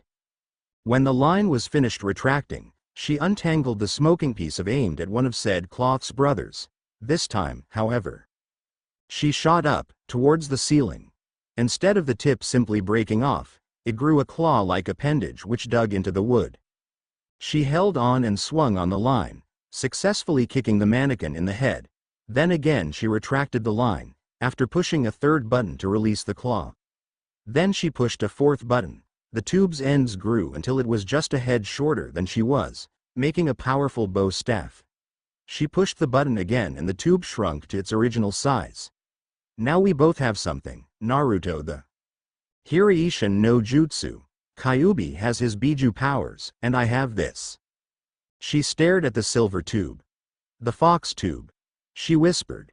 It was a fitting name, especially for a clan that revolved around foxes. Suddenly Naruto burst into the room, his hands behind his back. Happy birthday, Princess of the Skies. He kissed her and then pulled out the bouquet from behind his back. Oh, Naruto, they're beautiful. I had hoped they would be, or Ino's lesson would have been useless. Huh? Never mind. Suddenly he picked her up. As for you, you are not to do anything for the rest of the day. He brought her into the living room, laid her on the bed, and made 2 kage bunshin. We're here to serve you, Hinata-hime. She laughed. Naruto, you do this every year, and it's the least I can do. One of the kage bunshin took off her shoes and began to massage her feet. The other one came up to her. Can I take your order, madam? She laughed again. Then surrendered to Naruto's pampering. 3 cinnamon rolls, a small bowl of ramen, and a glass of soda, please. Of course, he said, before walking to the kitchen. The real Naruto sat next to her face and played with her hair. So what did you do while I was gone? Nothing much, I did a little training. I also tested and named the fox tube, she said, pulling it out for him to see. And does it work? Yes. That's wonderful. The waiter Shadow Clone came up. Lunch is served. Naruto picked up the chopsticks to the ramen and began to feed Hinata. Naruto, you don't have to feed me, I want to, will you please let me? She looked lovingly at him, then opened her mouth to receive the noodles. Thank you, he said, as he carefully led the noodles into her mouth. Each mouthful was followed by a kiss. They continued until the food was finished. Then Naruto snuggled up with her. I love you, my princess. I love you too, my prince. She reached underneath his hood and scratched the back of his ear. She had discovered not too long ago that the back of Naruto's ear were very sensitive, and when they were scratched, it was as if heaven had come to him. He moaned with the pleasure that followed. I love you so much. Kyubi was never a sap for romance. That's why he never stayed with the kids on Hinata's birthday. Or at least that's what they thought. The real reason was nowhere close to what they thought. He missed his mate. He missed his kits. True, Naruto and Hinata had become the closest thing to family he had. But the memories of his first love still haunted him. It was only 16 years ago. And while a human can get over someone's death in that amount of time, 16 years is a very short time for a Biju. He sat on top of the Hokage monument, overlooking the city. It was nearly sundown. He sighed. He could see her face. Her cute little black nose, her amazingly beautiful orange fur. She was definitely fitting of her name, Kajin, beauty. Even when she walked the earth as a human, she was beautiful. Her long, midnight black hair that came down to her back, her fiery green eyes. She had a spirit of a warrior. He sighed. The hole she left was too large to refill. A puff of smoke appeared behind him. Jasmine stood, in human form, behind him. Kyubi-sama, are you feeling okay? He sighed. Probably Naruto wanting to check up on him. Tell Naruto I'm fine. She looked to the ground. Actually, I'm here on my own will. He looked at her. She wondered if it was best to continue. I know why you promoted me. It's because Kajin, again she hesitated, but she was committed now, and I was worried about you, ever since. Naruto-sama and Hinata-sama got together, you spent Hinata's birthdays alone. Your point? Kyubi said, anger in his voice. It's just that I was hoping to keep you from being too alone. She said, as if it were a question. So what? You're going to sit with me? Kyubi said, half angrily, may I? No, you can't, Kyubi yelled. What made you think I would let you sit with me? I want to be alone? Can't a fox mourn the death of his family in peace? Jasmine stood in silence, head bowed, eyes to the ground. Kyubi sat back on the ledge with a humph. Jasmine looked up at him for a brief second. If it's any condolence, my family died also. Why would I want to hear another sob story? I have one myself. Leave. Jasmine turned, tears in her eyes, and disappeared in a puff of smoke. In a dimension not too different from our own, a woman walked into her house, ran into her bedroom, and began to cry. She had long, blonde hair and two deep blue eyes that had gotten more men lost in them than there were grains of sand on the shore. Now they were red from crying. This was Jasmine, at home in Kitsungakure. The village hidden in the fox. I just wanted to cheer him up. That night she cried herself to sleep. Kyubi walked into the Namikaze mansion, guilt bearing down on him. You didn't have to yell at her, his conscience said. I know. She just wanted to sit with you, I know. You didn't have to push her away, I know, you should apologize. I know. Then why don't you? The question stopped him cold. Why didn't he apologize? It's not like anything hung in the balance. Then why not? I'm letting her cool down. I acted like a jerk. She's probably mad at me and wouldn't listen to his apology. I'll apologize later. That's not it. Yes, it is. No, it's not. He couldn't argue. That wasn't the reason why. Then why? Are you embarrassed? Embarrassed wasn't the word. Ashamed, maybe, but not embarrassed. Why would you be ashamed? Because he belittled the death of her family to a sob story. If someone other than him had done so to his story, he would kill the man. Kyubi walked into the living room to see the two kits asleep on the couch, holding each other. So much love. Love is pain to some. He thought, thinking of a small boy from the village of the hidden rain. He thought no more about it and headed to his room.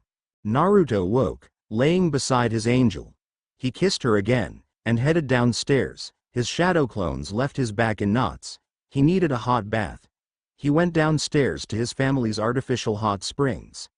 He undressed and gladly welcomed the soothing heat that came when he lowered his naked body into the water. He sat, watching his tail move through the water, happy to see that the fur he had there was thick enough for it to keep from showing the flesh of the tail.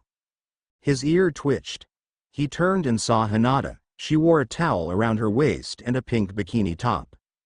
Two things jumped through Naruto's mind. 1, she was beautiful. 2, he was naked.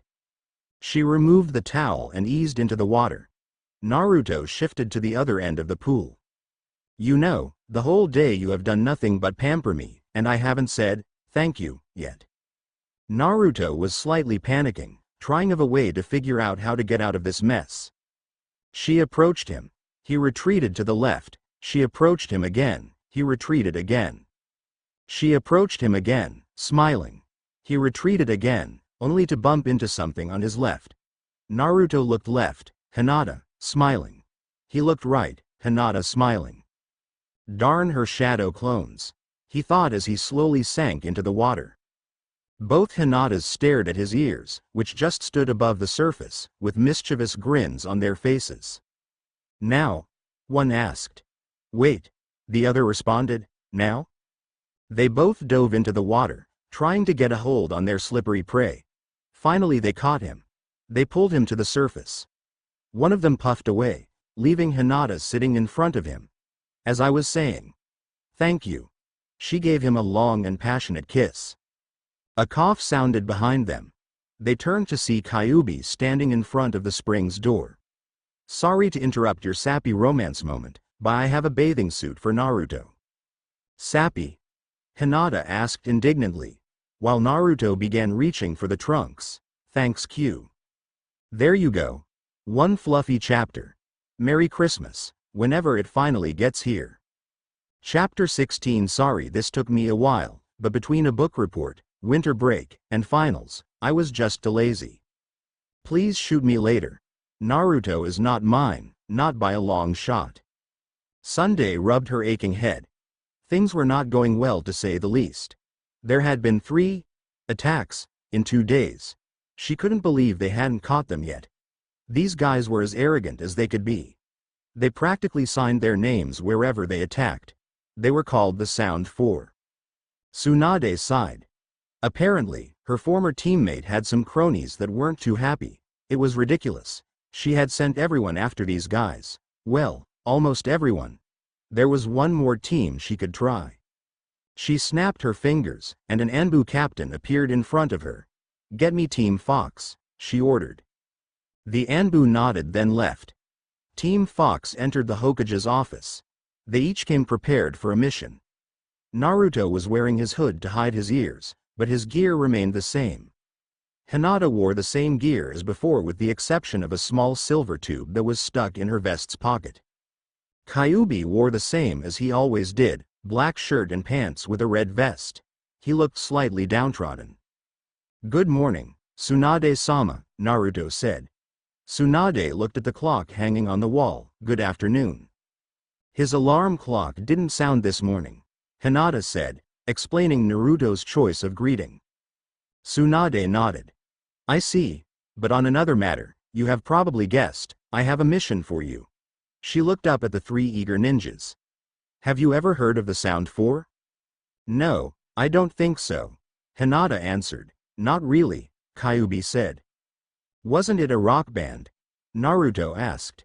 The Sound Four is what's left of Orochimaru's ninja forces. Ah, the team said in unison. And to put it simply, they're a bunch of sore losers. So I take it they've been attacking Konoha? Naruto said. Yes, they've made 3 attacks in 2 days' time. I see. Why have you chosen us, though? Naruto asked. Because every other team I sent failed to catch them. Well, if you will give my team a second to discuss this. Of course. Naruto called a huddle and the hushed voices of his teammates was all the Hokage heard. Then they broke and Naruto stepped up to the Hokage's desk. We'll do it, but we'll need a report on all of the hit locations until now. I will get it to you as soon as possible, Tsunade said. Just deliver to the Namikaze mansion, I'll have a shadow clone waiting. Will do, and good luck. After receiving the dossier, the team started using the information to find the next possible target. The first day they had attacked the north side of the Uchiha compound. The second day they attacked the south side of the compound and they attacked a small street that Naruto recognized as the street with Sakura's house on it. Well, it seems obvious that they want a shot at Sasuke, after who is at the Uchiha compound other than him. Naruto said. The only thing that baffles me is why they went to that street. It looks like we have to pay Sasuke a visit then, Hinata said. Naruto agreed and they started for Sasuke's house. When they arrived they smelled the scent of baking snickerdoodles. Naruto knocked on the door. The door opened and Naruto stepped inside. Never thought you were the baking type, Sasuke, he said as he pushed past Sasuke. Sasuke steadied himself against the wall as Naruto came by. Please come in, he said with enough sarcasm in his voice to fill a bucket. He began to close the door. I think we will, Hinata said, her foot suddenly in the doorway. Sasuke looked back surprised, and then quickly reopened the door. Sorry. As soon as Hinata and Kyubi entered, Sasuke closed the door. So I'm assuming you're here about the attacks made on the compound. Yes, that's why we're here. Well, shouldn't you be investigating the areas they crashed in on? No, we know why they came here. What we want to know is what they were doing near Sakura's house. Sasuke jumped. What? Sakura? Is she all right? Sit down, Lovebird, Hinata said. She's fine. Lovebird? Sasuke said indignantly. Hinata simply stared at him with a knowing glare. Anyway. Naruto began. We gathered from the fact that they attacked the compound twice that they want you, so why would they go to Sakura's street? There was silence for a second or two, and then Sasuke said, "Well, would you believe I needed a cup of sugar?" The team looked at each other. I found my mom's cookbook, and she used to make the greatest snickerdoodles, so I tried to make some. Halfway through the recipe, I found out I didn't have enough sugar. So I ran to the closest person who would for sure let me borrow some. They must have seen me. Oh, if anybody got hurt, I'll never forgive myself. Hey, relax, okay? Nobody was hurt. Naruto said. Are you sure? Yes, we got a full report on all their attacks, Hinata answered. Anyway, one more question, we need to know when they have been attacking, Naruto said. It's always just after sundown. All right. Naruto turned. Oh, one more thing, we're going to need your help. Sundown. How melodramatic. Sasuke thought as he stood in the center of the Uchiha compound, and so cliché at that. A soft breeze blew by, rustling some leaves nearby. Hello, Sasuke. A voice said behind him. Sasuke turned without so much as batting an eyelid. The sound four, I presume. Before him stood four figures, each wearing a gray tunic, on which was printed a pure white yin-yang. You presume correctly. One of them said, he was large and had an orange mohawk hairstyle. You presume correctly, another one said, this one was a girl who had fiery red hair and a sheath-like object hanging from her belt. What the F? That is the F-ing stupidest piece of S*** to ever crawl out of your F-ing mouth. Ladies shouldn't use that kind of language, the large one said. Excuse me for interrupting your little dialogue here, Sasuke said, but why are you here? We are here for you. Another one said, he had a darker shade of skin and 6 arms. Well, sorry to tell you this, but I'm spoken for, you see there's this girl I like and... Well, aren't you the funny one? The last one said, he looked normal for the most part, except for a large growth on his back that looked a lot like another head. Sakin, don't insult him, we do want him to accept our offer, the man with 6 arms said. Whatever, Kidomaru, you just did that so you could suck up to the boss, Sakin said. Shut the F up. The both of you. What I did to deserve working with a bunch of S*** heads like you, I'll never know, the redhead said. Tayuya, please stop using language like that. Shut up, fada $, she retorted. Sasuke cleared his throat.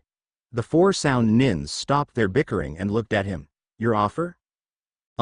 Yes, Jirubu. Kidomaru offered. The large one stepped forward. We are aware of your cursed seal. That sure is to the point. Yes. We, having seals like it, know that you can acquire a new stage in this seal, and there are 2 ways to do it. The first is having it slowly integrate itself with you. However, when it does you will die. Or you can take a drug that Orochimaru perfected, which will allow you to revive afterward. Hang on. Let me get this straight. The only way to unlock the level 2 curse seal is to die? Yes. And that's what Orochimaru told you. There was silence for a second. Yes.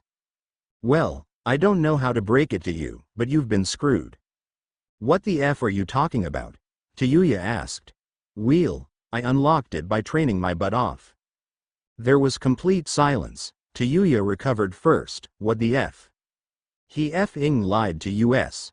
We work our F-ing butts off for him because we owe him a favor that never F-ing existed. Apparently. Sasuke said. And if you want to know the worst part, a voice said. Suddenly a yellow flash appeared behind Sasuke. That seal was one of the easiest to remove. You'd be wise to stay put. Kyubi said, appearing behind them suddenly. Trust us, it's for the best.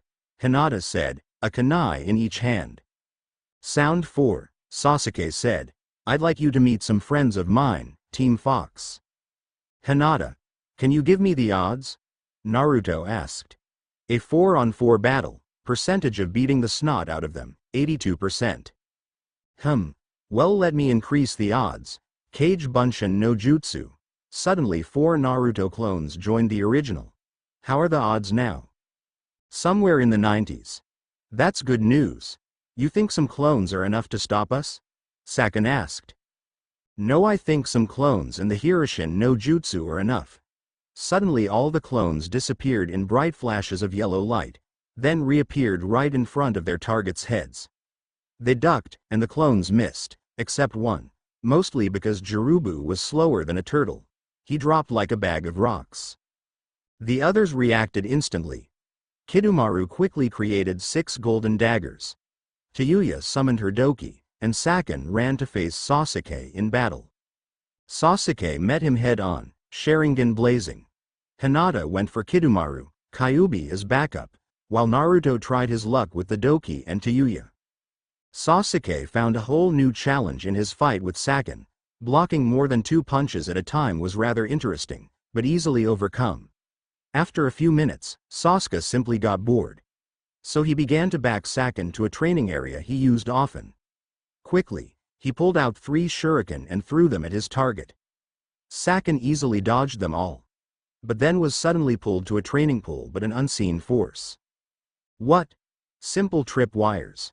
Sasuke said, a Genin-level attack method, something completely unexpected from a Chunin like myself. Saken glared at him.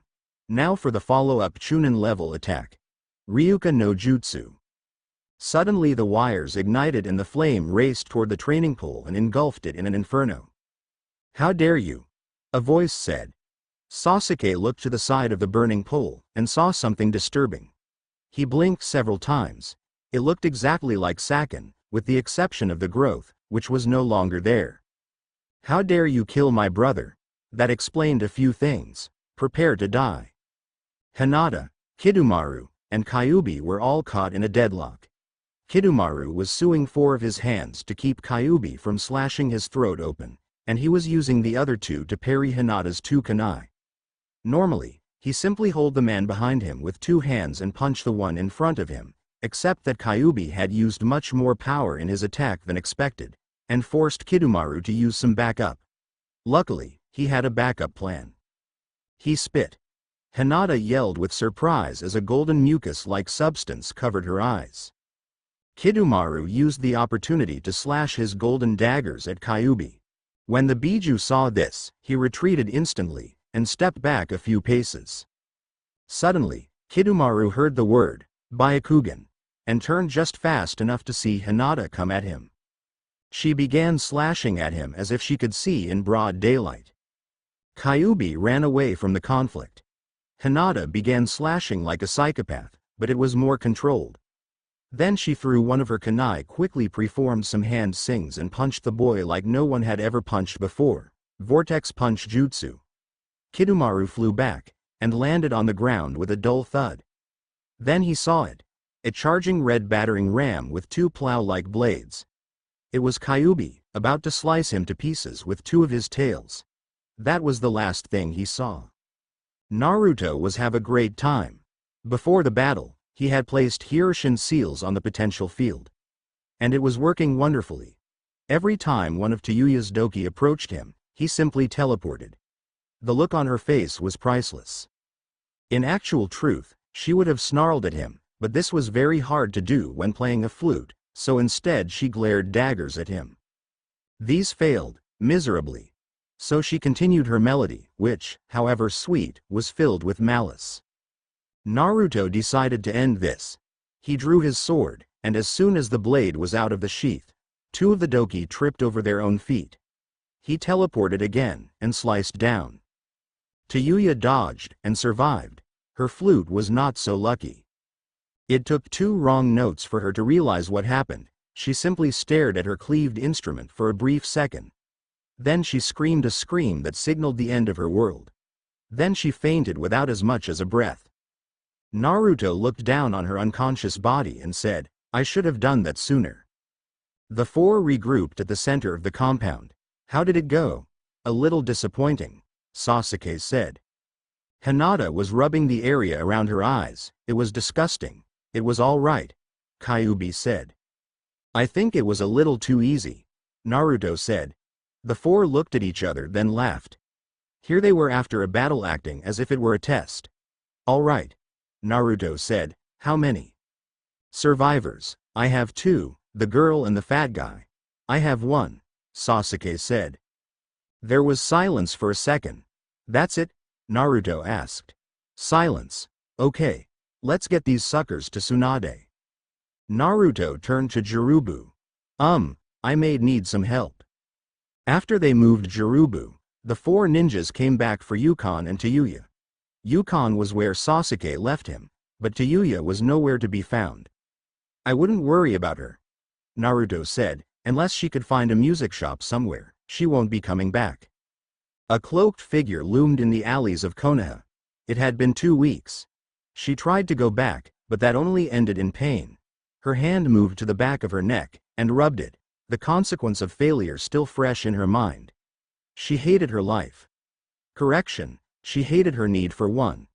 She had no reason to live, but she could not bring herself to suicide. So instead, she cried herself to sleep every night, and hoped she would not wake up. She hoped in vain. She could not even bring herself to starve to death. She had tried, but her resolve failed and she stole an apple from a corner shop. She had no money, no shelter, she barely had any food, and her neck was killing her. Literally. Why is it that she had heard stories of people who were able to reconstruct their life after something as tragic as a family massacre? But she was unable to even begin. What did they have that she didn't? Hope. A voice said in her head. Hope? What hope? What could hope possibly give her? Life. Where can I find this hope, then? Words that were spoken but 2 weeks ago drifted into her mind. Then she knew what had to be done. She had to find the Namikaze mansion. Naruto walked in his mansion, finally getting used to the idea that it was his, and headed to the kitchen. He felt too lazy to walk all the way to Ichiraku's, so he decided to finally use the recipe his father and/or mother left him. His ear twitched. Why-ya? Someone cried behind him. Naruto quickly grabbed the attacker's hair and pinned him to the counter. He corrected himself. Shoulders are too narrow. Then she began to cry. Ah, great. He sighed. What is it you want from me? I want my life back. Tayuya. Look, if you want to kill me, you're gonna have the hardest time. I don't want you dead. I want you to help me. Then please ask. You won't impress me much if you attack me out of nowhere. I need you to help me. Well, what can I do? Look at my neck. Then he saw it, a black shape with 3 arms stretching outward, a cruise seal. Stay right there, Naruto said as he released her. He began analyzing it. He quickly sent a message to Kyubi. All right, come with me, Naruto said. He led her down to the training area. Tayuya heard the rustling of papers in the next room, and watched as a beautiful woman come from another room. A small silver tube hanging in the kunai sheath strapped to her leg. The rustling stopped. I have it, a strong voice said from the room. It's the seal of the clouds. A red-haired man said as he came into view. A scroll was in his hands. Let me see, Naruto said. Kyubi handed him the scroll. He quickly looked it over. All right, Tayuya. Before I continue, you need to know this. What? I can remove your seal, however, it will require something from you. Anything. You must make a conscious effort to change an aspect of your personality. What? That's how it works. A seal like this is bound to you through character traits. So what? I just had to stop doing something and it had come off. Not quite. Normally, if the trait changes, it simply follows the change. However, I have found a way to keep the seal from adapting. My question for you is, are you willing to make a change? Of course. You can never go back. Never. You must die to your old self, and be reborn to a new self. I'm 6 feet under. Then Tayuya, from this day forward, Naruto's hand started to glow red. The old Tayuya will be no more. His hand came down on her seal, and her life flew before her eyes. When the memories stopped barraging her mind and her vision cleared, she saw her seal for the first time. There it hovered in the red aura around Naruto's hand. Never again? He asked. Never again, she repeated. And seal faded into dust. Now come on, we should get you to Tsunade. What? Why? Naruto smiled. Everyone born in Konoha has the right to become a ninja. 2 hours later, Tayuya walked into Tsunade's office, a leaf headband on her head. "So Naruto," Tsunade said to the man sitting in her office, "I suppose you want her on your team?" "Well, it couldn't hurt. This is going to be a mess of paperwork," Tsunade grumbled. Hokage-sama," Tayuya said. "Please, call me Tsunade." Tsunade, I have some pretty earth-shattering news with me." "What?" "Orochimaru's alive." Dun duunn. To those who didn't see it coming, shame on you. Another chapter of Team Fox comes to close, Chapter 17. You know the drill, Naruto is not mine, blah, blah, blah. "Orochimaru's alive," Tsunade yelled, standing up and tipping her chair. Sandame scowled, "He's getting harder to get rid of." "He's alive." Kyubi roared, "How could he be alive? It was blood I drew from that body." "From what I could gather," Tayuya began, "he used a very powerful puppet jutsu, where instead of using chakra strings, it temporarily moved his soul into an identical puppet." "Arg!" Kyubi yelled, wanting nothing more than the snake's head on a silver platter. "However," Tayuya said, "all of the damage you did to the puppet greatly weakened him." "But he's had 4 years to strengthen himself," Naruto said. "Well, there's a flip side to everything," Hinata said. 4 years of peace, 4 years of our enemy becoming stronger." Tsunade fell back into her chair and sighed. "Very well, you are dismissed. I'll have some Enbu look into the recent activity of Otogakure." "Very well, besides, we have to do some training," Naruto said, hinting at Tayuya. "Arg! Why won't you pop?" Tayuya said, screaming at the water balloon in her hand. "It's not that hard, Tayuya," Hinata said, watching her. "Easy for you to say," she said as she tried it again. The balloon refused to burst. Frustrated, she threw the balloon onto the ground, where it popped and splashed on the ground. Hinata pulled another one out the bucket next to the infuriated ninja. "All you have to do is get the chakra rotating in enough directions." "I know what I have to do," she screamed. The balloon still did not pop. She tried again, and again, and again. It was driving her mad. Finally she simply sat down, too infuriated to continue. "Why won't it pop?" Hinata cleared her throat. "Are you ready to listen to my advice?" Tayuya grumbled something that sounded like a yes. "If you need a jump start for popping these, try using your other hand to start the multiple rotations."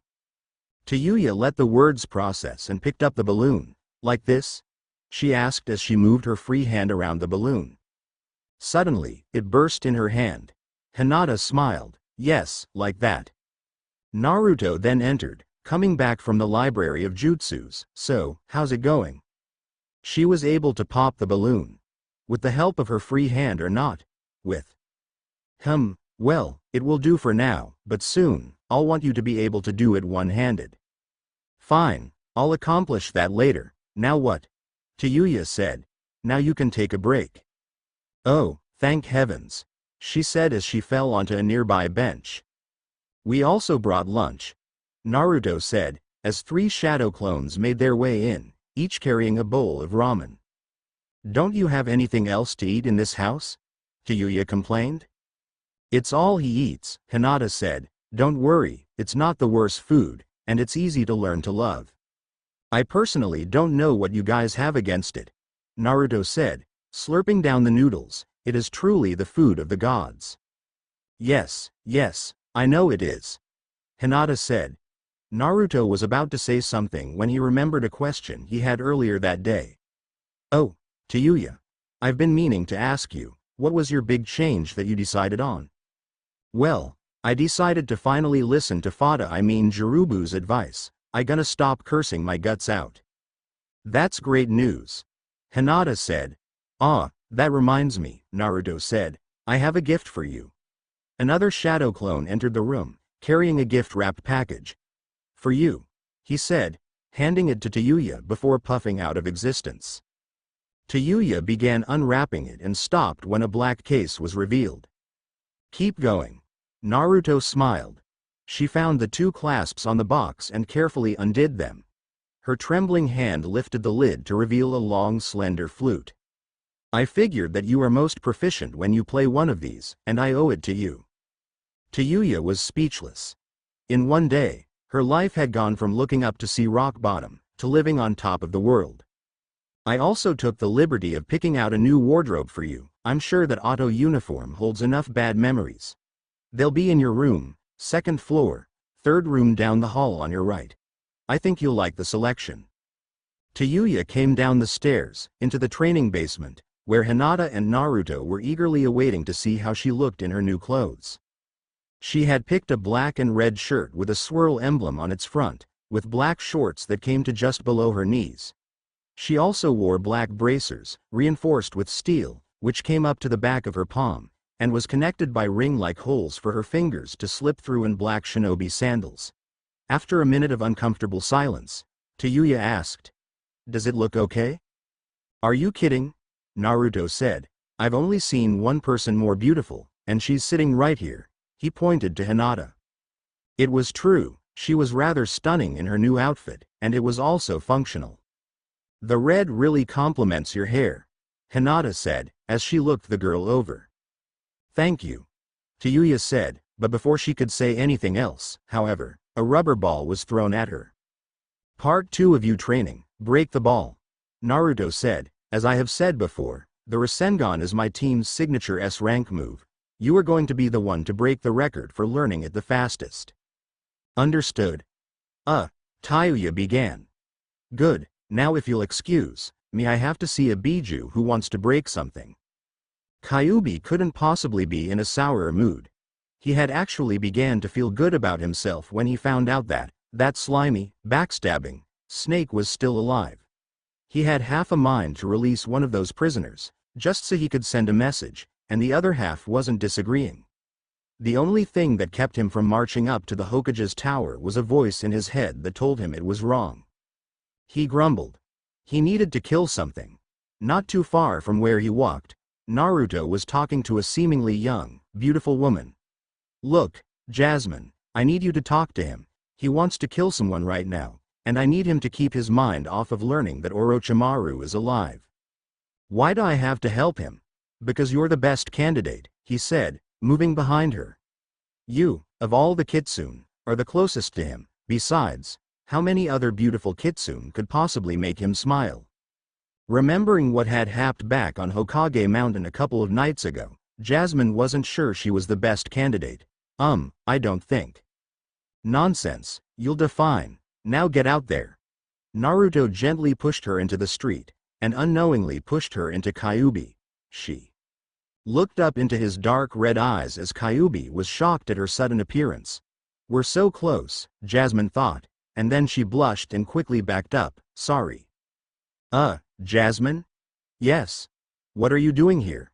Quickly, Jasmine pieced together a lie about how Naruto accidentally summoned her for a job. "I was willing to help, until I learned that all he needed was some shopping done. But here I am, what we are reduced to." Kyubi smiled. "You do know that the market is on the other side of town, right?" Jasmine mentally cursed. "Naruto sent you be with me, didn't he?" "Yes," she hesitantly replied. "Fine, I could use some company." They walked in an awkward silence for a couple of moments before Kyubi started. "Yeah, Jasmine?" "Yes. About what I said the other night, I was a jerk." No, it was my fault. You just wanted to be alone, I understand that." "Yes, but I did something I shouldn't have done. I reduced the death of your family to a sob story. If anyone did that to my family's death, I would kill him." Jasmine saw his regret in his eyes and decided to move on to a more comedic conversation. "Didn't you call your family's death a sob story?" "Who? You said something like, 'Why would I need to hear your sob story? I have one of my own.' You're not going to kill yourself, are you?" she said, smiling. Kyubi caught on. "Maybe, I'll have to catch myself first." "Oh hey, what do you know, that was easier than I thought."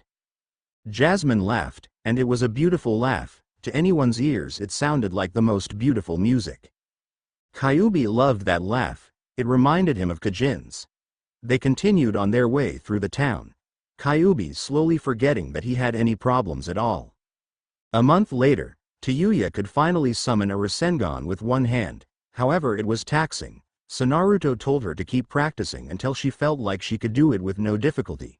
Now she stood in Naruto's basement for a final evaluation of her skills. Hinata and Kyubi were also watching Tayuya's exam. Excellent, Naruto said as a critical eye looked over the perfect blue sphere of chakra. Now, what other jutsus do you have? I have some genjutsus and a summoning jutsu where I control the summons with my flute. Well, let's see them. Tayuya played a melody and suddenly there was a poof of smoke behind her. When she turned to see them, her mouth hung open. They were as tall as she was, maybe a little taller. They all had a golden sash at their waist. They were all well muscled, and they all had shining blue eyes. One had a glimmering sword at his side, another carried a silver mace, which seemed to be comprised of angel wings, and the third one had his hands in two golden tiger claws. Upon seeing their master, they bowed low and said in unison, "Lady Tayuya, how may we serve you?" Tayuya looked at them with wide eyes and open mouth. "I know you." "Should there be a reason that you do not know us?" the one with the sword said. "I know you, but I don't know you," she said, ignoring the summons's words. "What do you mean?" the one with the tiger claws asked. "I know who you are, and what you do, but I can almost guarantee that I've never seen you guys in my life." The summons looked heartbroken, and their faces multiplied her pity for them. "But, I feel like you belong with me. I think I know what's going on," Naruto said as he stood up, the seal of the clouds. In order to discourage the wearer from trying to remove it in its early stages, it corrupts and changes the wearer's memories so that her life will seem worse than it was before the seal. Naruto walked over to the summons. "I theorize that these are your original summonings, while what you have been using are corrupted versions of them." "Is that why I feel like I know them? Because I do know them." "That's my guess," Naruto said. "I guess it'll suffice for now," Tayuya said, shrugging her confusion off. "For now, well, I suppose introductions are in order.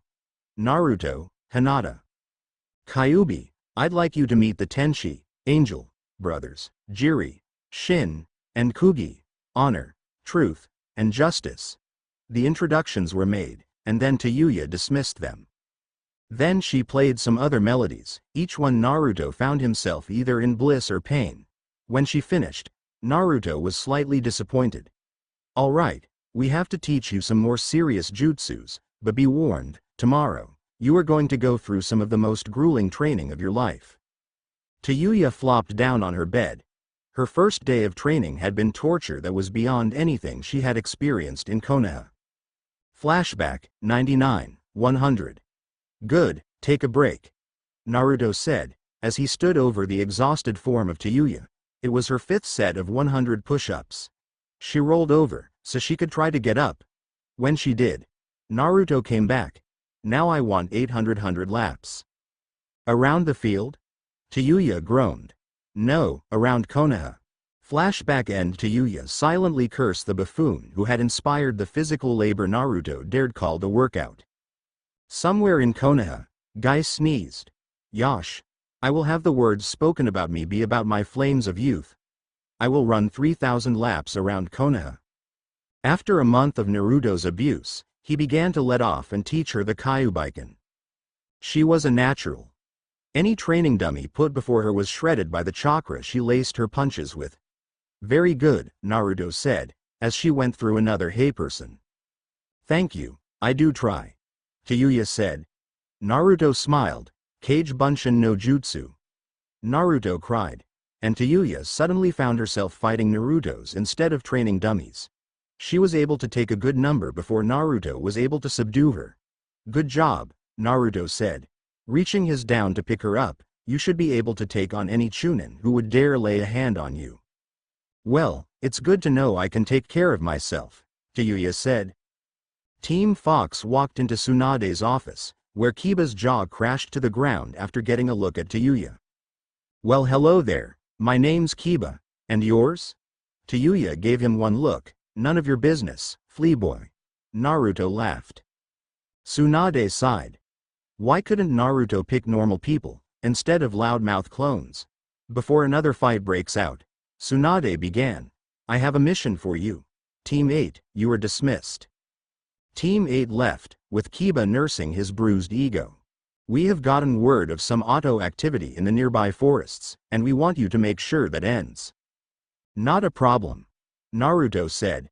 Team Fox was quietly slipping through the forest near Konoha. Naruto's ears were twitching at every sound. Hinata's Byakugan was active. Kyubi was sniffing the air occasionally, and Tayuya and the Tenchi brothers were ready to strike at a moment's notice. Suddenly Naruto froze. Everyone else followed his example. He looked to Hinata, who increased her vision range. She then held up 3 fingers on her left hand and 4 on her right. Kyubi carefully slid over TP to Yuya and explained, 4 teams of 3, he whispered. Naruto slowly pulled out a 3-pronged kunai, and gave a foxy smile. He held up his hand and began to count down from 5, 4, 3, 2, 1. The sound nins were enjoying the rest of the day they had, and were about to call for dinner when out of nowhere, a kunai hit the trunk of a tree. Suddenly, there was a flash of yellow light, and there stood someone they had been told to avoid whenever possible. Boo. The camp went into chaos. One unluckily prepared Chunin suddenly attacked Naruto, only for a chakra-laced punch to hit him in the chest and cause his heart to explode. Suddenly, another ninja they were told to flee from appeared, her Byakugan seeing everything in the whole camp. She was joined by the feared Kyubi, holding a sword made of pure chakra, and laughing maniacally, I want blood. Ha ha ha ha. As if that weren't enough, 3 buff, angelic warriors jumped from the trees and began attacking with gold and silver weapons. Hinata disabled 3, hitting their legs till they went numb, then their other limbs were forfeit. Kyubi took out his 3 almost nonchalantly. The Tenchi brothers also made quick work of their foes, and Kugi administered quick justice on them with his sword. Naruto was able to take the last 2 alive. When they were finished, they tied the survivors together, and Naruto began his interrogation. Can you go? Tell Tayuya it's okay to come out now, he asked Hinata, who nodded before Naruto threw a sadistic smile at his captives. Now, I'm going to see if there are any smart ones among you. Answer my question right, and I'll go easy on you. What are you doing here? One major idiot sat up and cried, we'll never tell you. Naruto looked at him, and then turned to Kyubi, you can eat that one. Kyubi looked at him for a couple of seconds. The man had a smug grin on his face, almost knowing that no man would eat him. It was apparent that he did not have the latest edition of the bingo book, or he would know that Kyubi was no human. Kyubi took his chakra sword, rammed his next meal in the heart, and dragged him over to the center of the clearing where he lit it on fire. Now, unless someone wants to become seconds, you'll tell me what I want to know, Naruto said. No one took him seriously until they saw Kyubi bite into a disembodied arm. Naruto was about to be bombarded with answers when another ninja said, go ahead, feed us to your demon. We won't tell you anything. Their resolve strengthened, the ninjas sat quiet. Naruto looked at the man who had spoken up, and punched him in his goods. The man began screaming at the top of his lungs and his voice was 5 octaves higher.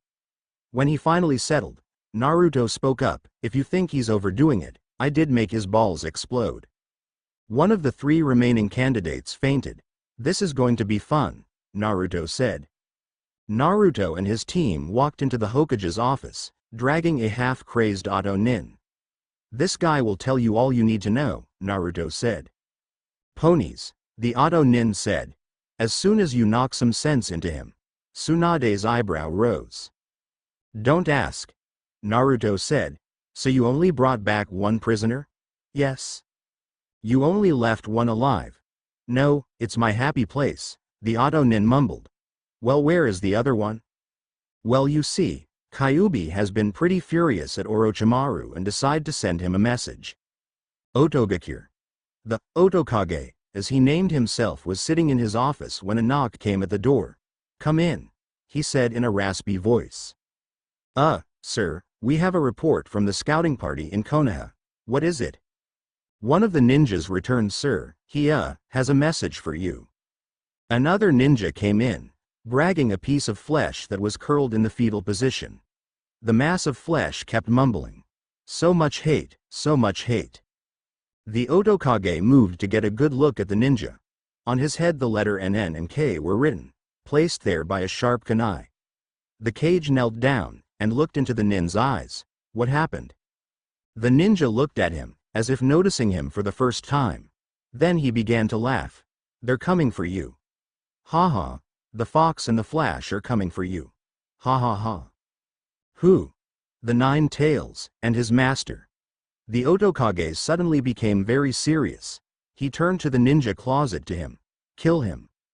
On the other side of the world, Itachi was suppressing a headache. So what are we going to do now, Itachi-san? Itachi was tempted to bash him over the head with a shovel. The only things that kept him from doing that, however, were the lack of a shovel, and the Sharingan that Toby had shown him. We're chasing a Jinchuriki that fled to the wave country. Do you think we'll catch it, Itachi-san? No, why not?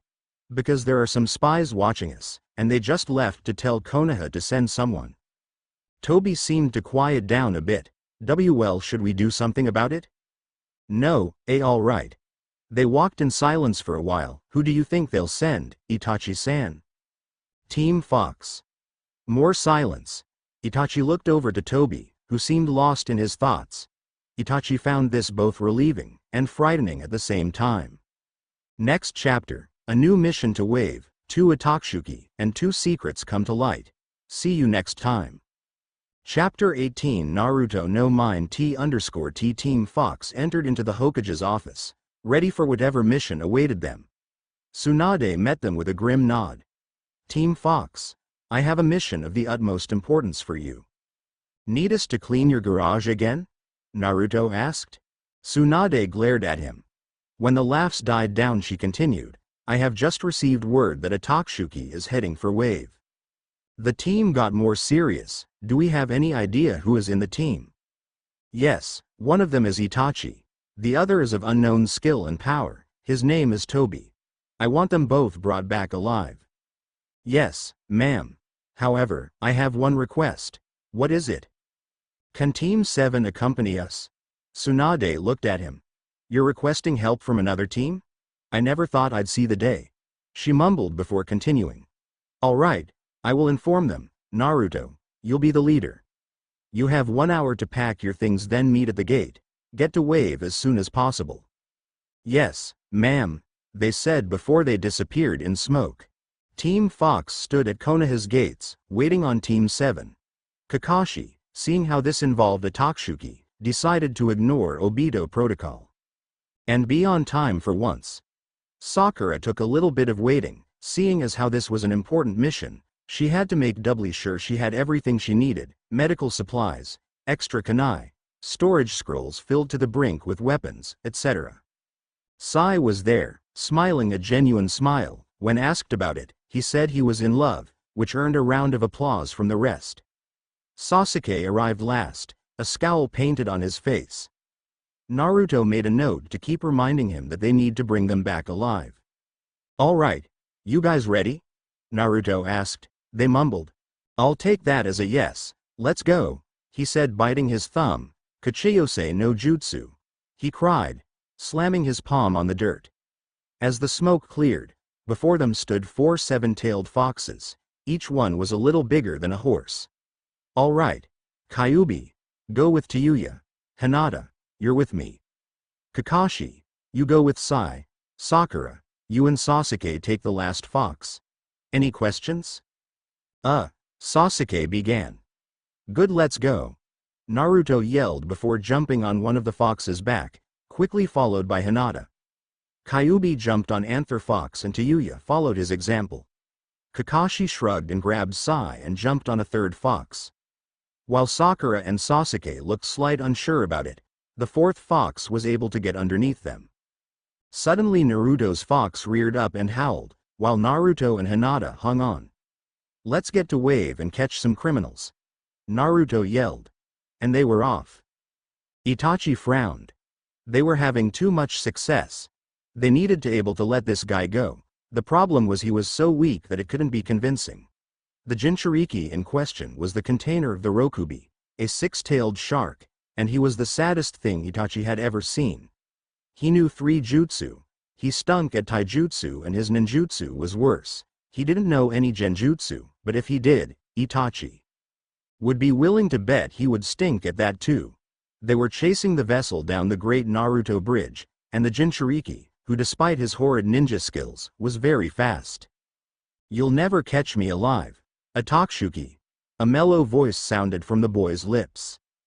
"Please don't threaten to kill yourself, we have too many of those." Itachi thought grimly. "Please don't die, Rokubi's vessel-san. We need you alive so we can take over the world," Tobi cried.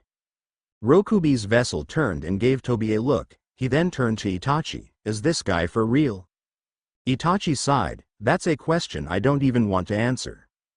The Jinchuriki stood on the edge of the bridge. "Go away," he yelled.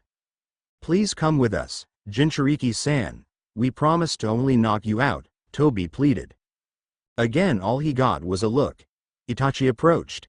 "Stay back," the vessel cried, a blue-gray chakra leaking from him. "We promise we won't hurt you," Itachi said. "I know you won't," the vessel said, the chakra taking the form of a shark's tail. He quickly turned and jumped into the water. Itachi ran to the edge of the bridge, just in time to see Rokubi's vessel swim across the waters at high speeds. Itachi cursed, while mentally he was thanking heaven for the save. Itachi turned away and was about to leave when he saw 4 horse-sized foxes. "And where do you think you're going?" Naruto asked from one of the foxes' backs. "Is this Team Fox, Itachi?" Tobi asked, no longer acting polite. "Yes it is." "Then should we run?" "No, Tobi, we'll fight." "Very well, Itachi-san." Itachi slipped into a taijutsu stance, while Tobi seemed to start hand signs. "Kaden. Gukakyu no Jutsu," Tobi yelled, pulling his mask just above his mouth so that the flames would pass unhindered. Hinata jumped off the fox. "Sweden. Suijinheki," she said before spitting a jet of water from her mouth, which met the fireball head-on. "Kakashi, you and Team 7 take the guy with the orange mask. Team Fox, we take Itachi," Naruto said. "Naruto, let me take Itachi," Sasuke yelled. "No Sasuke, we need to make sure they get back alive. I need to be sure he won't be killed." "But, no buts, Sasuke, just leave Itachi to us." Sasuke took one look at Itachi, sighed, and then turned to fight Tobi. Hinata was launching jutsu after jutsu against Itachi, who dodged each jutsu as they came at him. "Sweden. Suigaden," Hinata yelled as 4 water drills came from underneath the bridge to hit their target. Itachi nimbly dodged, as the raging torrents flew past him, when suddenly, Kyubi came at him with a sword of chakra and sliced down at his arm. Itachi barely made it with his hand. Hinata came at him again, attacking in the Kyubiken, when suddenly, 3 angel warriors attacked from behind. He was able to keep them at bay with the aid of his Sharingan. He then began some hand signs. "Kaden. Housenka no Jutsu," he said as he shot 7 fireballs from his mouth. Hinata acted for defense. "Sweden. Mazurapa," she yelled before launching a strong stream of water towards the fireballs. He was about to counterattack when Kyubi was suddenly in front of him, attacking with Kyubiken punches. Itachi was able to dodge with the aid of his Sharingan. When suddenly he found one of the angel warriors attack him with a huge mace. He nimbly dodged out of the way, only to get in the way of another angel warrior, who tried to take his head off with a sword of light. Suddenly something hit his back, and he felt so miserably weak. He turned just in time to see Naruto, holding seal paper and an ink brush in his hand. "Sorry I had to use a cheap shot, but then again, I do need you to be alive when we get back to Konoha." Itachi then did something he had not done in years. He smiled. Then, he passed out. Tobi was fast. Seriously fast. As Sai came at him with an ink sword, Tobi simply grabbed Sai's wrist, and pulled him into a charging Sakura. Sasuke was next up to bat, and was able to slice at him with a kunai before Tobi blew him back a good 6 feet with the Futen Daitopa. Kakashi, however, was having a reoccurring sense of deja vu. He began the hand signs for the Sweden. Daibakufu no Jutsu when Toby beat him to it with one of his own. Doden. Doryuden. He lifted his mask and began spitting a long line of mud, which quickly took the shape of a dragon, which began spitting out mud balls with increasing speed. Kakashi quickly dodged, using his Sharingan to aid him, and began another jutsu. Kaden. Hausenka no Jutsu, he cried, spitting fireballs. Doden. Doryu Heki, Toby cried, lifting his mask again to spit out a trail of mud, which suddenly erupted into a rock wall. Sasuke. Now, Kakashi yelled, preparing a Raikiri. Sasuke quickly prepared a Chindori. Kakashi rammed his lightning-covered fist into the rock wall, which caused it to explode into 1,000 shards, while Sasuke came behind him, about to plunge his attack into the masked Otatsuki member, but suddenly, Sasuke released it, so instead of cutting Toby in half, the electricity of the Chindori fanned out and electrocuted Sasuke's opponent unconscious. Nice job, guys. Naruto said as he came over with a seal in his hand. He slapped it onto the man's back. Now I'm going to see if we can borrow a boat. Why do we need a boat? Sasuke asked. Naruto smiled, you'll see. Thanks for letting us use your boat, Tazuna. Naruto said to old man who was rowing the boat. Are you kidding? If you needed my house I would have lent it to you. We owe you guys so much. Naruto smiled, and then turned to the gathered teams. If you're wondering what we're doing here, you guys are about to hear an S-class secret. He instantly got everyone's undivided attention. But I'm not going to tell it to you. Now he really had their attention. Naruto smiled and began to shake the unconscious form of Itachi. Hey, Weasel-san, wake up. Naruto was rewarded with Itachi mumbling, 5 more minutes, Mom, I have to join Otatsuki today. Naruto held up a finger, signaling his audience to wait, and then he slapped Itachi across the face. Itachi sat up, fully awake. Well, almost. What's happening? Is the hideout caving in? Is Sasuke here? Then he began to take his surroundings into consideration. Oh, thank heavens. I'm no longer a part of that cursed organization. Thank you for coming to reality, Weasel-san. Well, it's better than being asleep. Hang on. Sasuke interjected. Why are you suddenly buddy-buddy with the man that killed my entire clan, and the man who ruined my life? Itachi sighed. He had no idea how to answer that question. He looked up at Naruto. What do I tell him? The truth, Weasel-san. The truth. Itachi's heart dropped when he heard that. How was he going to believe the truth? Him of all people. He put his head in his hands and mumbled something. Come on, Itachi, it wasn't far-fetched enough for me to think you were lying. I didn't want to do it, he said, hanging his head. Do what? Sasuke asked. What do you think? Itachi asked angrily, a small tear in his eye. Do you honestly believe I wanted to kill Mom, or Dad, or even Shisui for that matter? Sasuke blinked. Of course you do. I played my part far too well for anyone to guess my real motives. Kakashi looked at him. What do you mean? Is it really that hard to figure out, Kakashi? Itachi asked him. Well then maybe this will reveal something. He reached to his back and pulled off the chakra suppression seal on him, Kai. He cried, when a poof of smoke appeared on his headband. When the smoke cleared, it revealed the Hite 8 on his forehead to be not slashed, but completely whole and polished. He looked at the surprised faces and decided to explain. I had a mission. Konoha had sent a spy into Otatsuki years earlier, but when he hadn't heard from him after 4 years, we suspected something was wrong. So Sandaime Sama gave me a special mission. I had to infiltrate Otatsuki, and become one of them. I knew, in order to do this, I had to become more powerful. So I began to look for something to improve my strength. That's when I stumbled onto the Mangekyo. A tear fell from Itachi's eye. Shisui was also a possible candidate for the Otatsuki spy, and when he heard about the Mangekyo, he knew that's what I would need, so he encouraged me to kill him. I refused to do it, and continued searching. More tears fell, and Itachi began. Choking on his words, one night, as I was doing my research, I fell asleep. I still don't know what happened, but when I woke up, I found my Anbu katana in his chest. He smiled at me and said, "It's for Konoha." I still remember the look on his face, a look of victory mixed with pain. I didn't know what to do.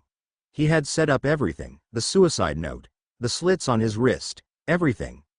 I ran back to the library, and as soon as I saw the Mangekyo scroll I found there were two ways to activate it. One of them required no death. That's when he simply broke down. That old fool didn't have to die. He yelled between tears. Naruto picked up the story. Afterwards, Itachi found the leader of the Akatsuki and managed to get in. However, there was one thing standing in his way. Initiation. He had to kill his entire clan. Itachi was able to bargain the life of his immediate family, but he didn't know that someone had joined him on his little trip. Madara. Itachi hissed, his voice full of malice and hate for that name. Yes, Madara Uchiha followed Itachi, and using a genjutsu, attacked his mother and father under the guise of Itachi. That's when you, Sasuke, met Madara. Everyone looked at Sasuke, who took everything as almost surreal. Madara told you to hate him, to despise him, to use your hatred as fuel to become stronger. He tortured you with the Tsukuyomi. He did it all. While Itachi was asking forgiveness to everyone he killed, being sure to make it as painless as possible. It was then that Itachi stood up, the whites of his eyes red from the tears that he had held back for years. "Sasuke Nisan." Sasuke looked at him, confusion in his eyes. "I want you to understand this. I'm not asking you to forgive me, but please understand, I never wanted any pain to come to you. I wanted you to live with mom and dad. I wanted you to grow up, knowing what too much power could do to you. I wanted you to grow up becoming a ninja of the greatest degree, and loyal to Konoha, no matter what it asked of you." Sasuke looked up at the man he had hated, and didn't know what to think of him. He still killed his clan, but it was for a mission, and he regretted it. He could see it in his black eyes. Sasuke didn't know what to do. Stab him in the heart with a kunai, or comfort his brother. "Why?" he asked. "Why did you go through with it?" "Because," Sasuke, as a friend of mine once said, "those who break the rules are trash, but those who abandon their friends are less than trash." The only friends I had left were you, Naruto, and the village. Kakashi's eye teared up. The kid actually listened to me. It was at that moment that Tobi spoke up. "Who told you that, Itachi-san?" Itachi turned to the masked man. "Why do you care?" Tobi smiled behind his mask, and lifted it off his face to reveal one black eye, while the left one was covered by a Konoha headband, "because that's my line." Kakashi's one eye went very wide. "Oh, Obito? You didn't actually think that a boulder would do me in, did you, Kakashi?" "Bu. What's the matter, copycat? Got your tongue?" Obito said before laughing. "I can't believe it," Kakashi managed to say. "Well, what can I say? Being an Akatsuki spy for Konoha isn't easy, is it, Itachi?" Itachi's mouth was wide open. Another loyal Uchiha, that close to him, and a spy for Konoha. "Well, I don't know about you, but I'm getting rid of this cloak. The fabric chafes." He unzipped his Akatsuki coat, revealing a black suit of Anbu armor, and he threw it off the boat. Kaden. Gukakyu no Jutsu. He watched the coat turn to ashes, before turning to the stunned members of the boat. "You have no idea how good that feels." The rest of the trip was filled with questions, like how did Naruto know about Itachi, how did Obito survive, and while they answered them readily, Itachi was disturbed by his brother's silence. Obito noticed this and took his shoulder. "Give him time, Itachi-Nisan, he needs to sort things out." Itachi nodded before turning to Obito. "Nisan. Sure, why not? After all, there are only 4 of us Uchiha left, and personally, I hate Madara, so it only seems fitting that I join your family." Itachi turned to his brother one more time. "I'm not sure my family is going to last much longer." Obito frowned. "Hey, stop thinking about it. You asked for forgiveness. You've done your part. It's his turn now. Leave that way." Itachi nodded silently. When Kakashi came up to him, "So you were Naruto's bodyguard and used Tsukuyomi to send him a farewell message, and you told him you'd do your best to protect him, and explained everything that happened to him right before you left?" "Yes," Itachi answered. "I was glad Naruto believed me too, or that would have been an absolute waste of my vision." Speaking of vision, Obito began. What is the other way to gain the Mangekyo? Itachi looked at him and said, a selfless act of grace and mercy. Sasuke walked in the back, contemplating what he should do. Itachi seemed truly sorry, but that didn't change the fact that the blood of his family was on his hands.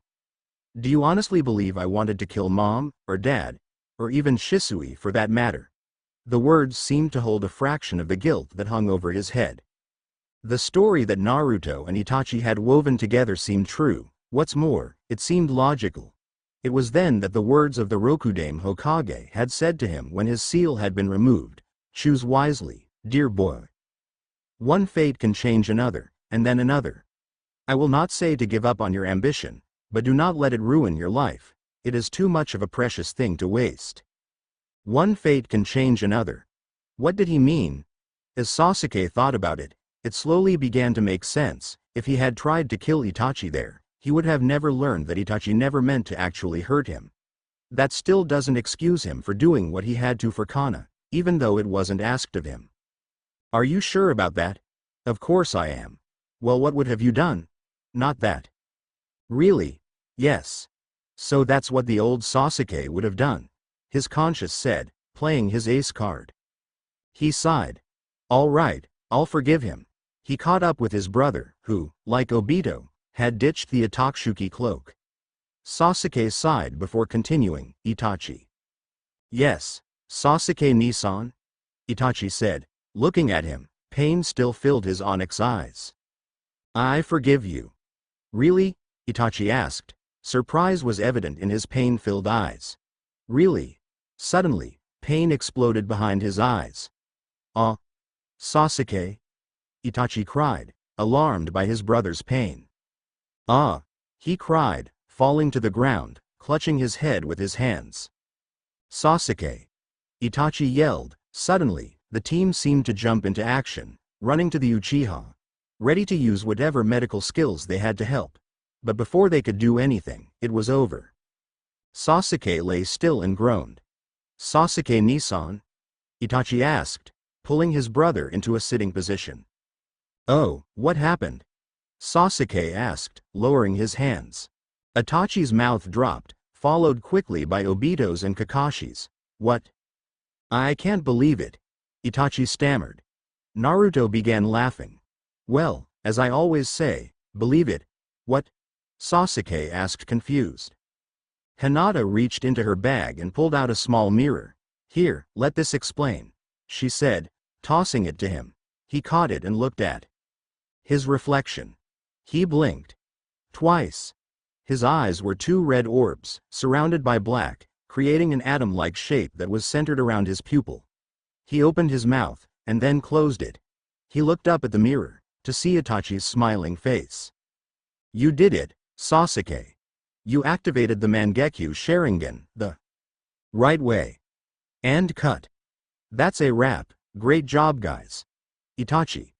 Whatever, now where are my donuts? Ra. Sighed downstairs.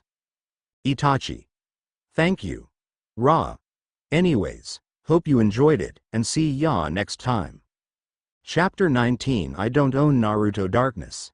He liked the darkness. Years ago he had fallen into the black, and he never wanted to go back to the light. An evil smirk painted his face as he looked into a mirror. Tall, black hair, well-muscled arms and chest, and two spinning Mangekyo Sharingan eyes. He chuckled darkly as he walked in his gloomy room. Very soon, the world would kneel at his feet. It was only a matter of time. A knock came at the door. Enter. The man said. His voice was deep like the ocean, but hard as steel. A man entered, wearing a black cloak with red clouds decorating the ends. He had spiky orange hair and piercings around his face. I have bad news. The black-haired man turned. We have been betrayed. Who? He asked. Itachi and Tobi both. They were spies for Konoha, the orange-haired man said. Konoha. The black-hearted man seethed. That city would forever be a thorn in his side until he destroyed it. Itachi and Tobi? He asked. Yes, and Tobi was an Uchiha also. The black-hearted man cursed. Now I must fight 6 eyes. What are we going to do? Madara-sama, the orange-haired man asked. We continue on, they will be nothing but dust against a rock. Our progress will go on unhindered. Yes, sir. The orange-haired man said, before leaving. Madara turned back into his darkness. Yes, nothing but dust against a rock. What Madara did not know was that grains of sand can weather a rock down to the size of a pebble. All they needed was a strong wind.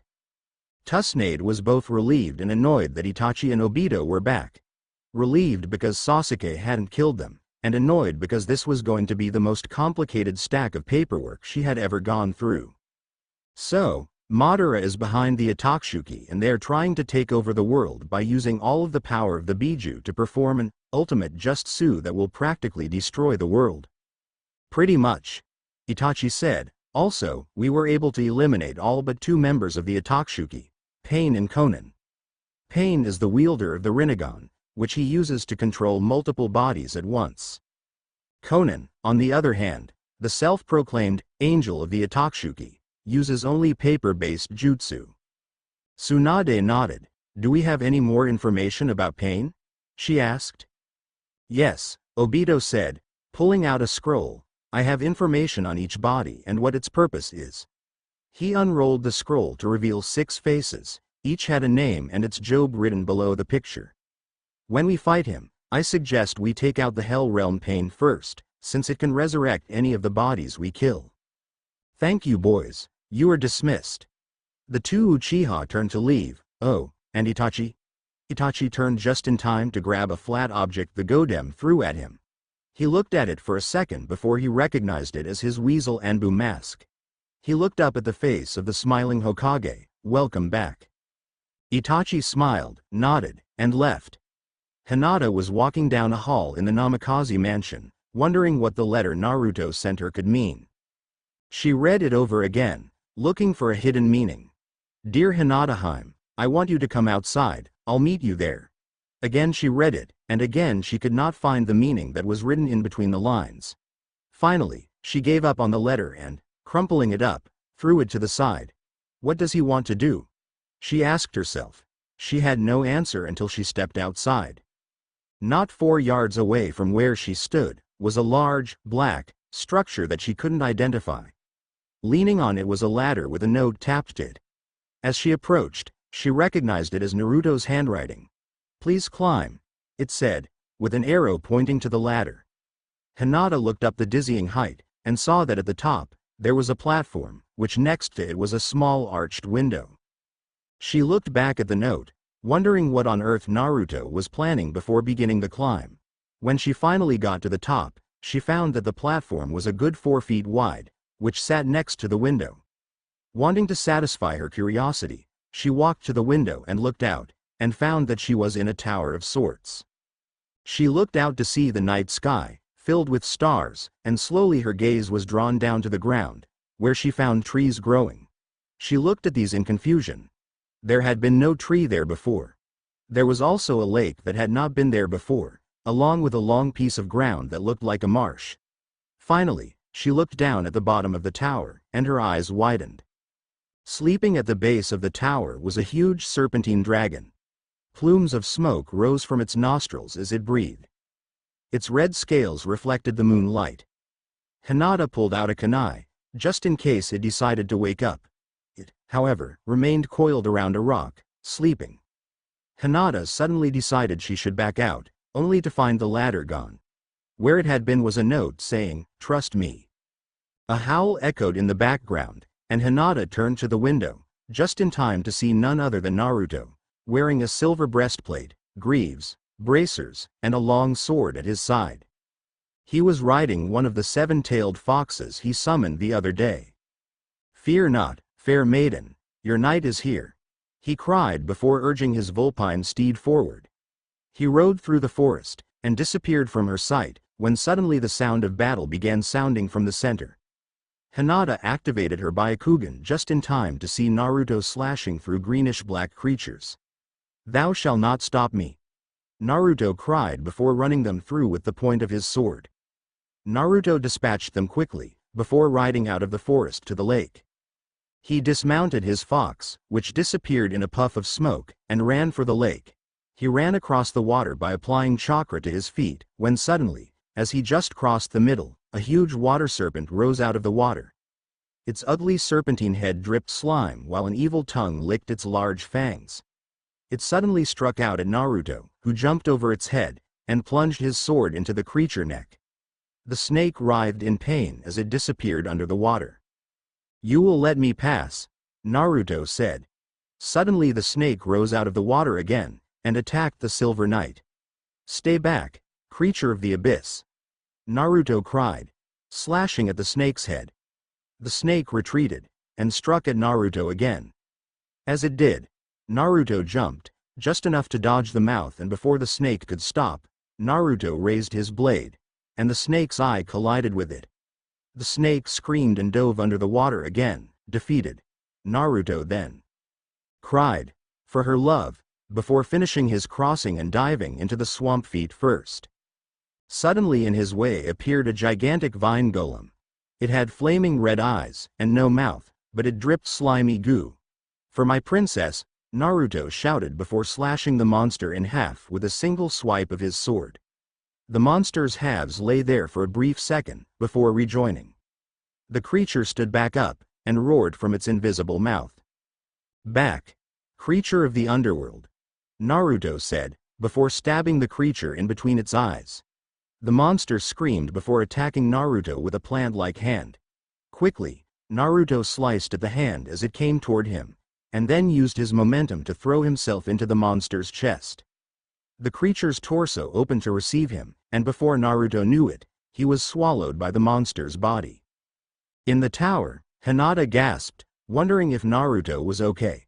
As if to answer her question, a bright, silver sword cut through the vines that made the creature's body and sliced it in half. After he sliced the monster again, the vines retreated, and Naruto continued drugging through the swamp. Halfway there, he stumbled and began to sink. Quickly, he swung his sword into a dry piece of land, and used the sword to pull himself up. "Nothing will keep me from her beauty," he said as he climbed out of the swamp and faced the dragon. The red dragon simply opened one of its eyes, before standing on two of its legs. It opened its mouth and shot a huge stream of flame that engulfed Hinata's knight. She gasped, as the flames seemed to eat her beloved away into ash. As the smoke cleared, she was relieved to see that Naruto had pulled a shield out and used it to keep the flames at bay. "Have at thee, fire demon!" Naruto cried, taking his sword and slashing at the dragon's neck. The sword bounced off the scales, and the dragon launched Naruto away with a swat of its claw. Naruto was quick to recover as the dragon blew more flames at him. He raised his shield as the flames tried to swallow him. Suddenly, the dragon's claw came down on the blonde, and trapped him as the ivory claws dug into the ground around him, creating a cage. Naruto, thinking quickly, stabbed at the roof of his cage, into the dragon's hand. The dragon roared in pain as he pulled his claws out of the ground, freeing Naruto.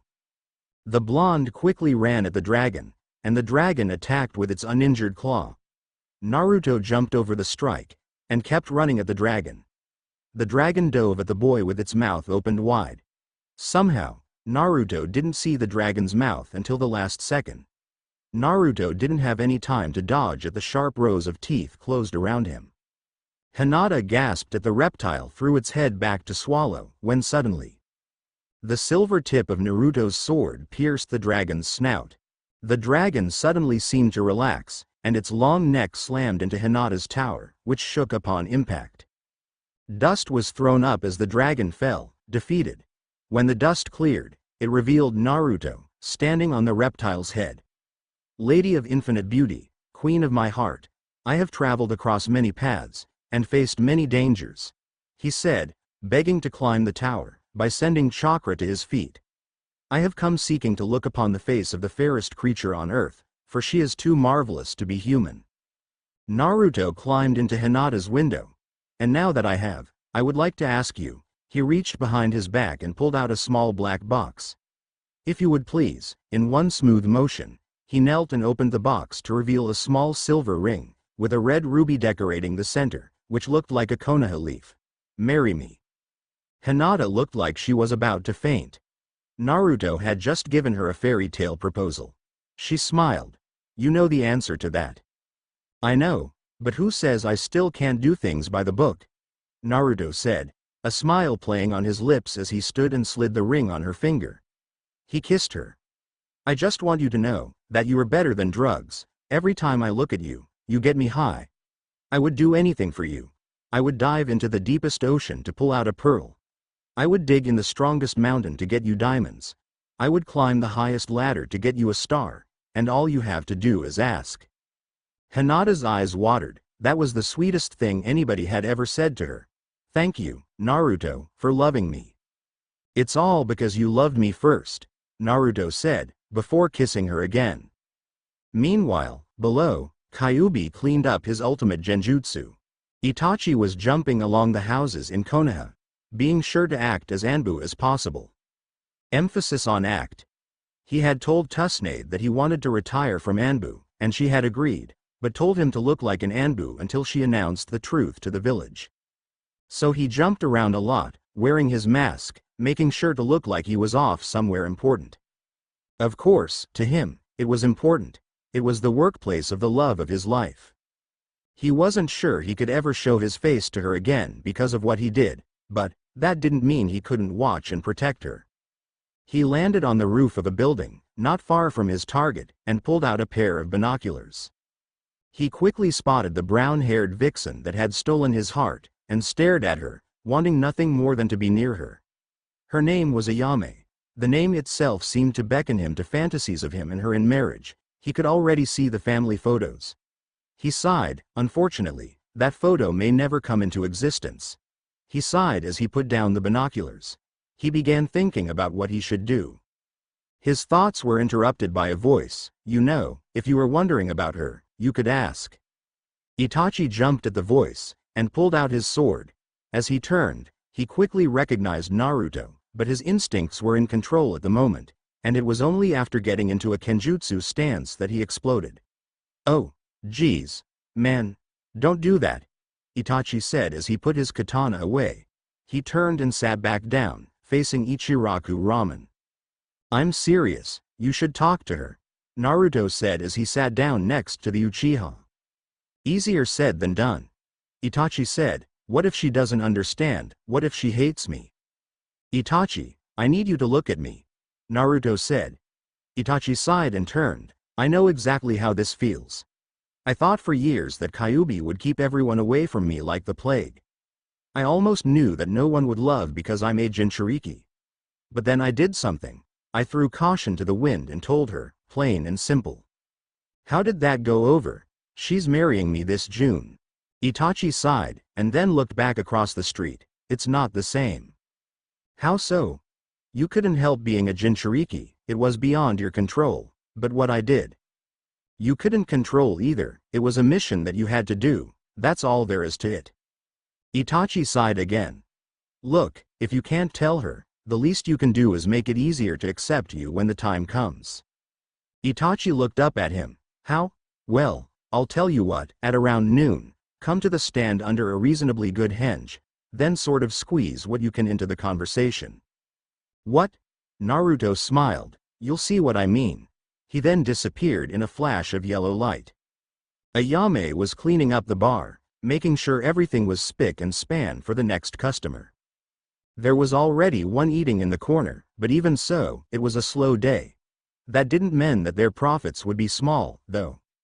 Hey, Ichiraku. Favorite customer coming through. Naruto. Ayame cried. The US usual? She asked. Of course. Naruto said as he sat down to eat. As he was waiting, a cloaked figure entered. He wore a black cloak without a hood revealing red hair and blue eyes.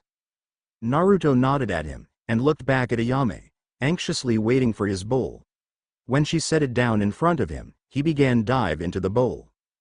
The cloaked man asked for a bowl of beef ramen and sat down.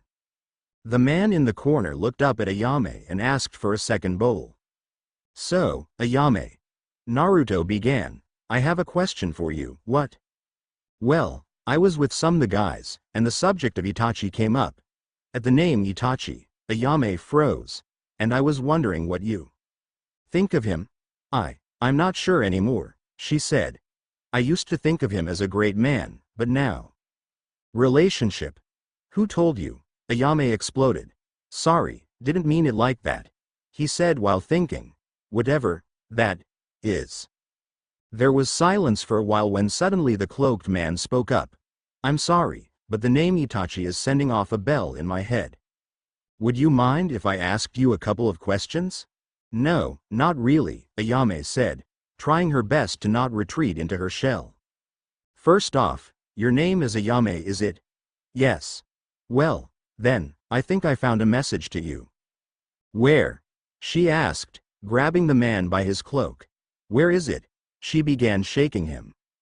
Eats b by you uni o off t t t t t t ta he t t t t t t t t r r r r r r r r a I n n n n n n I in g g g g g groundus, the man managed to say. Show me, Ayame cried, pushing the man forward. Before she left she turned to Naruto. Watch the shop for me, Naruto? Sure. Thanks, she said before dragging the man behind him. The man in the corner stood up and walked over to Naruto. I never left her a message. Yeah, well I changed that, Naruto said smiling. You didn't. Yup. And that guy? Shadow clone. You are going to die if she ever finds out, Itachi said. What are the chances she'll find out? Rather high, he said. While I was a good guy, I taught her above average perception skills. Meaning? Meaning I took it beyond above, left, right, behind and below. How beyond? Let's just say if the message is 1 year too young, she'll know. Then you better go tell her what's going on. Me? Do you want me to go instead? Itachi sighed. All right. Ayame was punching the robed man into the ground. What? Smash, whir, pound, you, thud, trying, pulverize, to pull. The man had lead her to a clearing that was 1 or 2 miles from the ramen stand, and when they got there, Ayame immediately figured the carved message was a fake. This is when she began beating the snot out of the hanged shadow clone. Were you thinking about taking advantage of me, bub?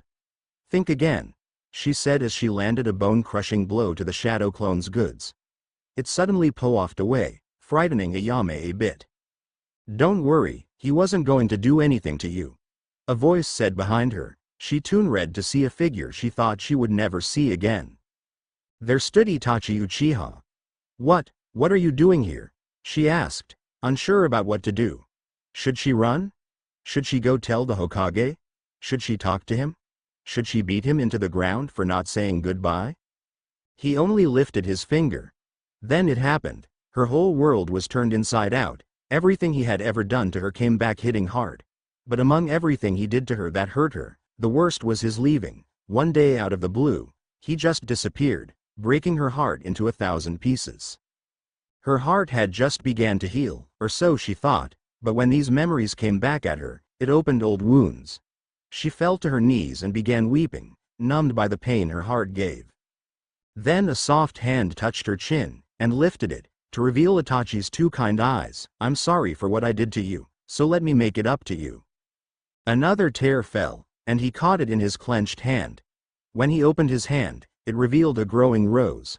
I'm just waiting to turn your tears to roses. Her mouth dropped open, a rose, from her tear. She looked up at him. Please let me make it up to you, he said, and then he disappeared, leaving nothing but the rose. I've been outclassed, Naruto thought as he looked through Itachi's binoculars that he borrowed. He lowered them and headed to the Namikaze compound, where Itachi had been given a room to bunk in until the Hokage told the truth about what had happened. This is gold, a certain white-haired pervert writer thought, scribbling furiously in his notebook. If Tsunade hadn't kept him in the loop, and given him information like Itachi was a good guy, he would have attacked the Uchiha the moment he showed his face. But man, who knew this boy had such good romance in his body? Jiraiya made a note to follow Itachi whenever he needed inspiration. Ayame got home, shocked. Actually, the word shocked doesn't even come close to how she felt.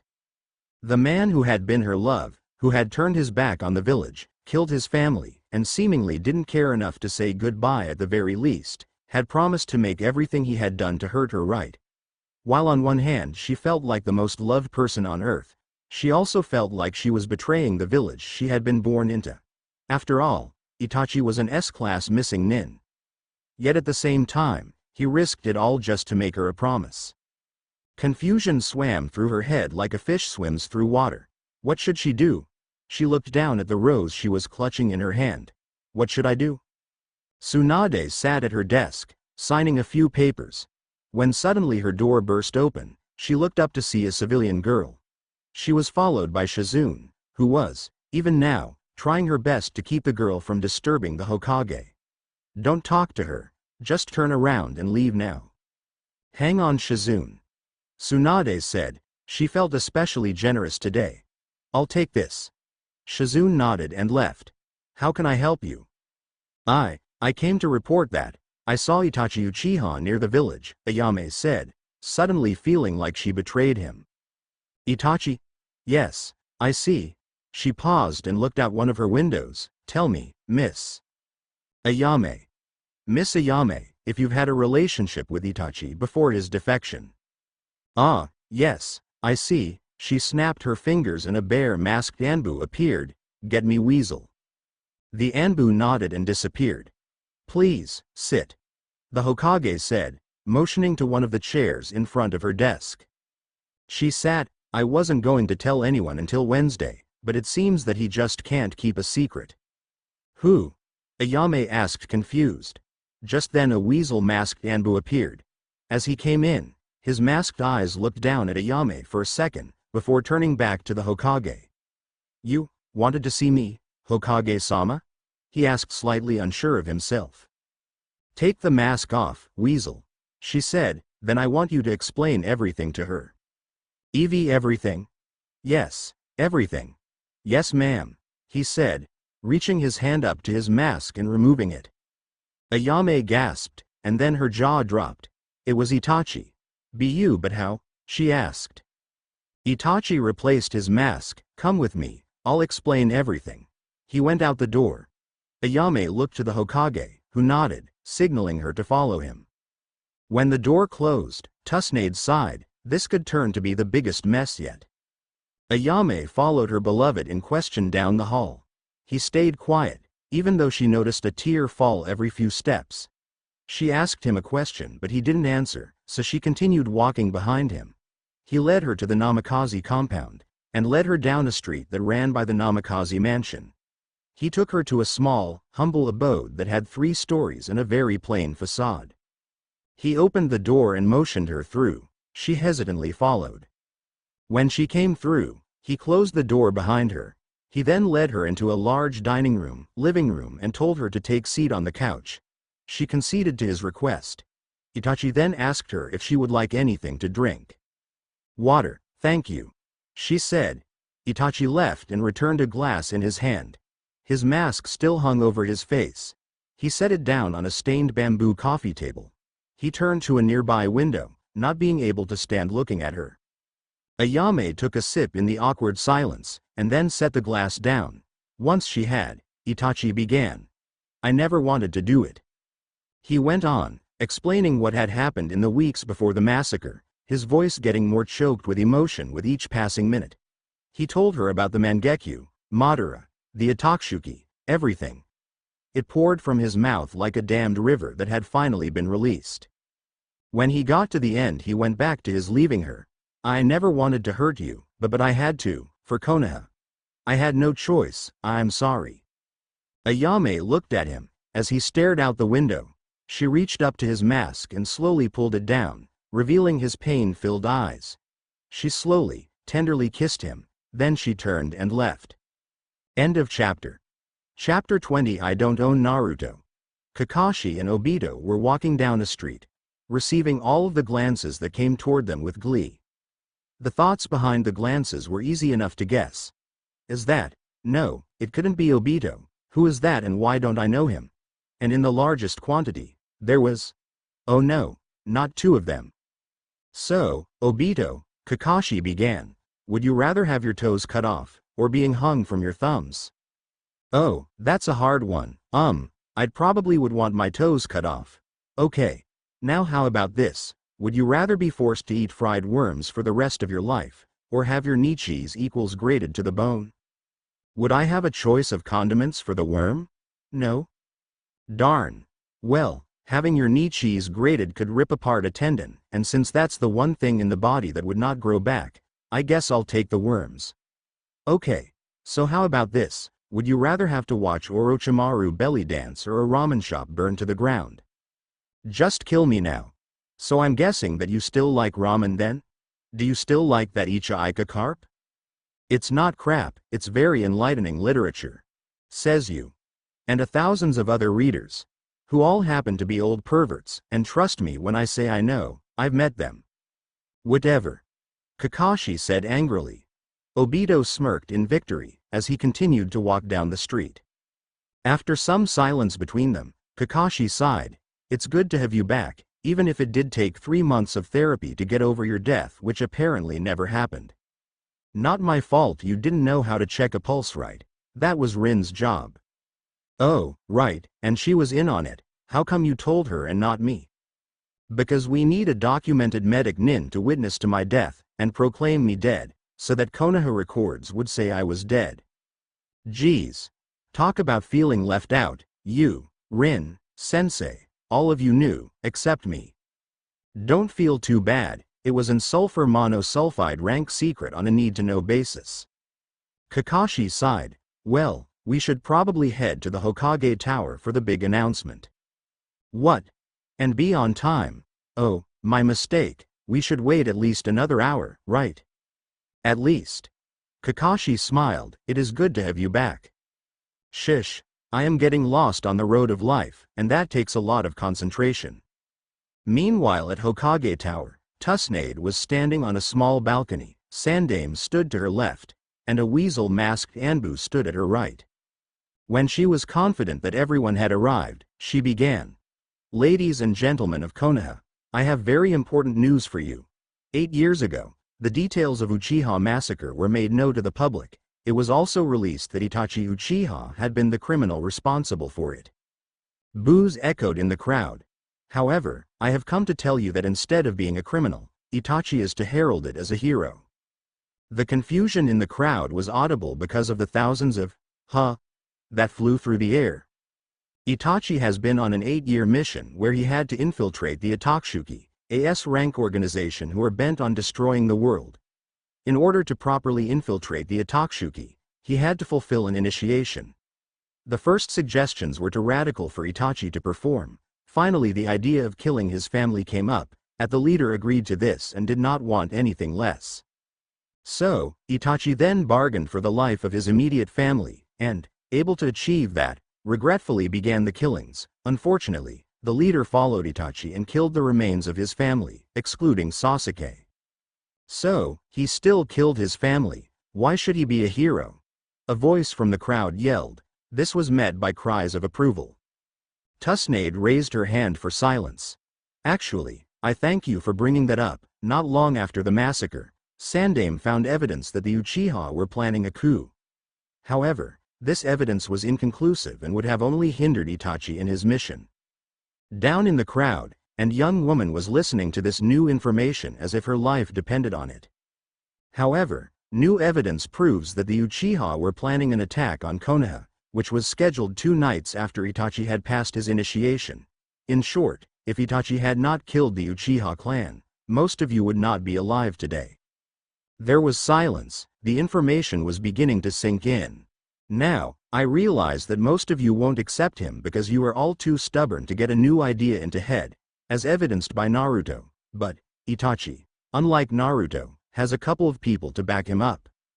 As soon as she said the words, Naruto rippled into visibility, and Sasuke shunshine next to the weasel-masked Anbu.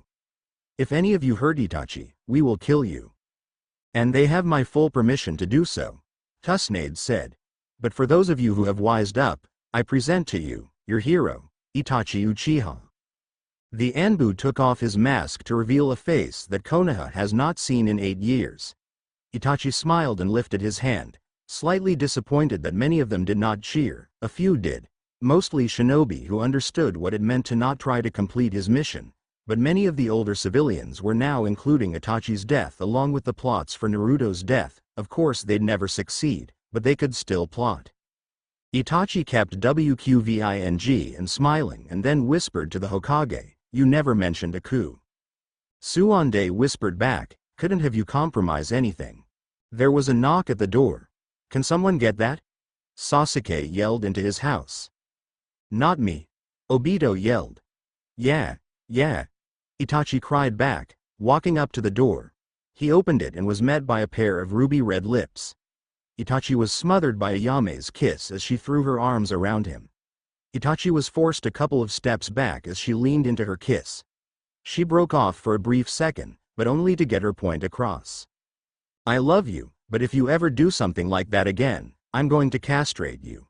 Before Itachi could say anything, she kissed him again. Tsunade called Naruto to her office and he arrived with his hood up and his tail hidden. "I've heard that you and Hinata are going to tie the knot." "Yup, this July." "Congratulations." "Thank you. Now, I have an sulfur monosulfide rank assassination mission for you, and your unique abilities." "Unique?" "Fox ears provide acute hearing, and the tail gives you enhanced balance, and the cloak of invisibility makes you practically undetectable." "All right. Who's the target?" "Orochimaru. Thus the SS rank, part of the mission?" "Precisely." "All right. I just have one request." "What?" "Kyubi comes with me." "Why should he?" Naruto frowned. "He and the snake have some unfinished business." Naruto said darkly, "Besides, it's not like he'll compromise the mission." Naruto said, his smile returning. "All right. Take him along, but make sure that you bury that snake for good this time." "That won't be a problem," Kyubi said, as he appeared in a puff of smoke, and then faded back into Naruto. Blood. His blood. Orochimaru looked up against the black sky, two figures, one red, one white. "We're coming for you, snake. And this time, I won't miss." Blood dripped from their hands, his blood. For the first time in years, he felt a gnawing fear bite at his insides. "You want death? Well, it's coming."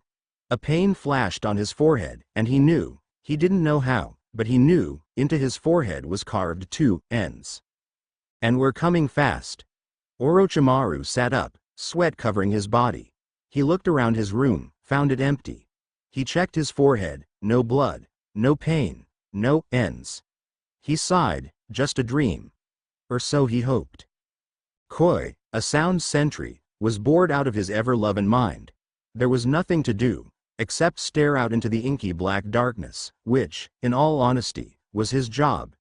He propped his elbow against the top of Otogakire's wall, and sighed. Another man on the walkway came up to him. "You do have to admit it's boring, but it is the safest job in the village." "Don't use the word, safe, it reminds me how boring this is." There was silence for a moment, when Koi asked, "So why'd you come over?" No answer. Koi turned to his fellow sentry, and saw that he was now headless. The headless body stood there, and raised an arm at him. Then, a soft, wispy voice said to him, "We're coming, to finish what we started." Koi began to back up. "Stay back, whatever you are, stay back." He was so scared that he forgot the wall came only waist high from the walkway. As he was backing up, his foot came into contact with the wall, but his body's momentum was too strong. He fell off the wall and landed with a sickening crack. The headless body suddenly dropped, and it stayed like that, as if someone who had been propping it up, and dumped it. They were coming. Orochimaru tried to go back to sleep, but the dreams he had of Naruto and Kyubi coming after him were too much. So he simply lay there, on his bed, hoping that when he did finally drift to sleep it would be a dreamless one. A thud sounded at the door. Orochimaru sat up. What was that? He panicked slightly. He forced the panic down and stood up, and walked to his room door. At the floor was his guard, staring up at him with dead, fogged-over eyes, and two N's carved into his forehead. Orochimaru slammed the door shut. A thought went through his mind. It was such a strong thought it was like he could almost hear it. "He's going to kill you." Orochimaru forced the thought down. No, no, I'm a Sannin, he said aloud to comfort himself. He's not going to kill me. He did once. I underestimated him. It won't happen again. Orochimaru quickly walked over to his closet and pulled out some Enbu bracers and greaves. He then pulled out some needles and a small beaker. I'd love to see him survive this, he said, covering the needles with the poison. He then summoned Kusanagi. He slowly made his way to the door, his sword at the ready. He opened it and quickly stepped over his guard's body. He snuck down the hallway, seeing more dead bodies with the double N marked onto their foreheads. Do you really think some poisoned needles are going to kill them? After all, you have no idea where he is. He could be right behind us. Orochimaru turned suddenly. Nothing but empty darkness met his eyes. He turned back forward and stepped over more bodies of his subordinates. The hallway he was in suddenly came to an end, and in front of him, another hallway ran perpendicular to it, creating two corners from where his hunter could ambush him. He pressed himself against the corner, and carefully checked both ways of the corridor. Inky black darkness kept him from seeing anything. He took a tentative step to the left, and decided it was the best way to go. He carefully made his way into the blackness. He's going to kill you. It was that thought, that strong thought that seemed to never go away. Orochimaru shook his head. Stop thinking like that, you're a Sannin, one of the greatest. Orochimaru thought, his confidence returning momentarily. His grip on Kusanagi tightened, and he took a bold step into the darkness. He's going to kill you, he's not going to let you go this time. Silence, he told himself, he's going to kill you. Shut up. He's going to sneak up behind you and stab a kunai through your heart. No, he's not. All your work to become the greatest being in the universe will be nothing because he's going to kill you. Shut up. Ha ha ha ha. Your mind snake. Orochimaru almost wet himself at that voice that echoed through the inky blackness of the halls. There was only one creature who could laugh that menacingly. Remember what happened to you last time? Orochimaru shuddered at the memory. This time you won't be so lucky. Orochimaru gulped and continued down the hallway. Yes, come closer, snake, I have been waiting. Orochimaru stopped. Fear was coursing through him like blood through his veins. So I have to come to you, huh? All right, snake, here I come. He's going to kill you, Orochimaru, and I am too. Orochimaru had enough time to realize that those thoughts had not been his thoughts before a kunai came through his throat. I hope you accept my apology for taking your needles, but we can't have anyone get hurt, can we? The voice in his head said before he realized that it had never been in his head, it had been beside him, moving around him, making it sound like it had been everywhere. That voice had been taunting him, discouraging him, wearing him down, and scaring him. That voice had been an invisible Naruto. He had just enough time to think all of these thoughts before Kyubi was in front of him. We're going to kill you, this time so you won't come back. Kyubi launched a Kyubiken fist at his heart, destroying it. So ended Orochimaru the Snake Sannin, the one who claimed to be immortal. Naruto and Kyubi quickly put the bodies back where they had found them, and lit them all on fire, leaving no evidence to how they were killed.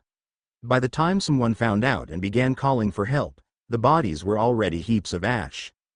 Not far from Otogakure, the two men sat. One had a white coat on, blonde hair, and blue eyes, and the other had red hair, a red vest, and red eyes. They were watching Otogakure go up in smoke. I'm surprised at you, the blonde said. I thought for sure you were going to cause him some serious pain. He felt my pain 4 years ago, now I just wanted to kill him. Well, then let's head home. The next day, the sun shone brightly in the Hyuga compound. However, the moods of the elders were as sour as ever. Especially since news of Naruto's proposal had just reached them. Neji had never seen the elders in this kind of uproar before. Sure, the time when Naruto had removed his seal had been bad, but this was on a whole new level for them. Something told him something bad was going to happen. Naruto was in his house, about to dive into a bowl of warm, homemade ramen, when a knock sounded at the door. Darn it, why can't I just eat in peace? He got up and walked to the door. When he opened it he was surprised to see a Hyuga boy, about 12. "The elders want to see you and Hinata," he said. "About what?" Naruto asked. "About your proposal, I think it was." "All right. I'll go over, but tell them not to be surprised if the branch members break out into revolution." The boy smiled and left. "I'll tell them." Naruto closed the door and yelled into the house, "Hinata, get ready to go." "Where are we going?" "To see my future in-law." Hiyashi stood in the Hyuga council chamber, angry as a hornet.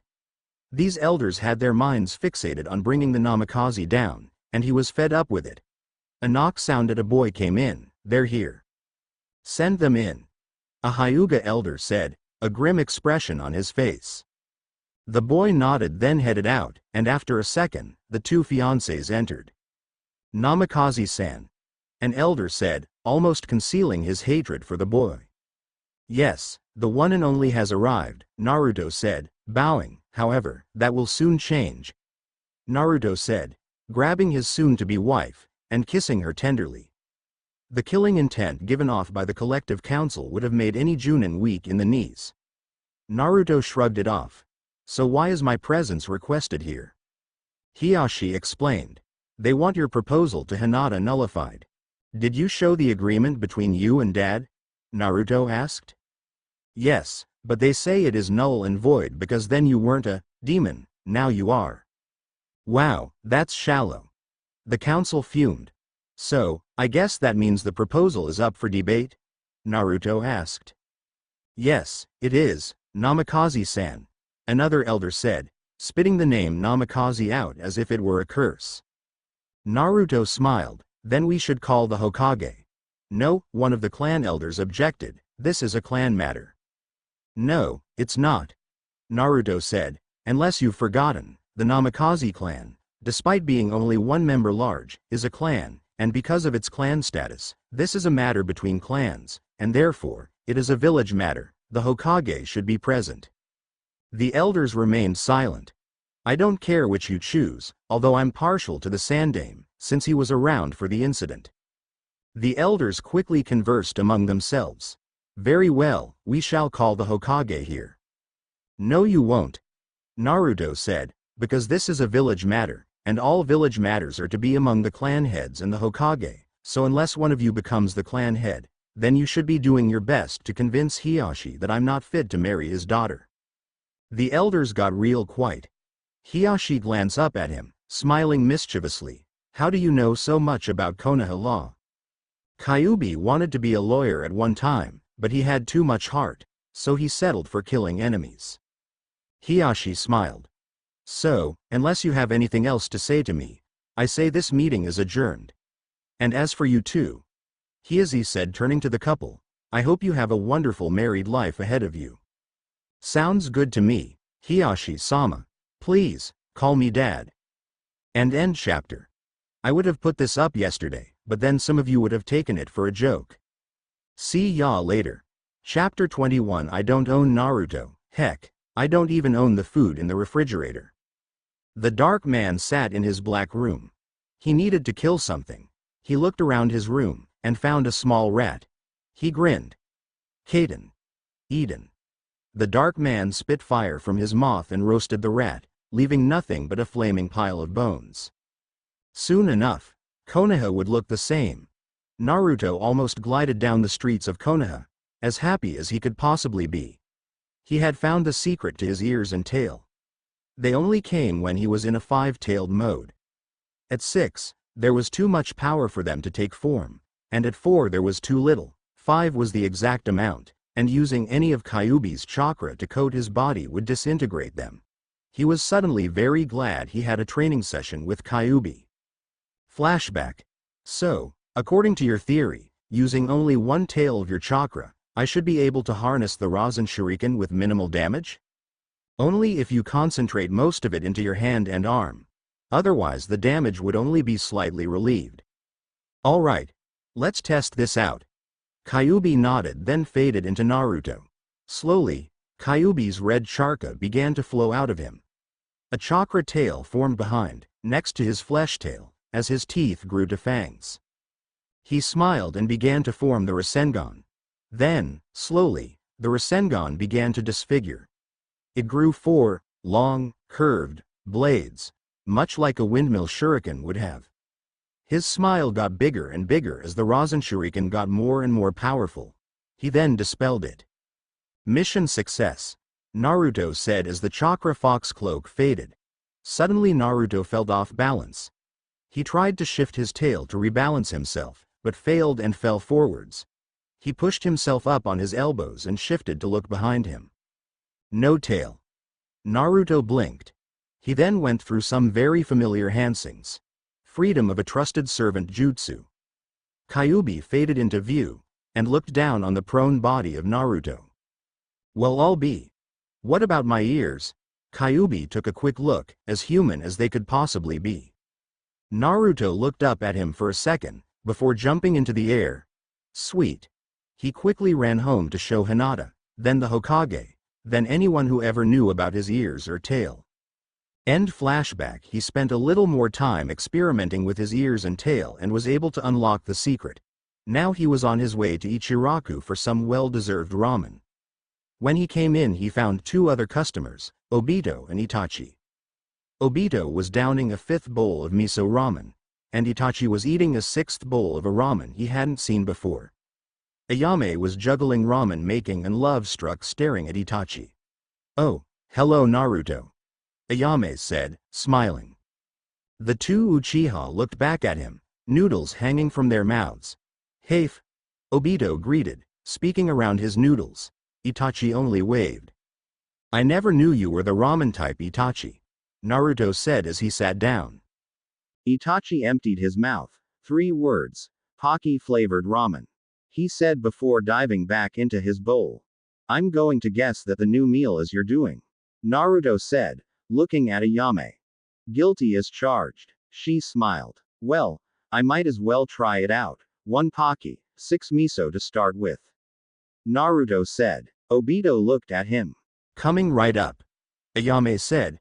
To start with? Obito asked. Yeah. Obito's one eye watered. I found a fellow ramen lover, at long last. Itachi scowled. Sometimes I prefer Tobi, he grumbled under his breath. So I've been meaning to ask you guys, how tough do you think Pain is? Itachi looked over at him. Are you kidding? I've heard he has never been beaten as Pain. Well, there's always a first time, isn't there? Why the Pain question? Obito asked. Hokage-sama hasn't sent us on that mission yet, has she? No, but I feel the time is close, Naruto said, growing serious. Here's your order, Ayame said, handing him a bowl. Sweet. Naruto cried, smiling and diving into his bowl of ramen. Tsunade felt at ease, for once in a long time. Orochimaru was gone. Finally, everyone was okay. The economy was looking good. Sandaime was thinking about retiring as advising Hokage, which means he would be one less siphon of her money. Now all that needed to happen was for Jiraiya to quit writing those disgusting books of his and the world would be perfect. She picked up the newspaper and looked at the lottery numbers for the week. She pulled out her ticket and compared the numbers. What she saw made her blood freeze. Shizune. Put the whole village on red alert. Prepare all defenses. Evacuate the civilians to the safe house. Get every Chunin and Junin into the plaza. Why? What's happened? I won the lottery. Shizune looked at her for a moment, and then the realization hit her. Whenever Suan won, her loved ones lost. Yes, ma'am. She snapped her fingers and 3 Anbu appeared. Tsunade pointed to an Anbu with a bear mask. Bear, I want you to get all genin to move with the civilians, it's their job to keep them safe. Bear nodded and disappeared. Cat, she said, pointing to an Anbu with a feline mask. I want you to organize all of the wall's defenses. Cat nodded then disappeared. Lizard, she said, pointing to the last Anbu, he wore a reptilian mask. It's a dragon. He said. I don't care. I want you to scout out the area around Konoha. Then report back with your findings. Dargan nodded then disappeared. She quickly looked around, found her elusive intercom and pushed the button down with almost enough force to break it. Get me Team Fox, Jiraiya, Itachi, Obito, Sasuke and Kakashi. Now. Yes, Hokage-sama. Tsunade quickly looked around for her hat. This was as important as it got. She silently prayed that this was only a fluke. Naruto suddenly appeared in the Hokage's office with a yellow flash. A couple of weeks ago, he had hid a Hiroshin seal in the room. Hinata was with him, caught in the Hiroshin vortex. What's going on? Naruto asked. I think we're about to be attacked, Tsunade said. Dragon was jumping through the forest, looking for any clue that an attack might happen, while mentally wondering why he had to do this. Really, she wins and then she thinks the world's going to come down on our heads. Is her luck that bad? Really? He jumped onto a nearby tree branch to catch his breath. He was about to move again when an explosion shattered the tree he had been standing on. Dragon hit the ground with a thud, hitting his head against a rock. His world tipped crazily as dizziness from the hit washed over him. When the dizziness subsided, he found that he was surrounded by 8 figures. One was a woman had blue hair and an origami rose was tucked into it. 6 of them were men that had black piercings covering their bodies, and had eyes that were made of 6 concentric, gray rings. The 8th figure was a man with jet black hair and onyx eyes. Dragon tried to push himself up when his arm exploded in pain. A quick glance at it revealed that it was broken. The man with the black hair and black eyes reached down and picked up Dragon by the neck. His eyes suddenly transformed into those of the Sharingan. A sneer appeared on the Uchiha's face. Konoha will fall to me. The gathered Junins and Chunins were standing in the plaza outside the Hokage Tower, worried as a mother whose teenage daughter hasn't come back for 2 hours after curfew. Tsunade came out, onto her balcony, accompanied by the 3 loyal Uchiha, Team Fox, Kakashi Jiraiya, and Sandame Hokage. Shinobi and Kunoichi of Konoha, I have serious news. I won the lottery. Some of the shinobi, who didn't know about Tsunade's brother and boyfriend dying, thought she went to all this trouble to tell them that her luck was changing. Those who knew better instantly went into high alert. Suddenly, a vulture masked Enbu Kunoichi appeared next to Tsunade.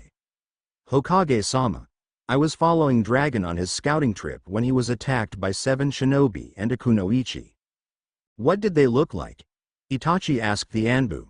The Kunoichi had blue hair and wore a black cloak with red clouds on it. Conan. Obito whispered. 6 of the men looked somewhat alike, in that they had black piercings and gray eyes. Pain. Kyubi growled. And the last one was different. He had black hair and black eyes. He also had what I think is the Sharingan. Madara. Itachi hissed the name like it was a curse. Tsunade moved between Itachi and the Anbu. I want you to lock down all of the gates.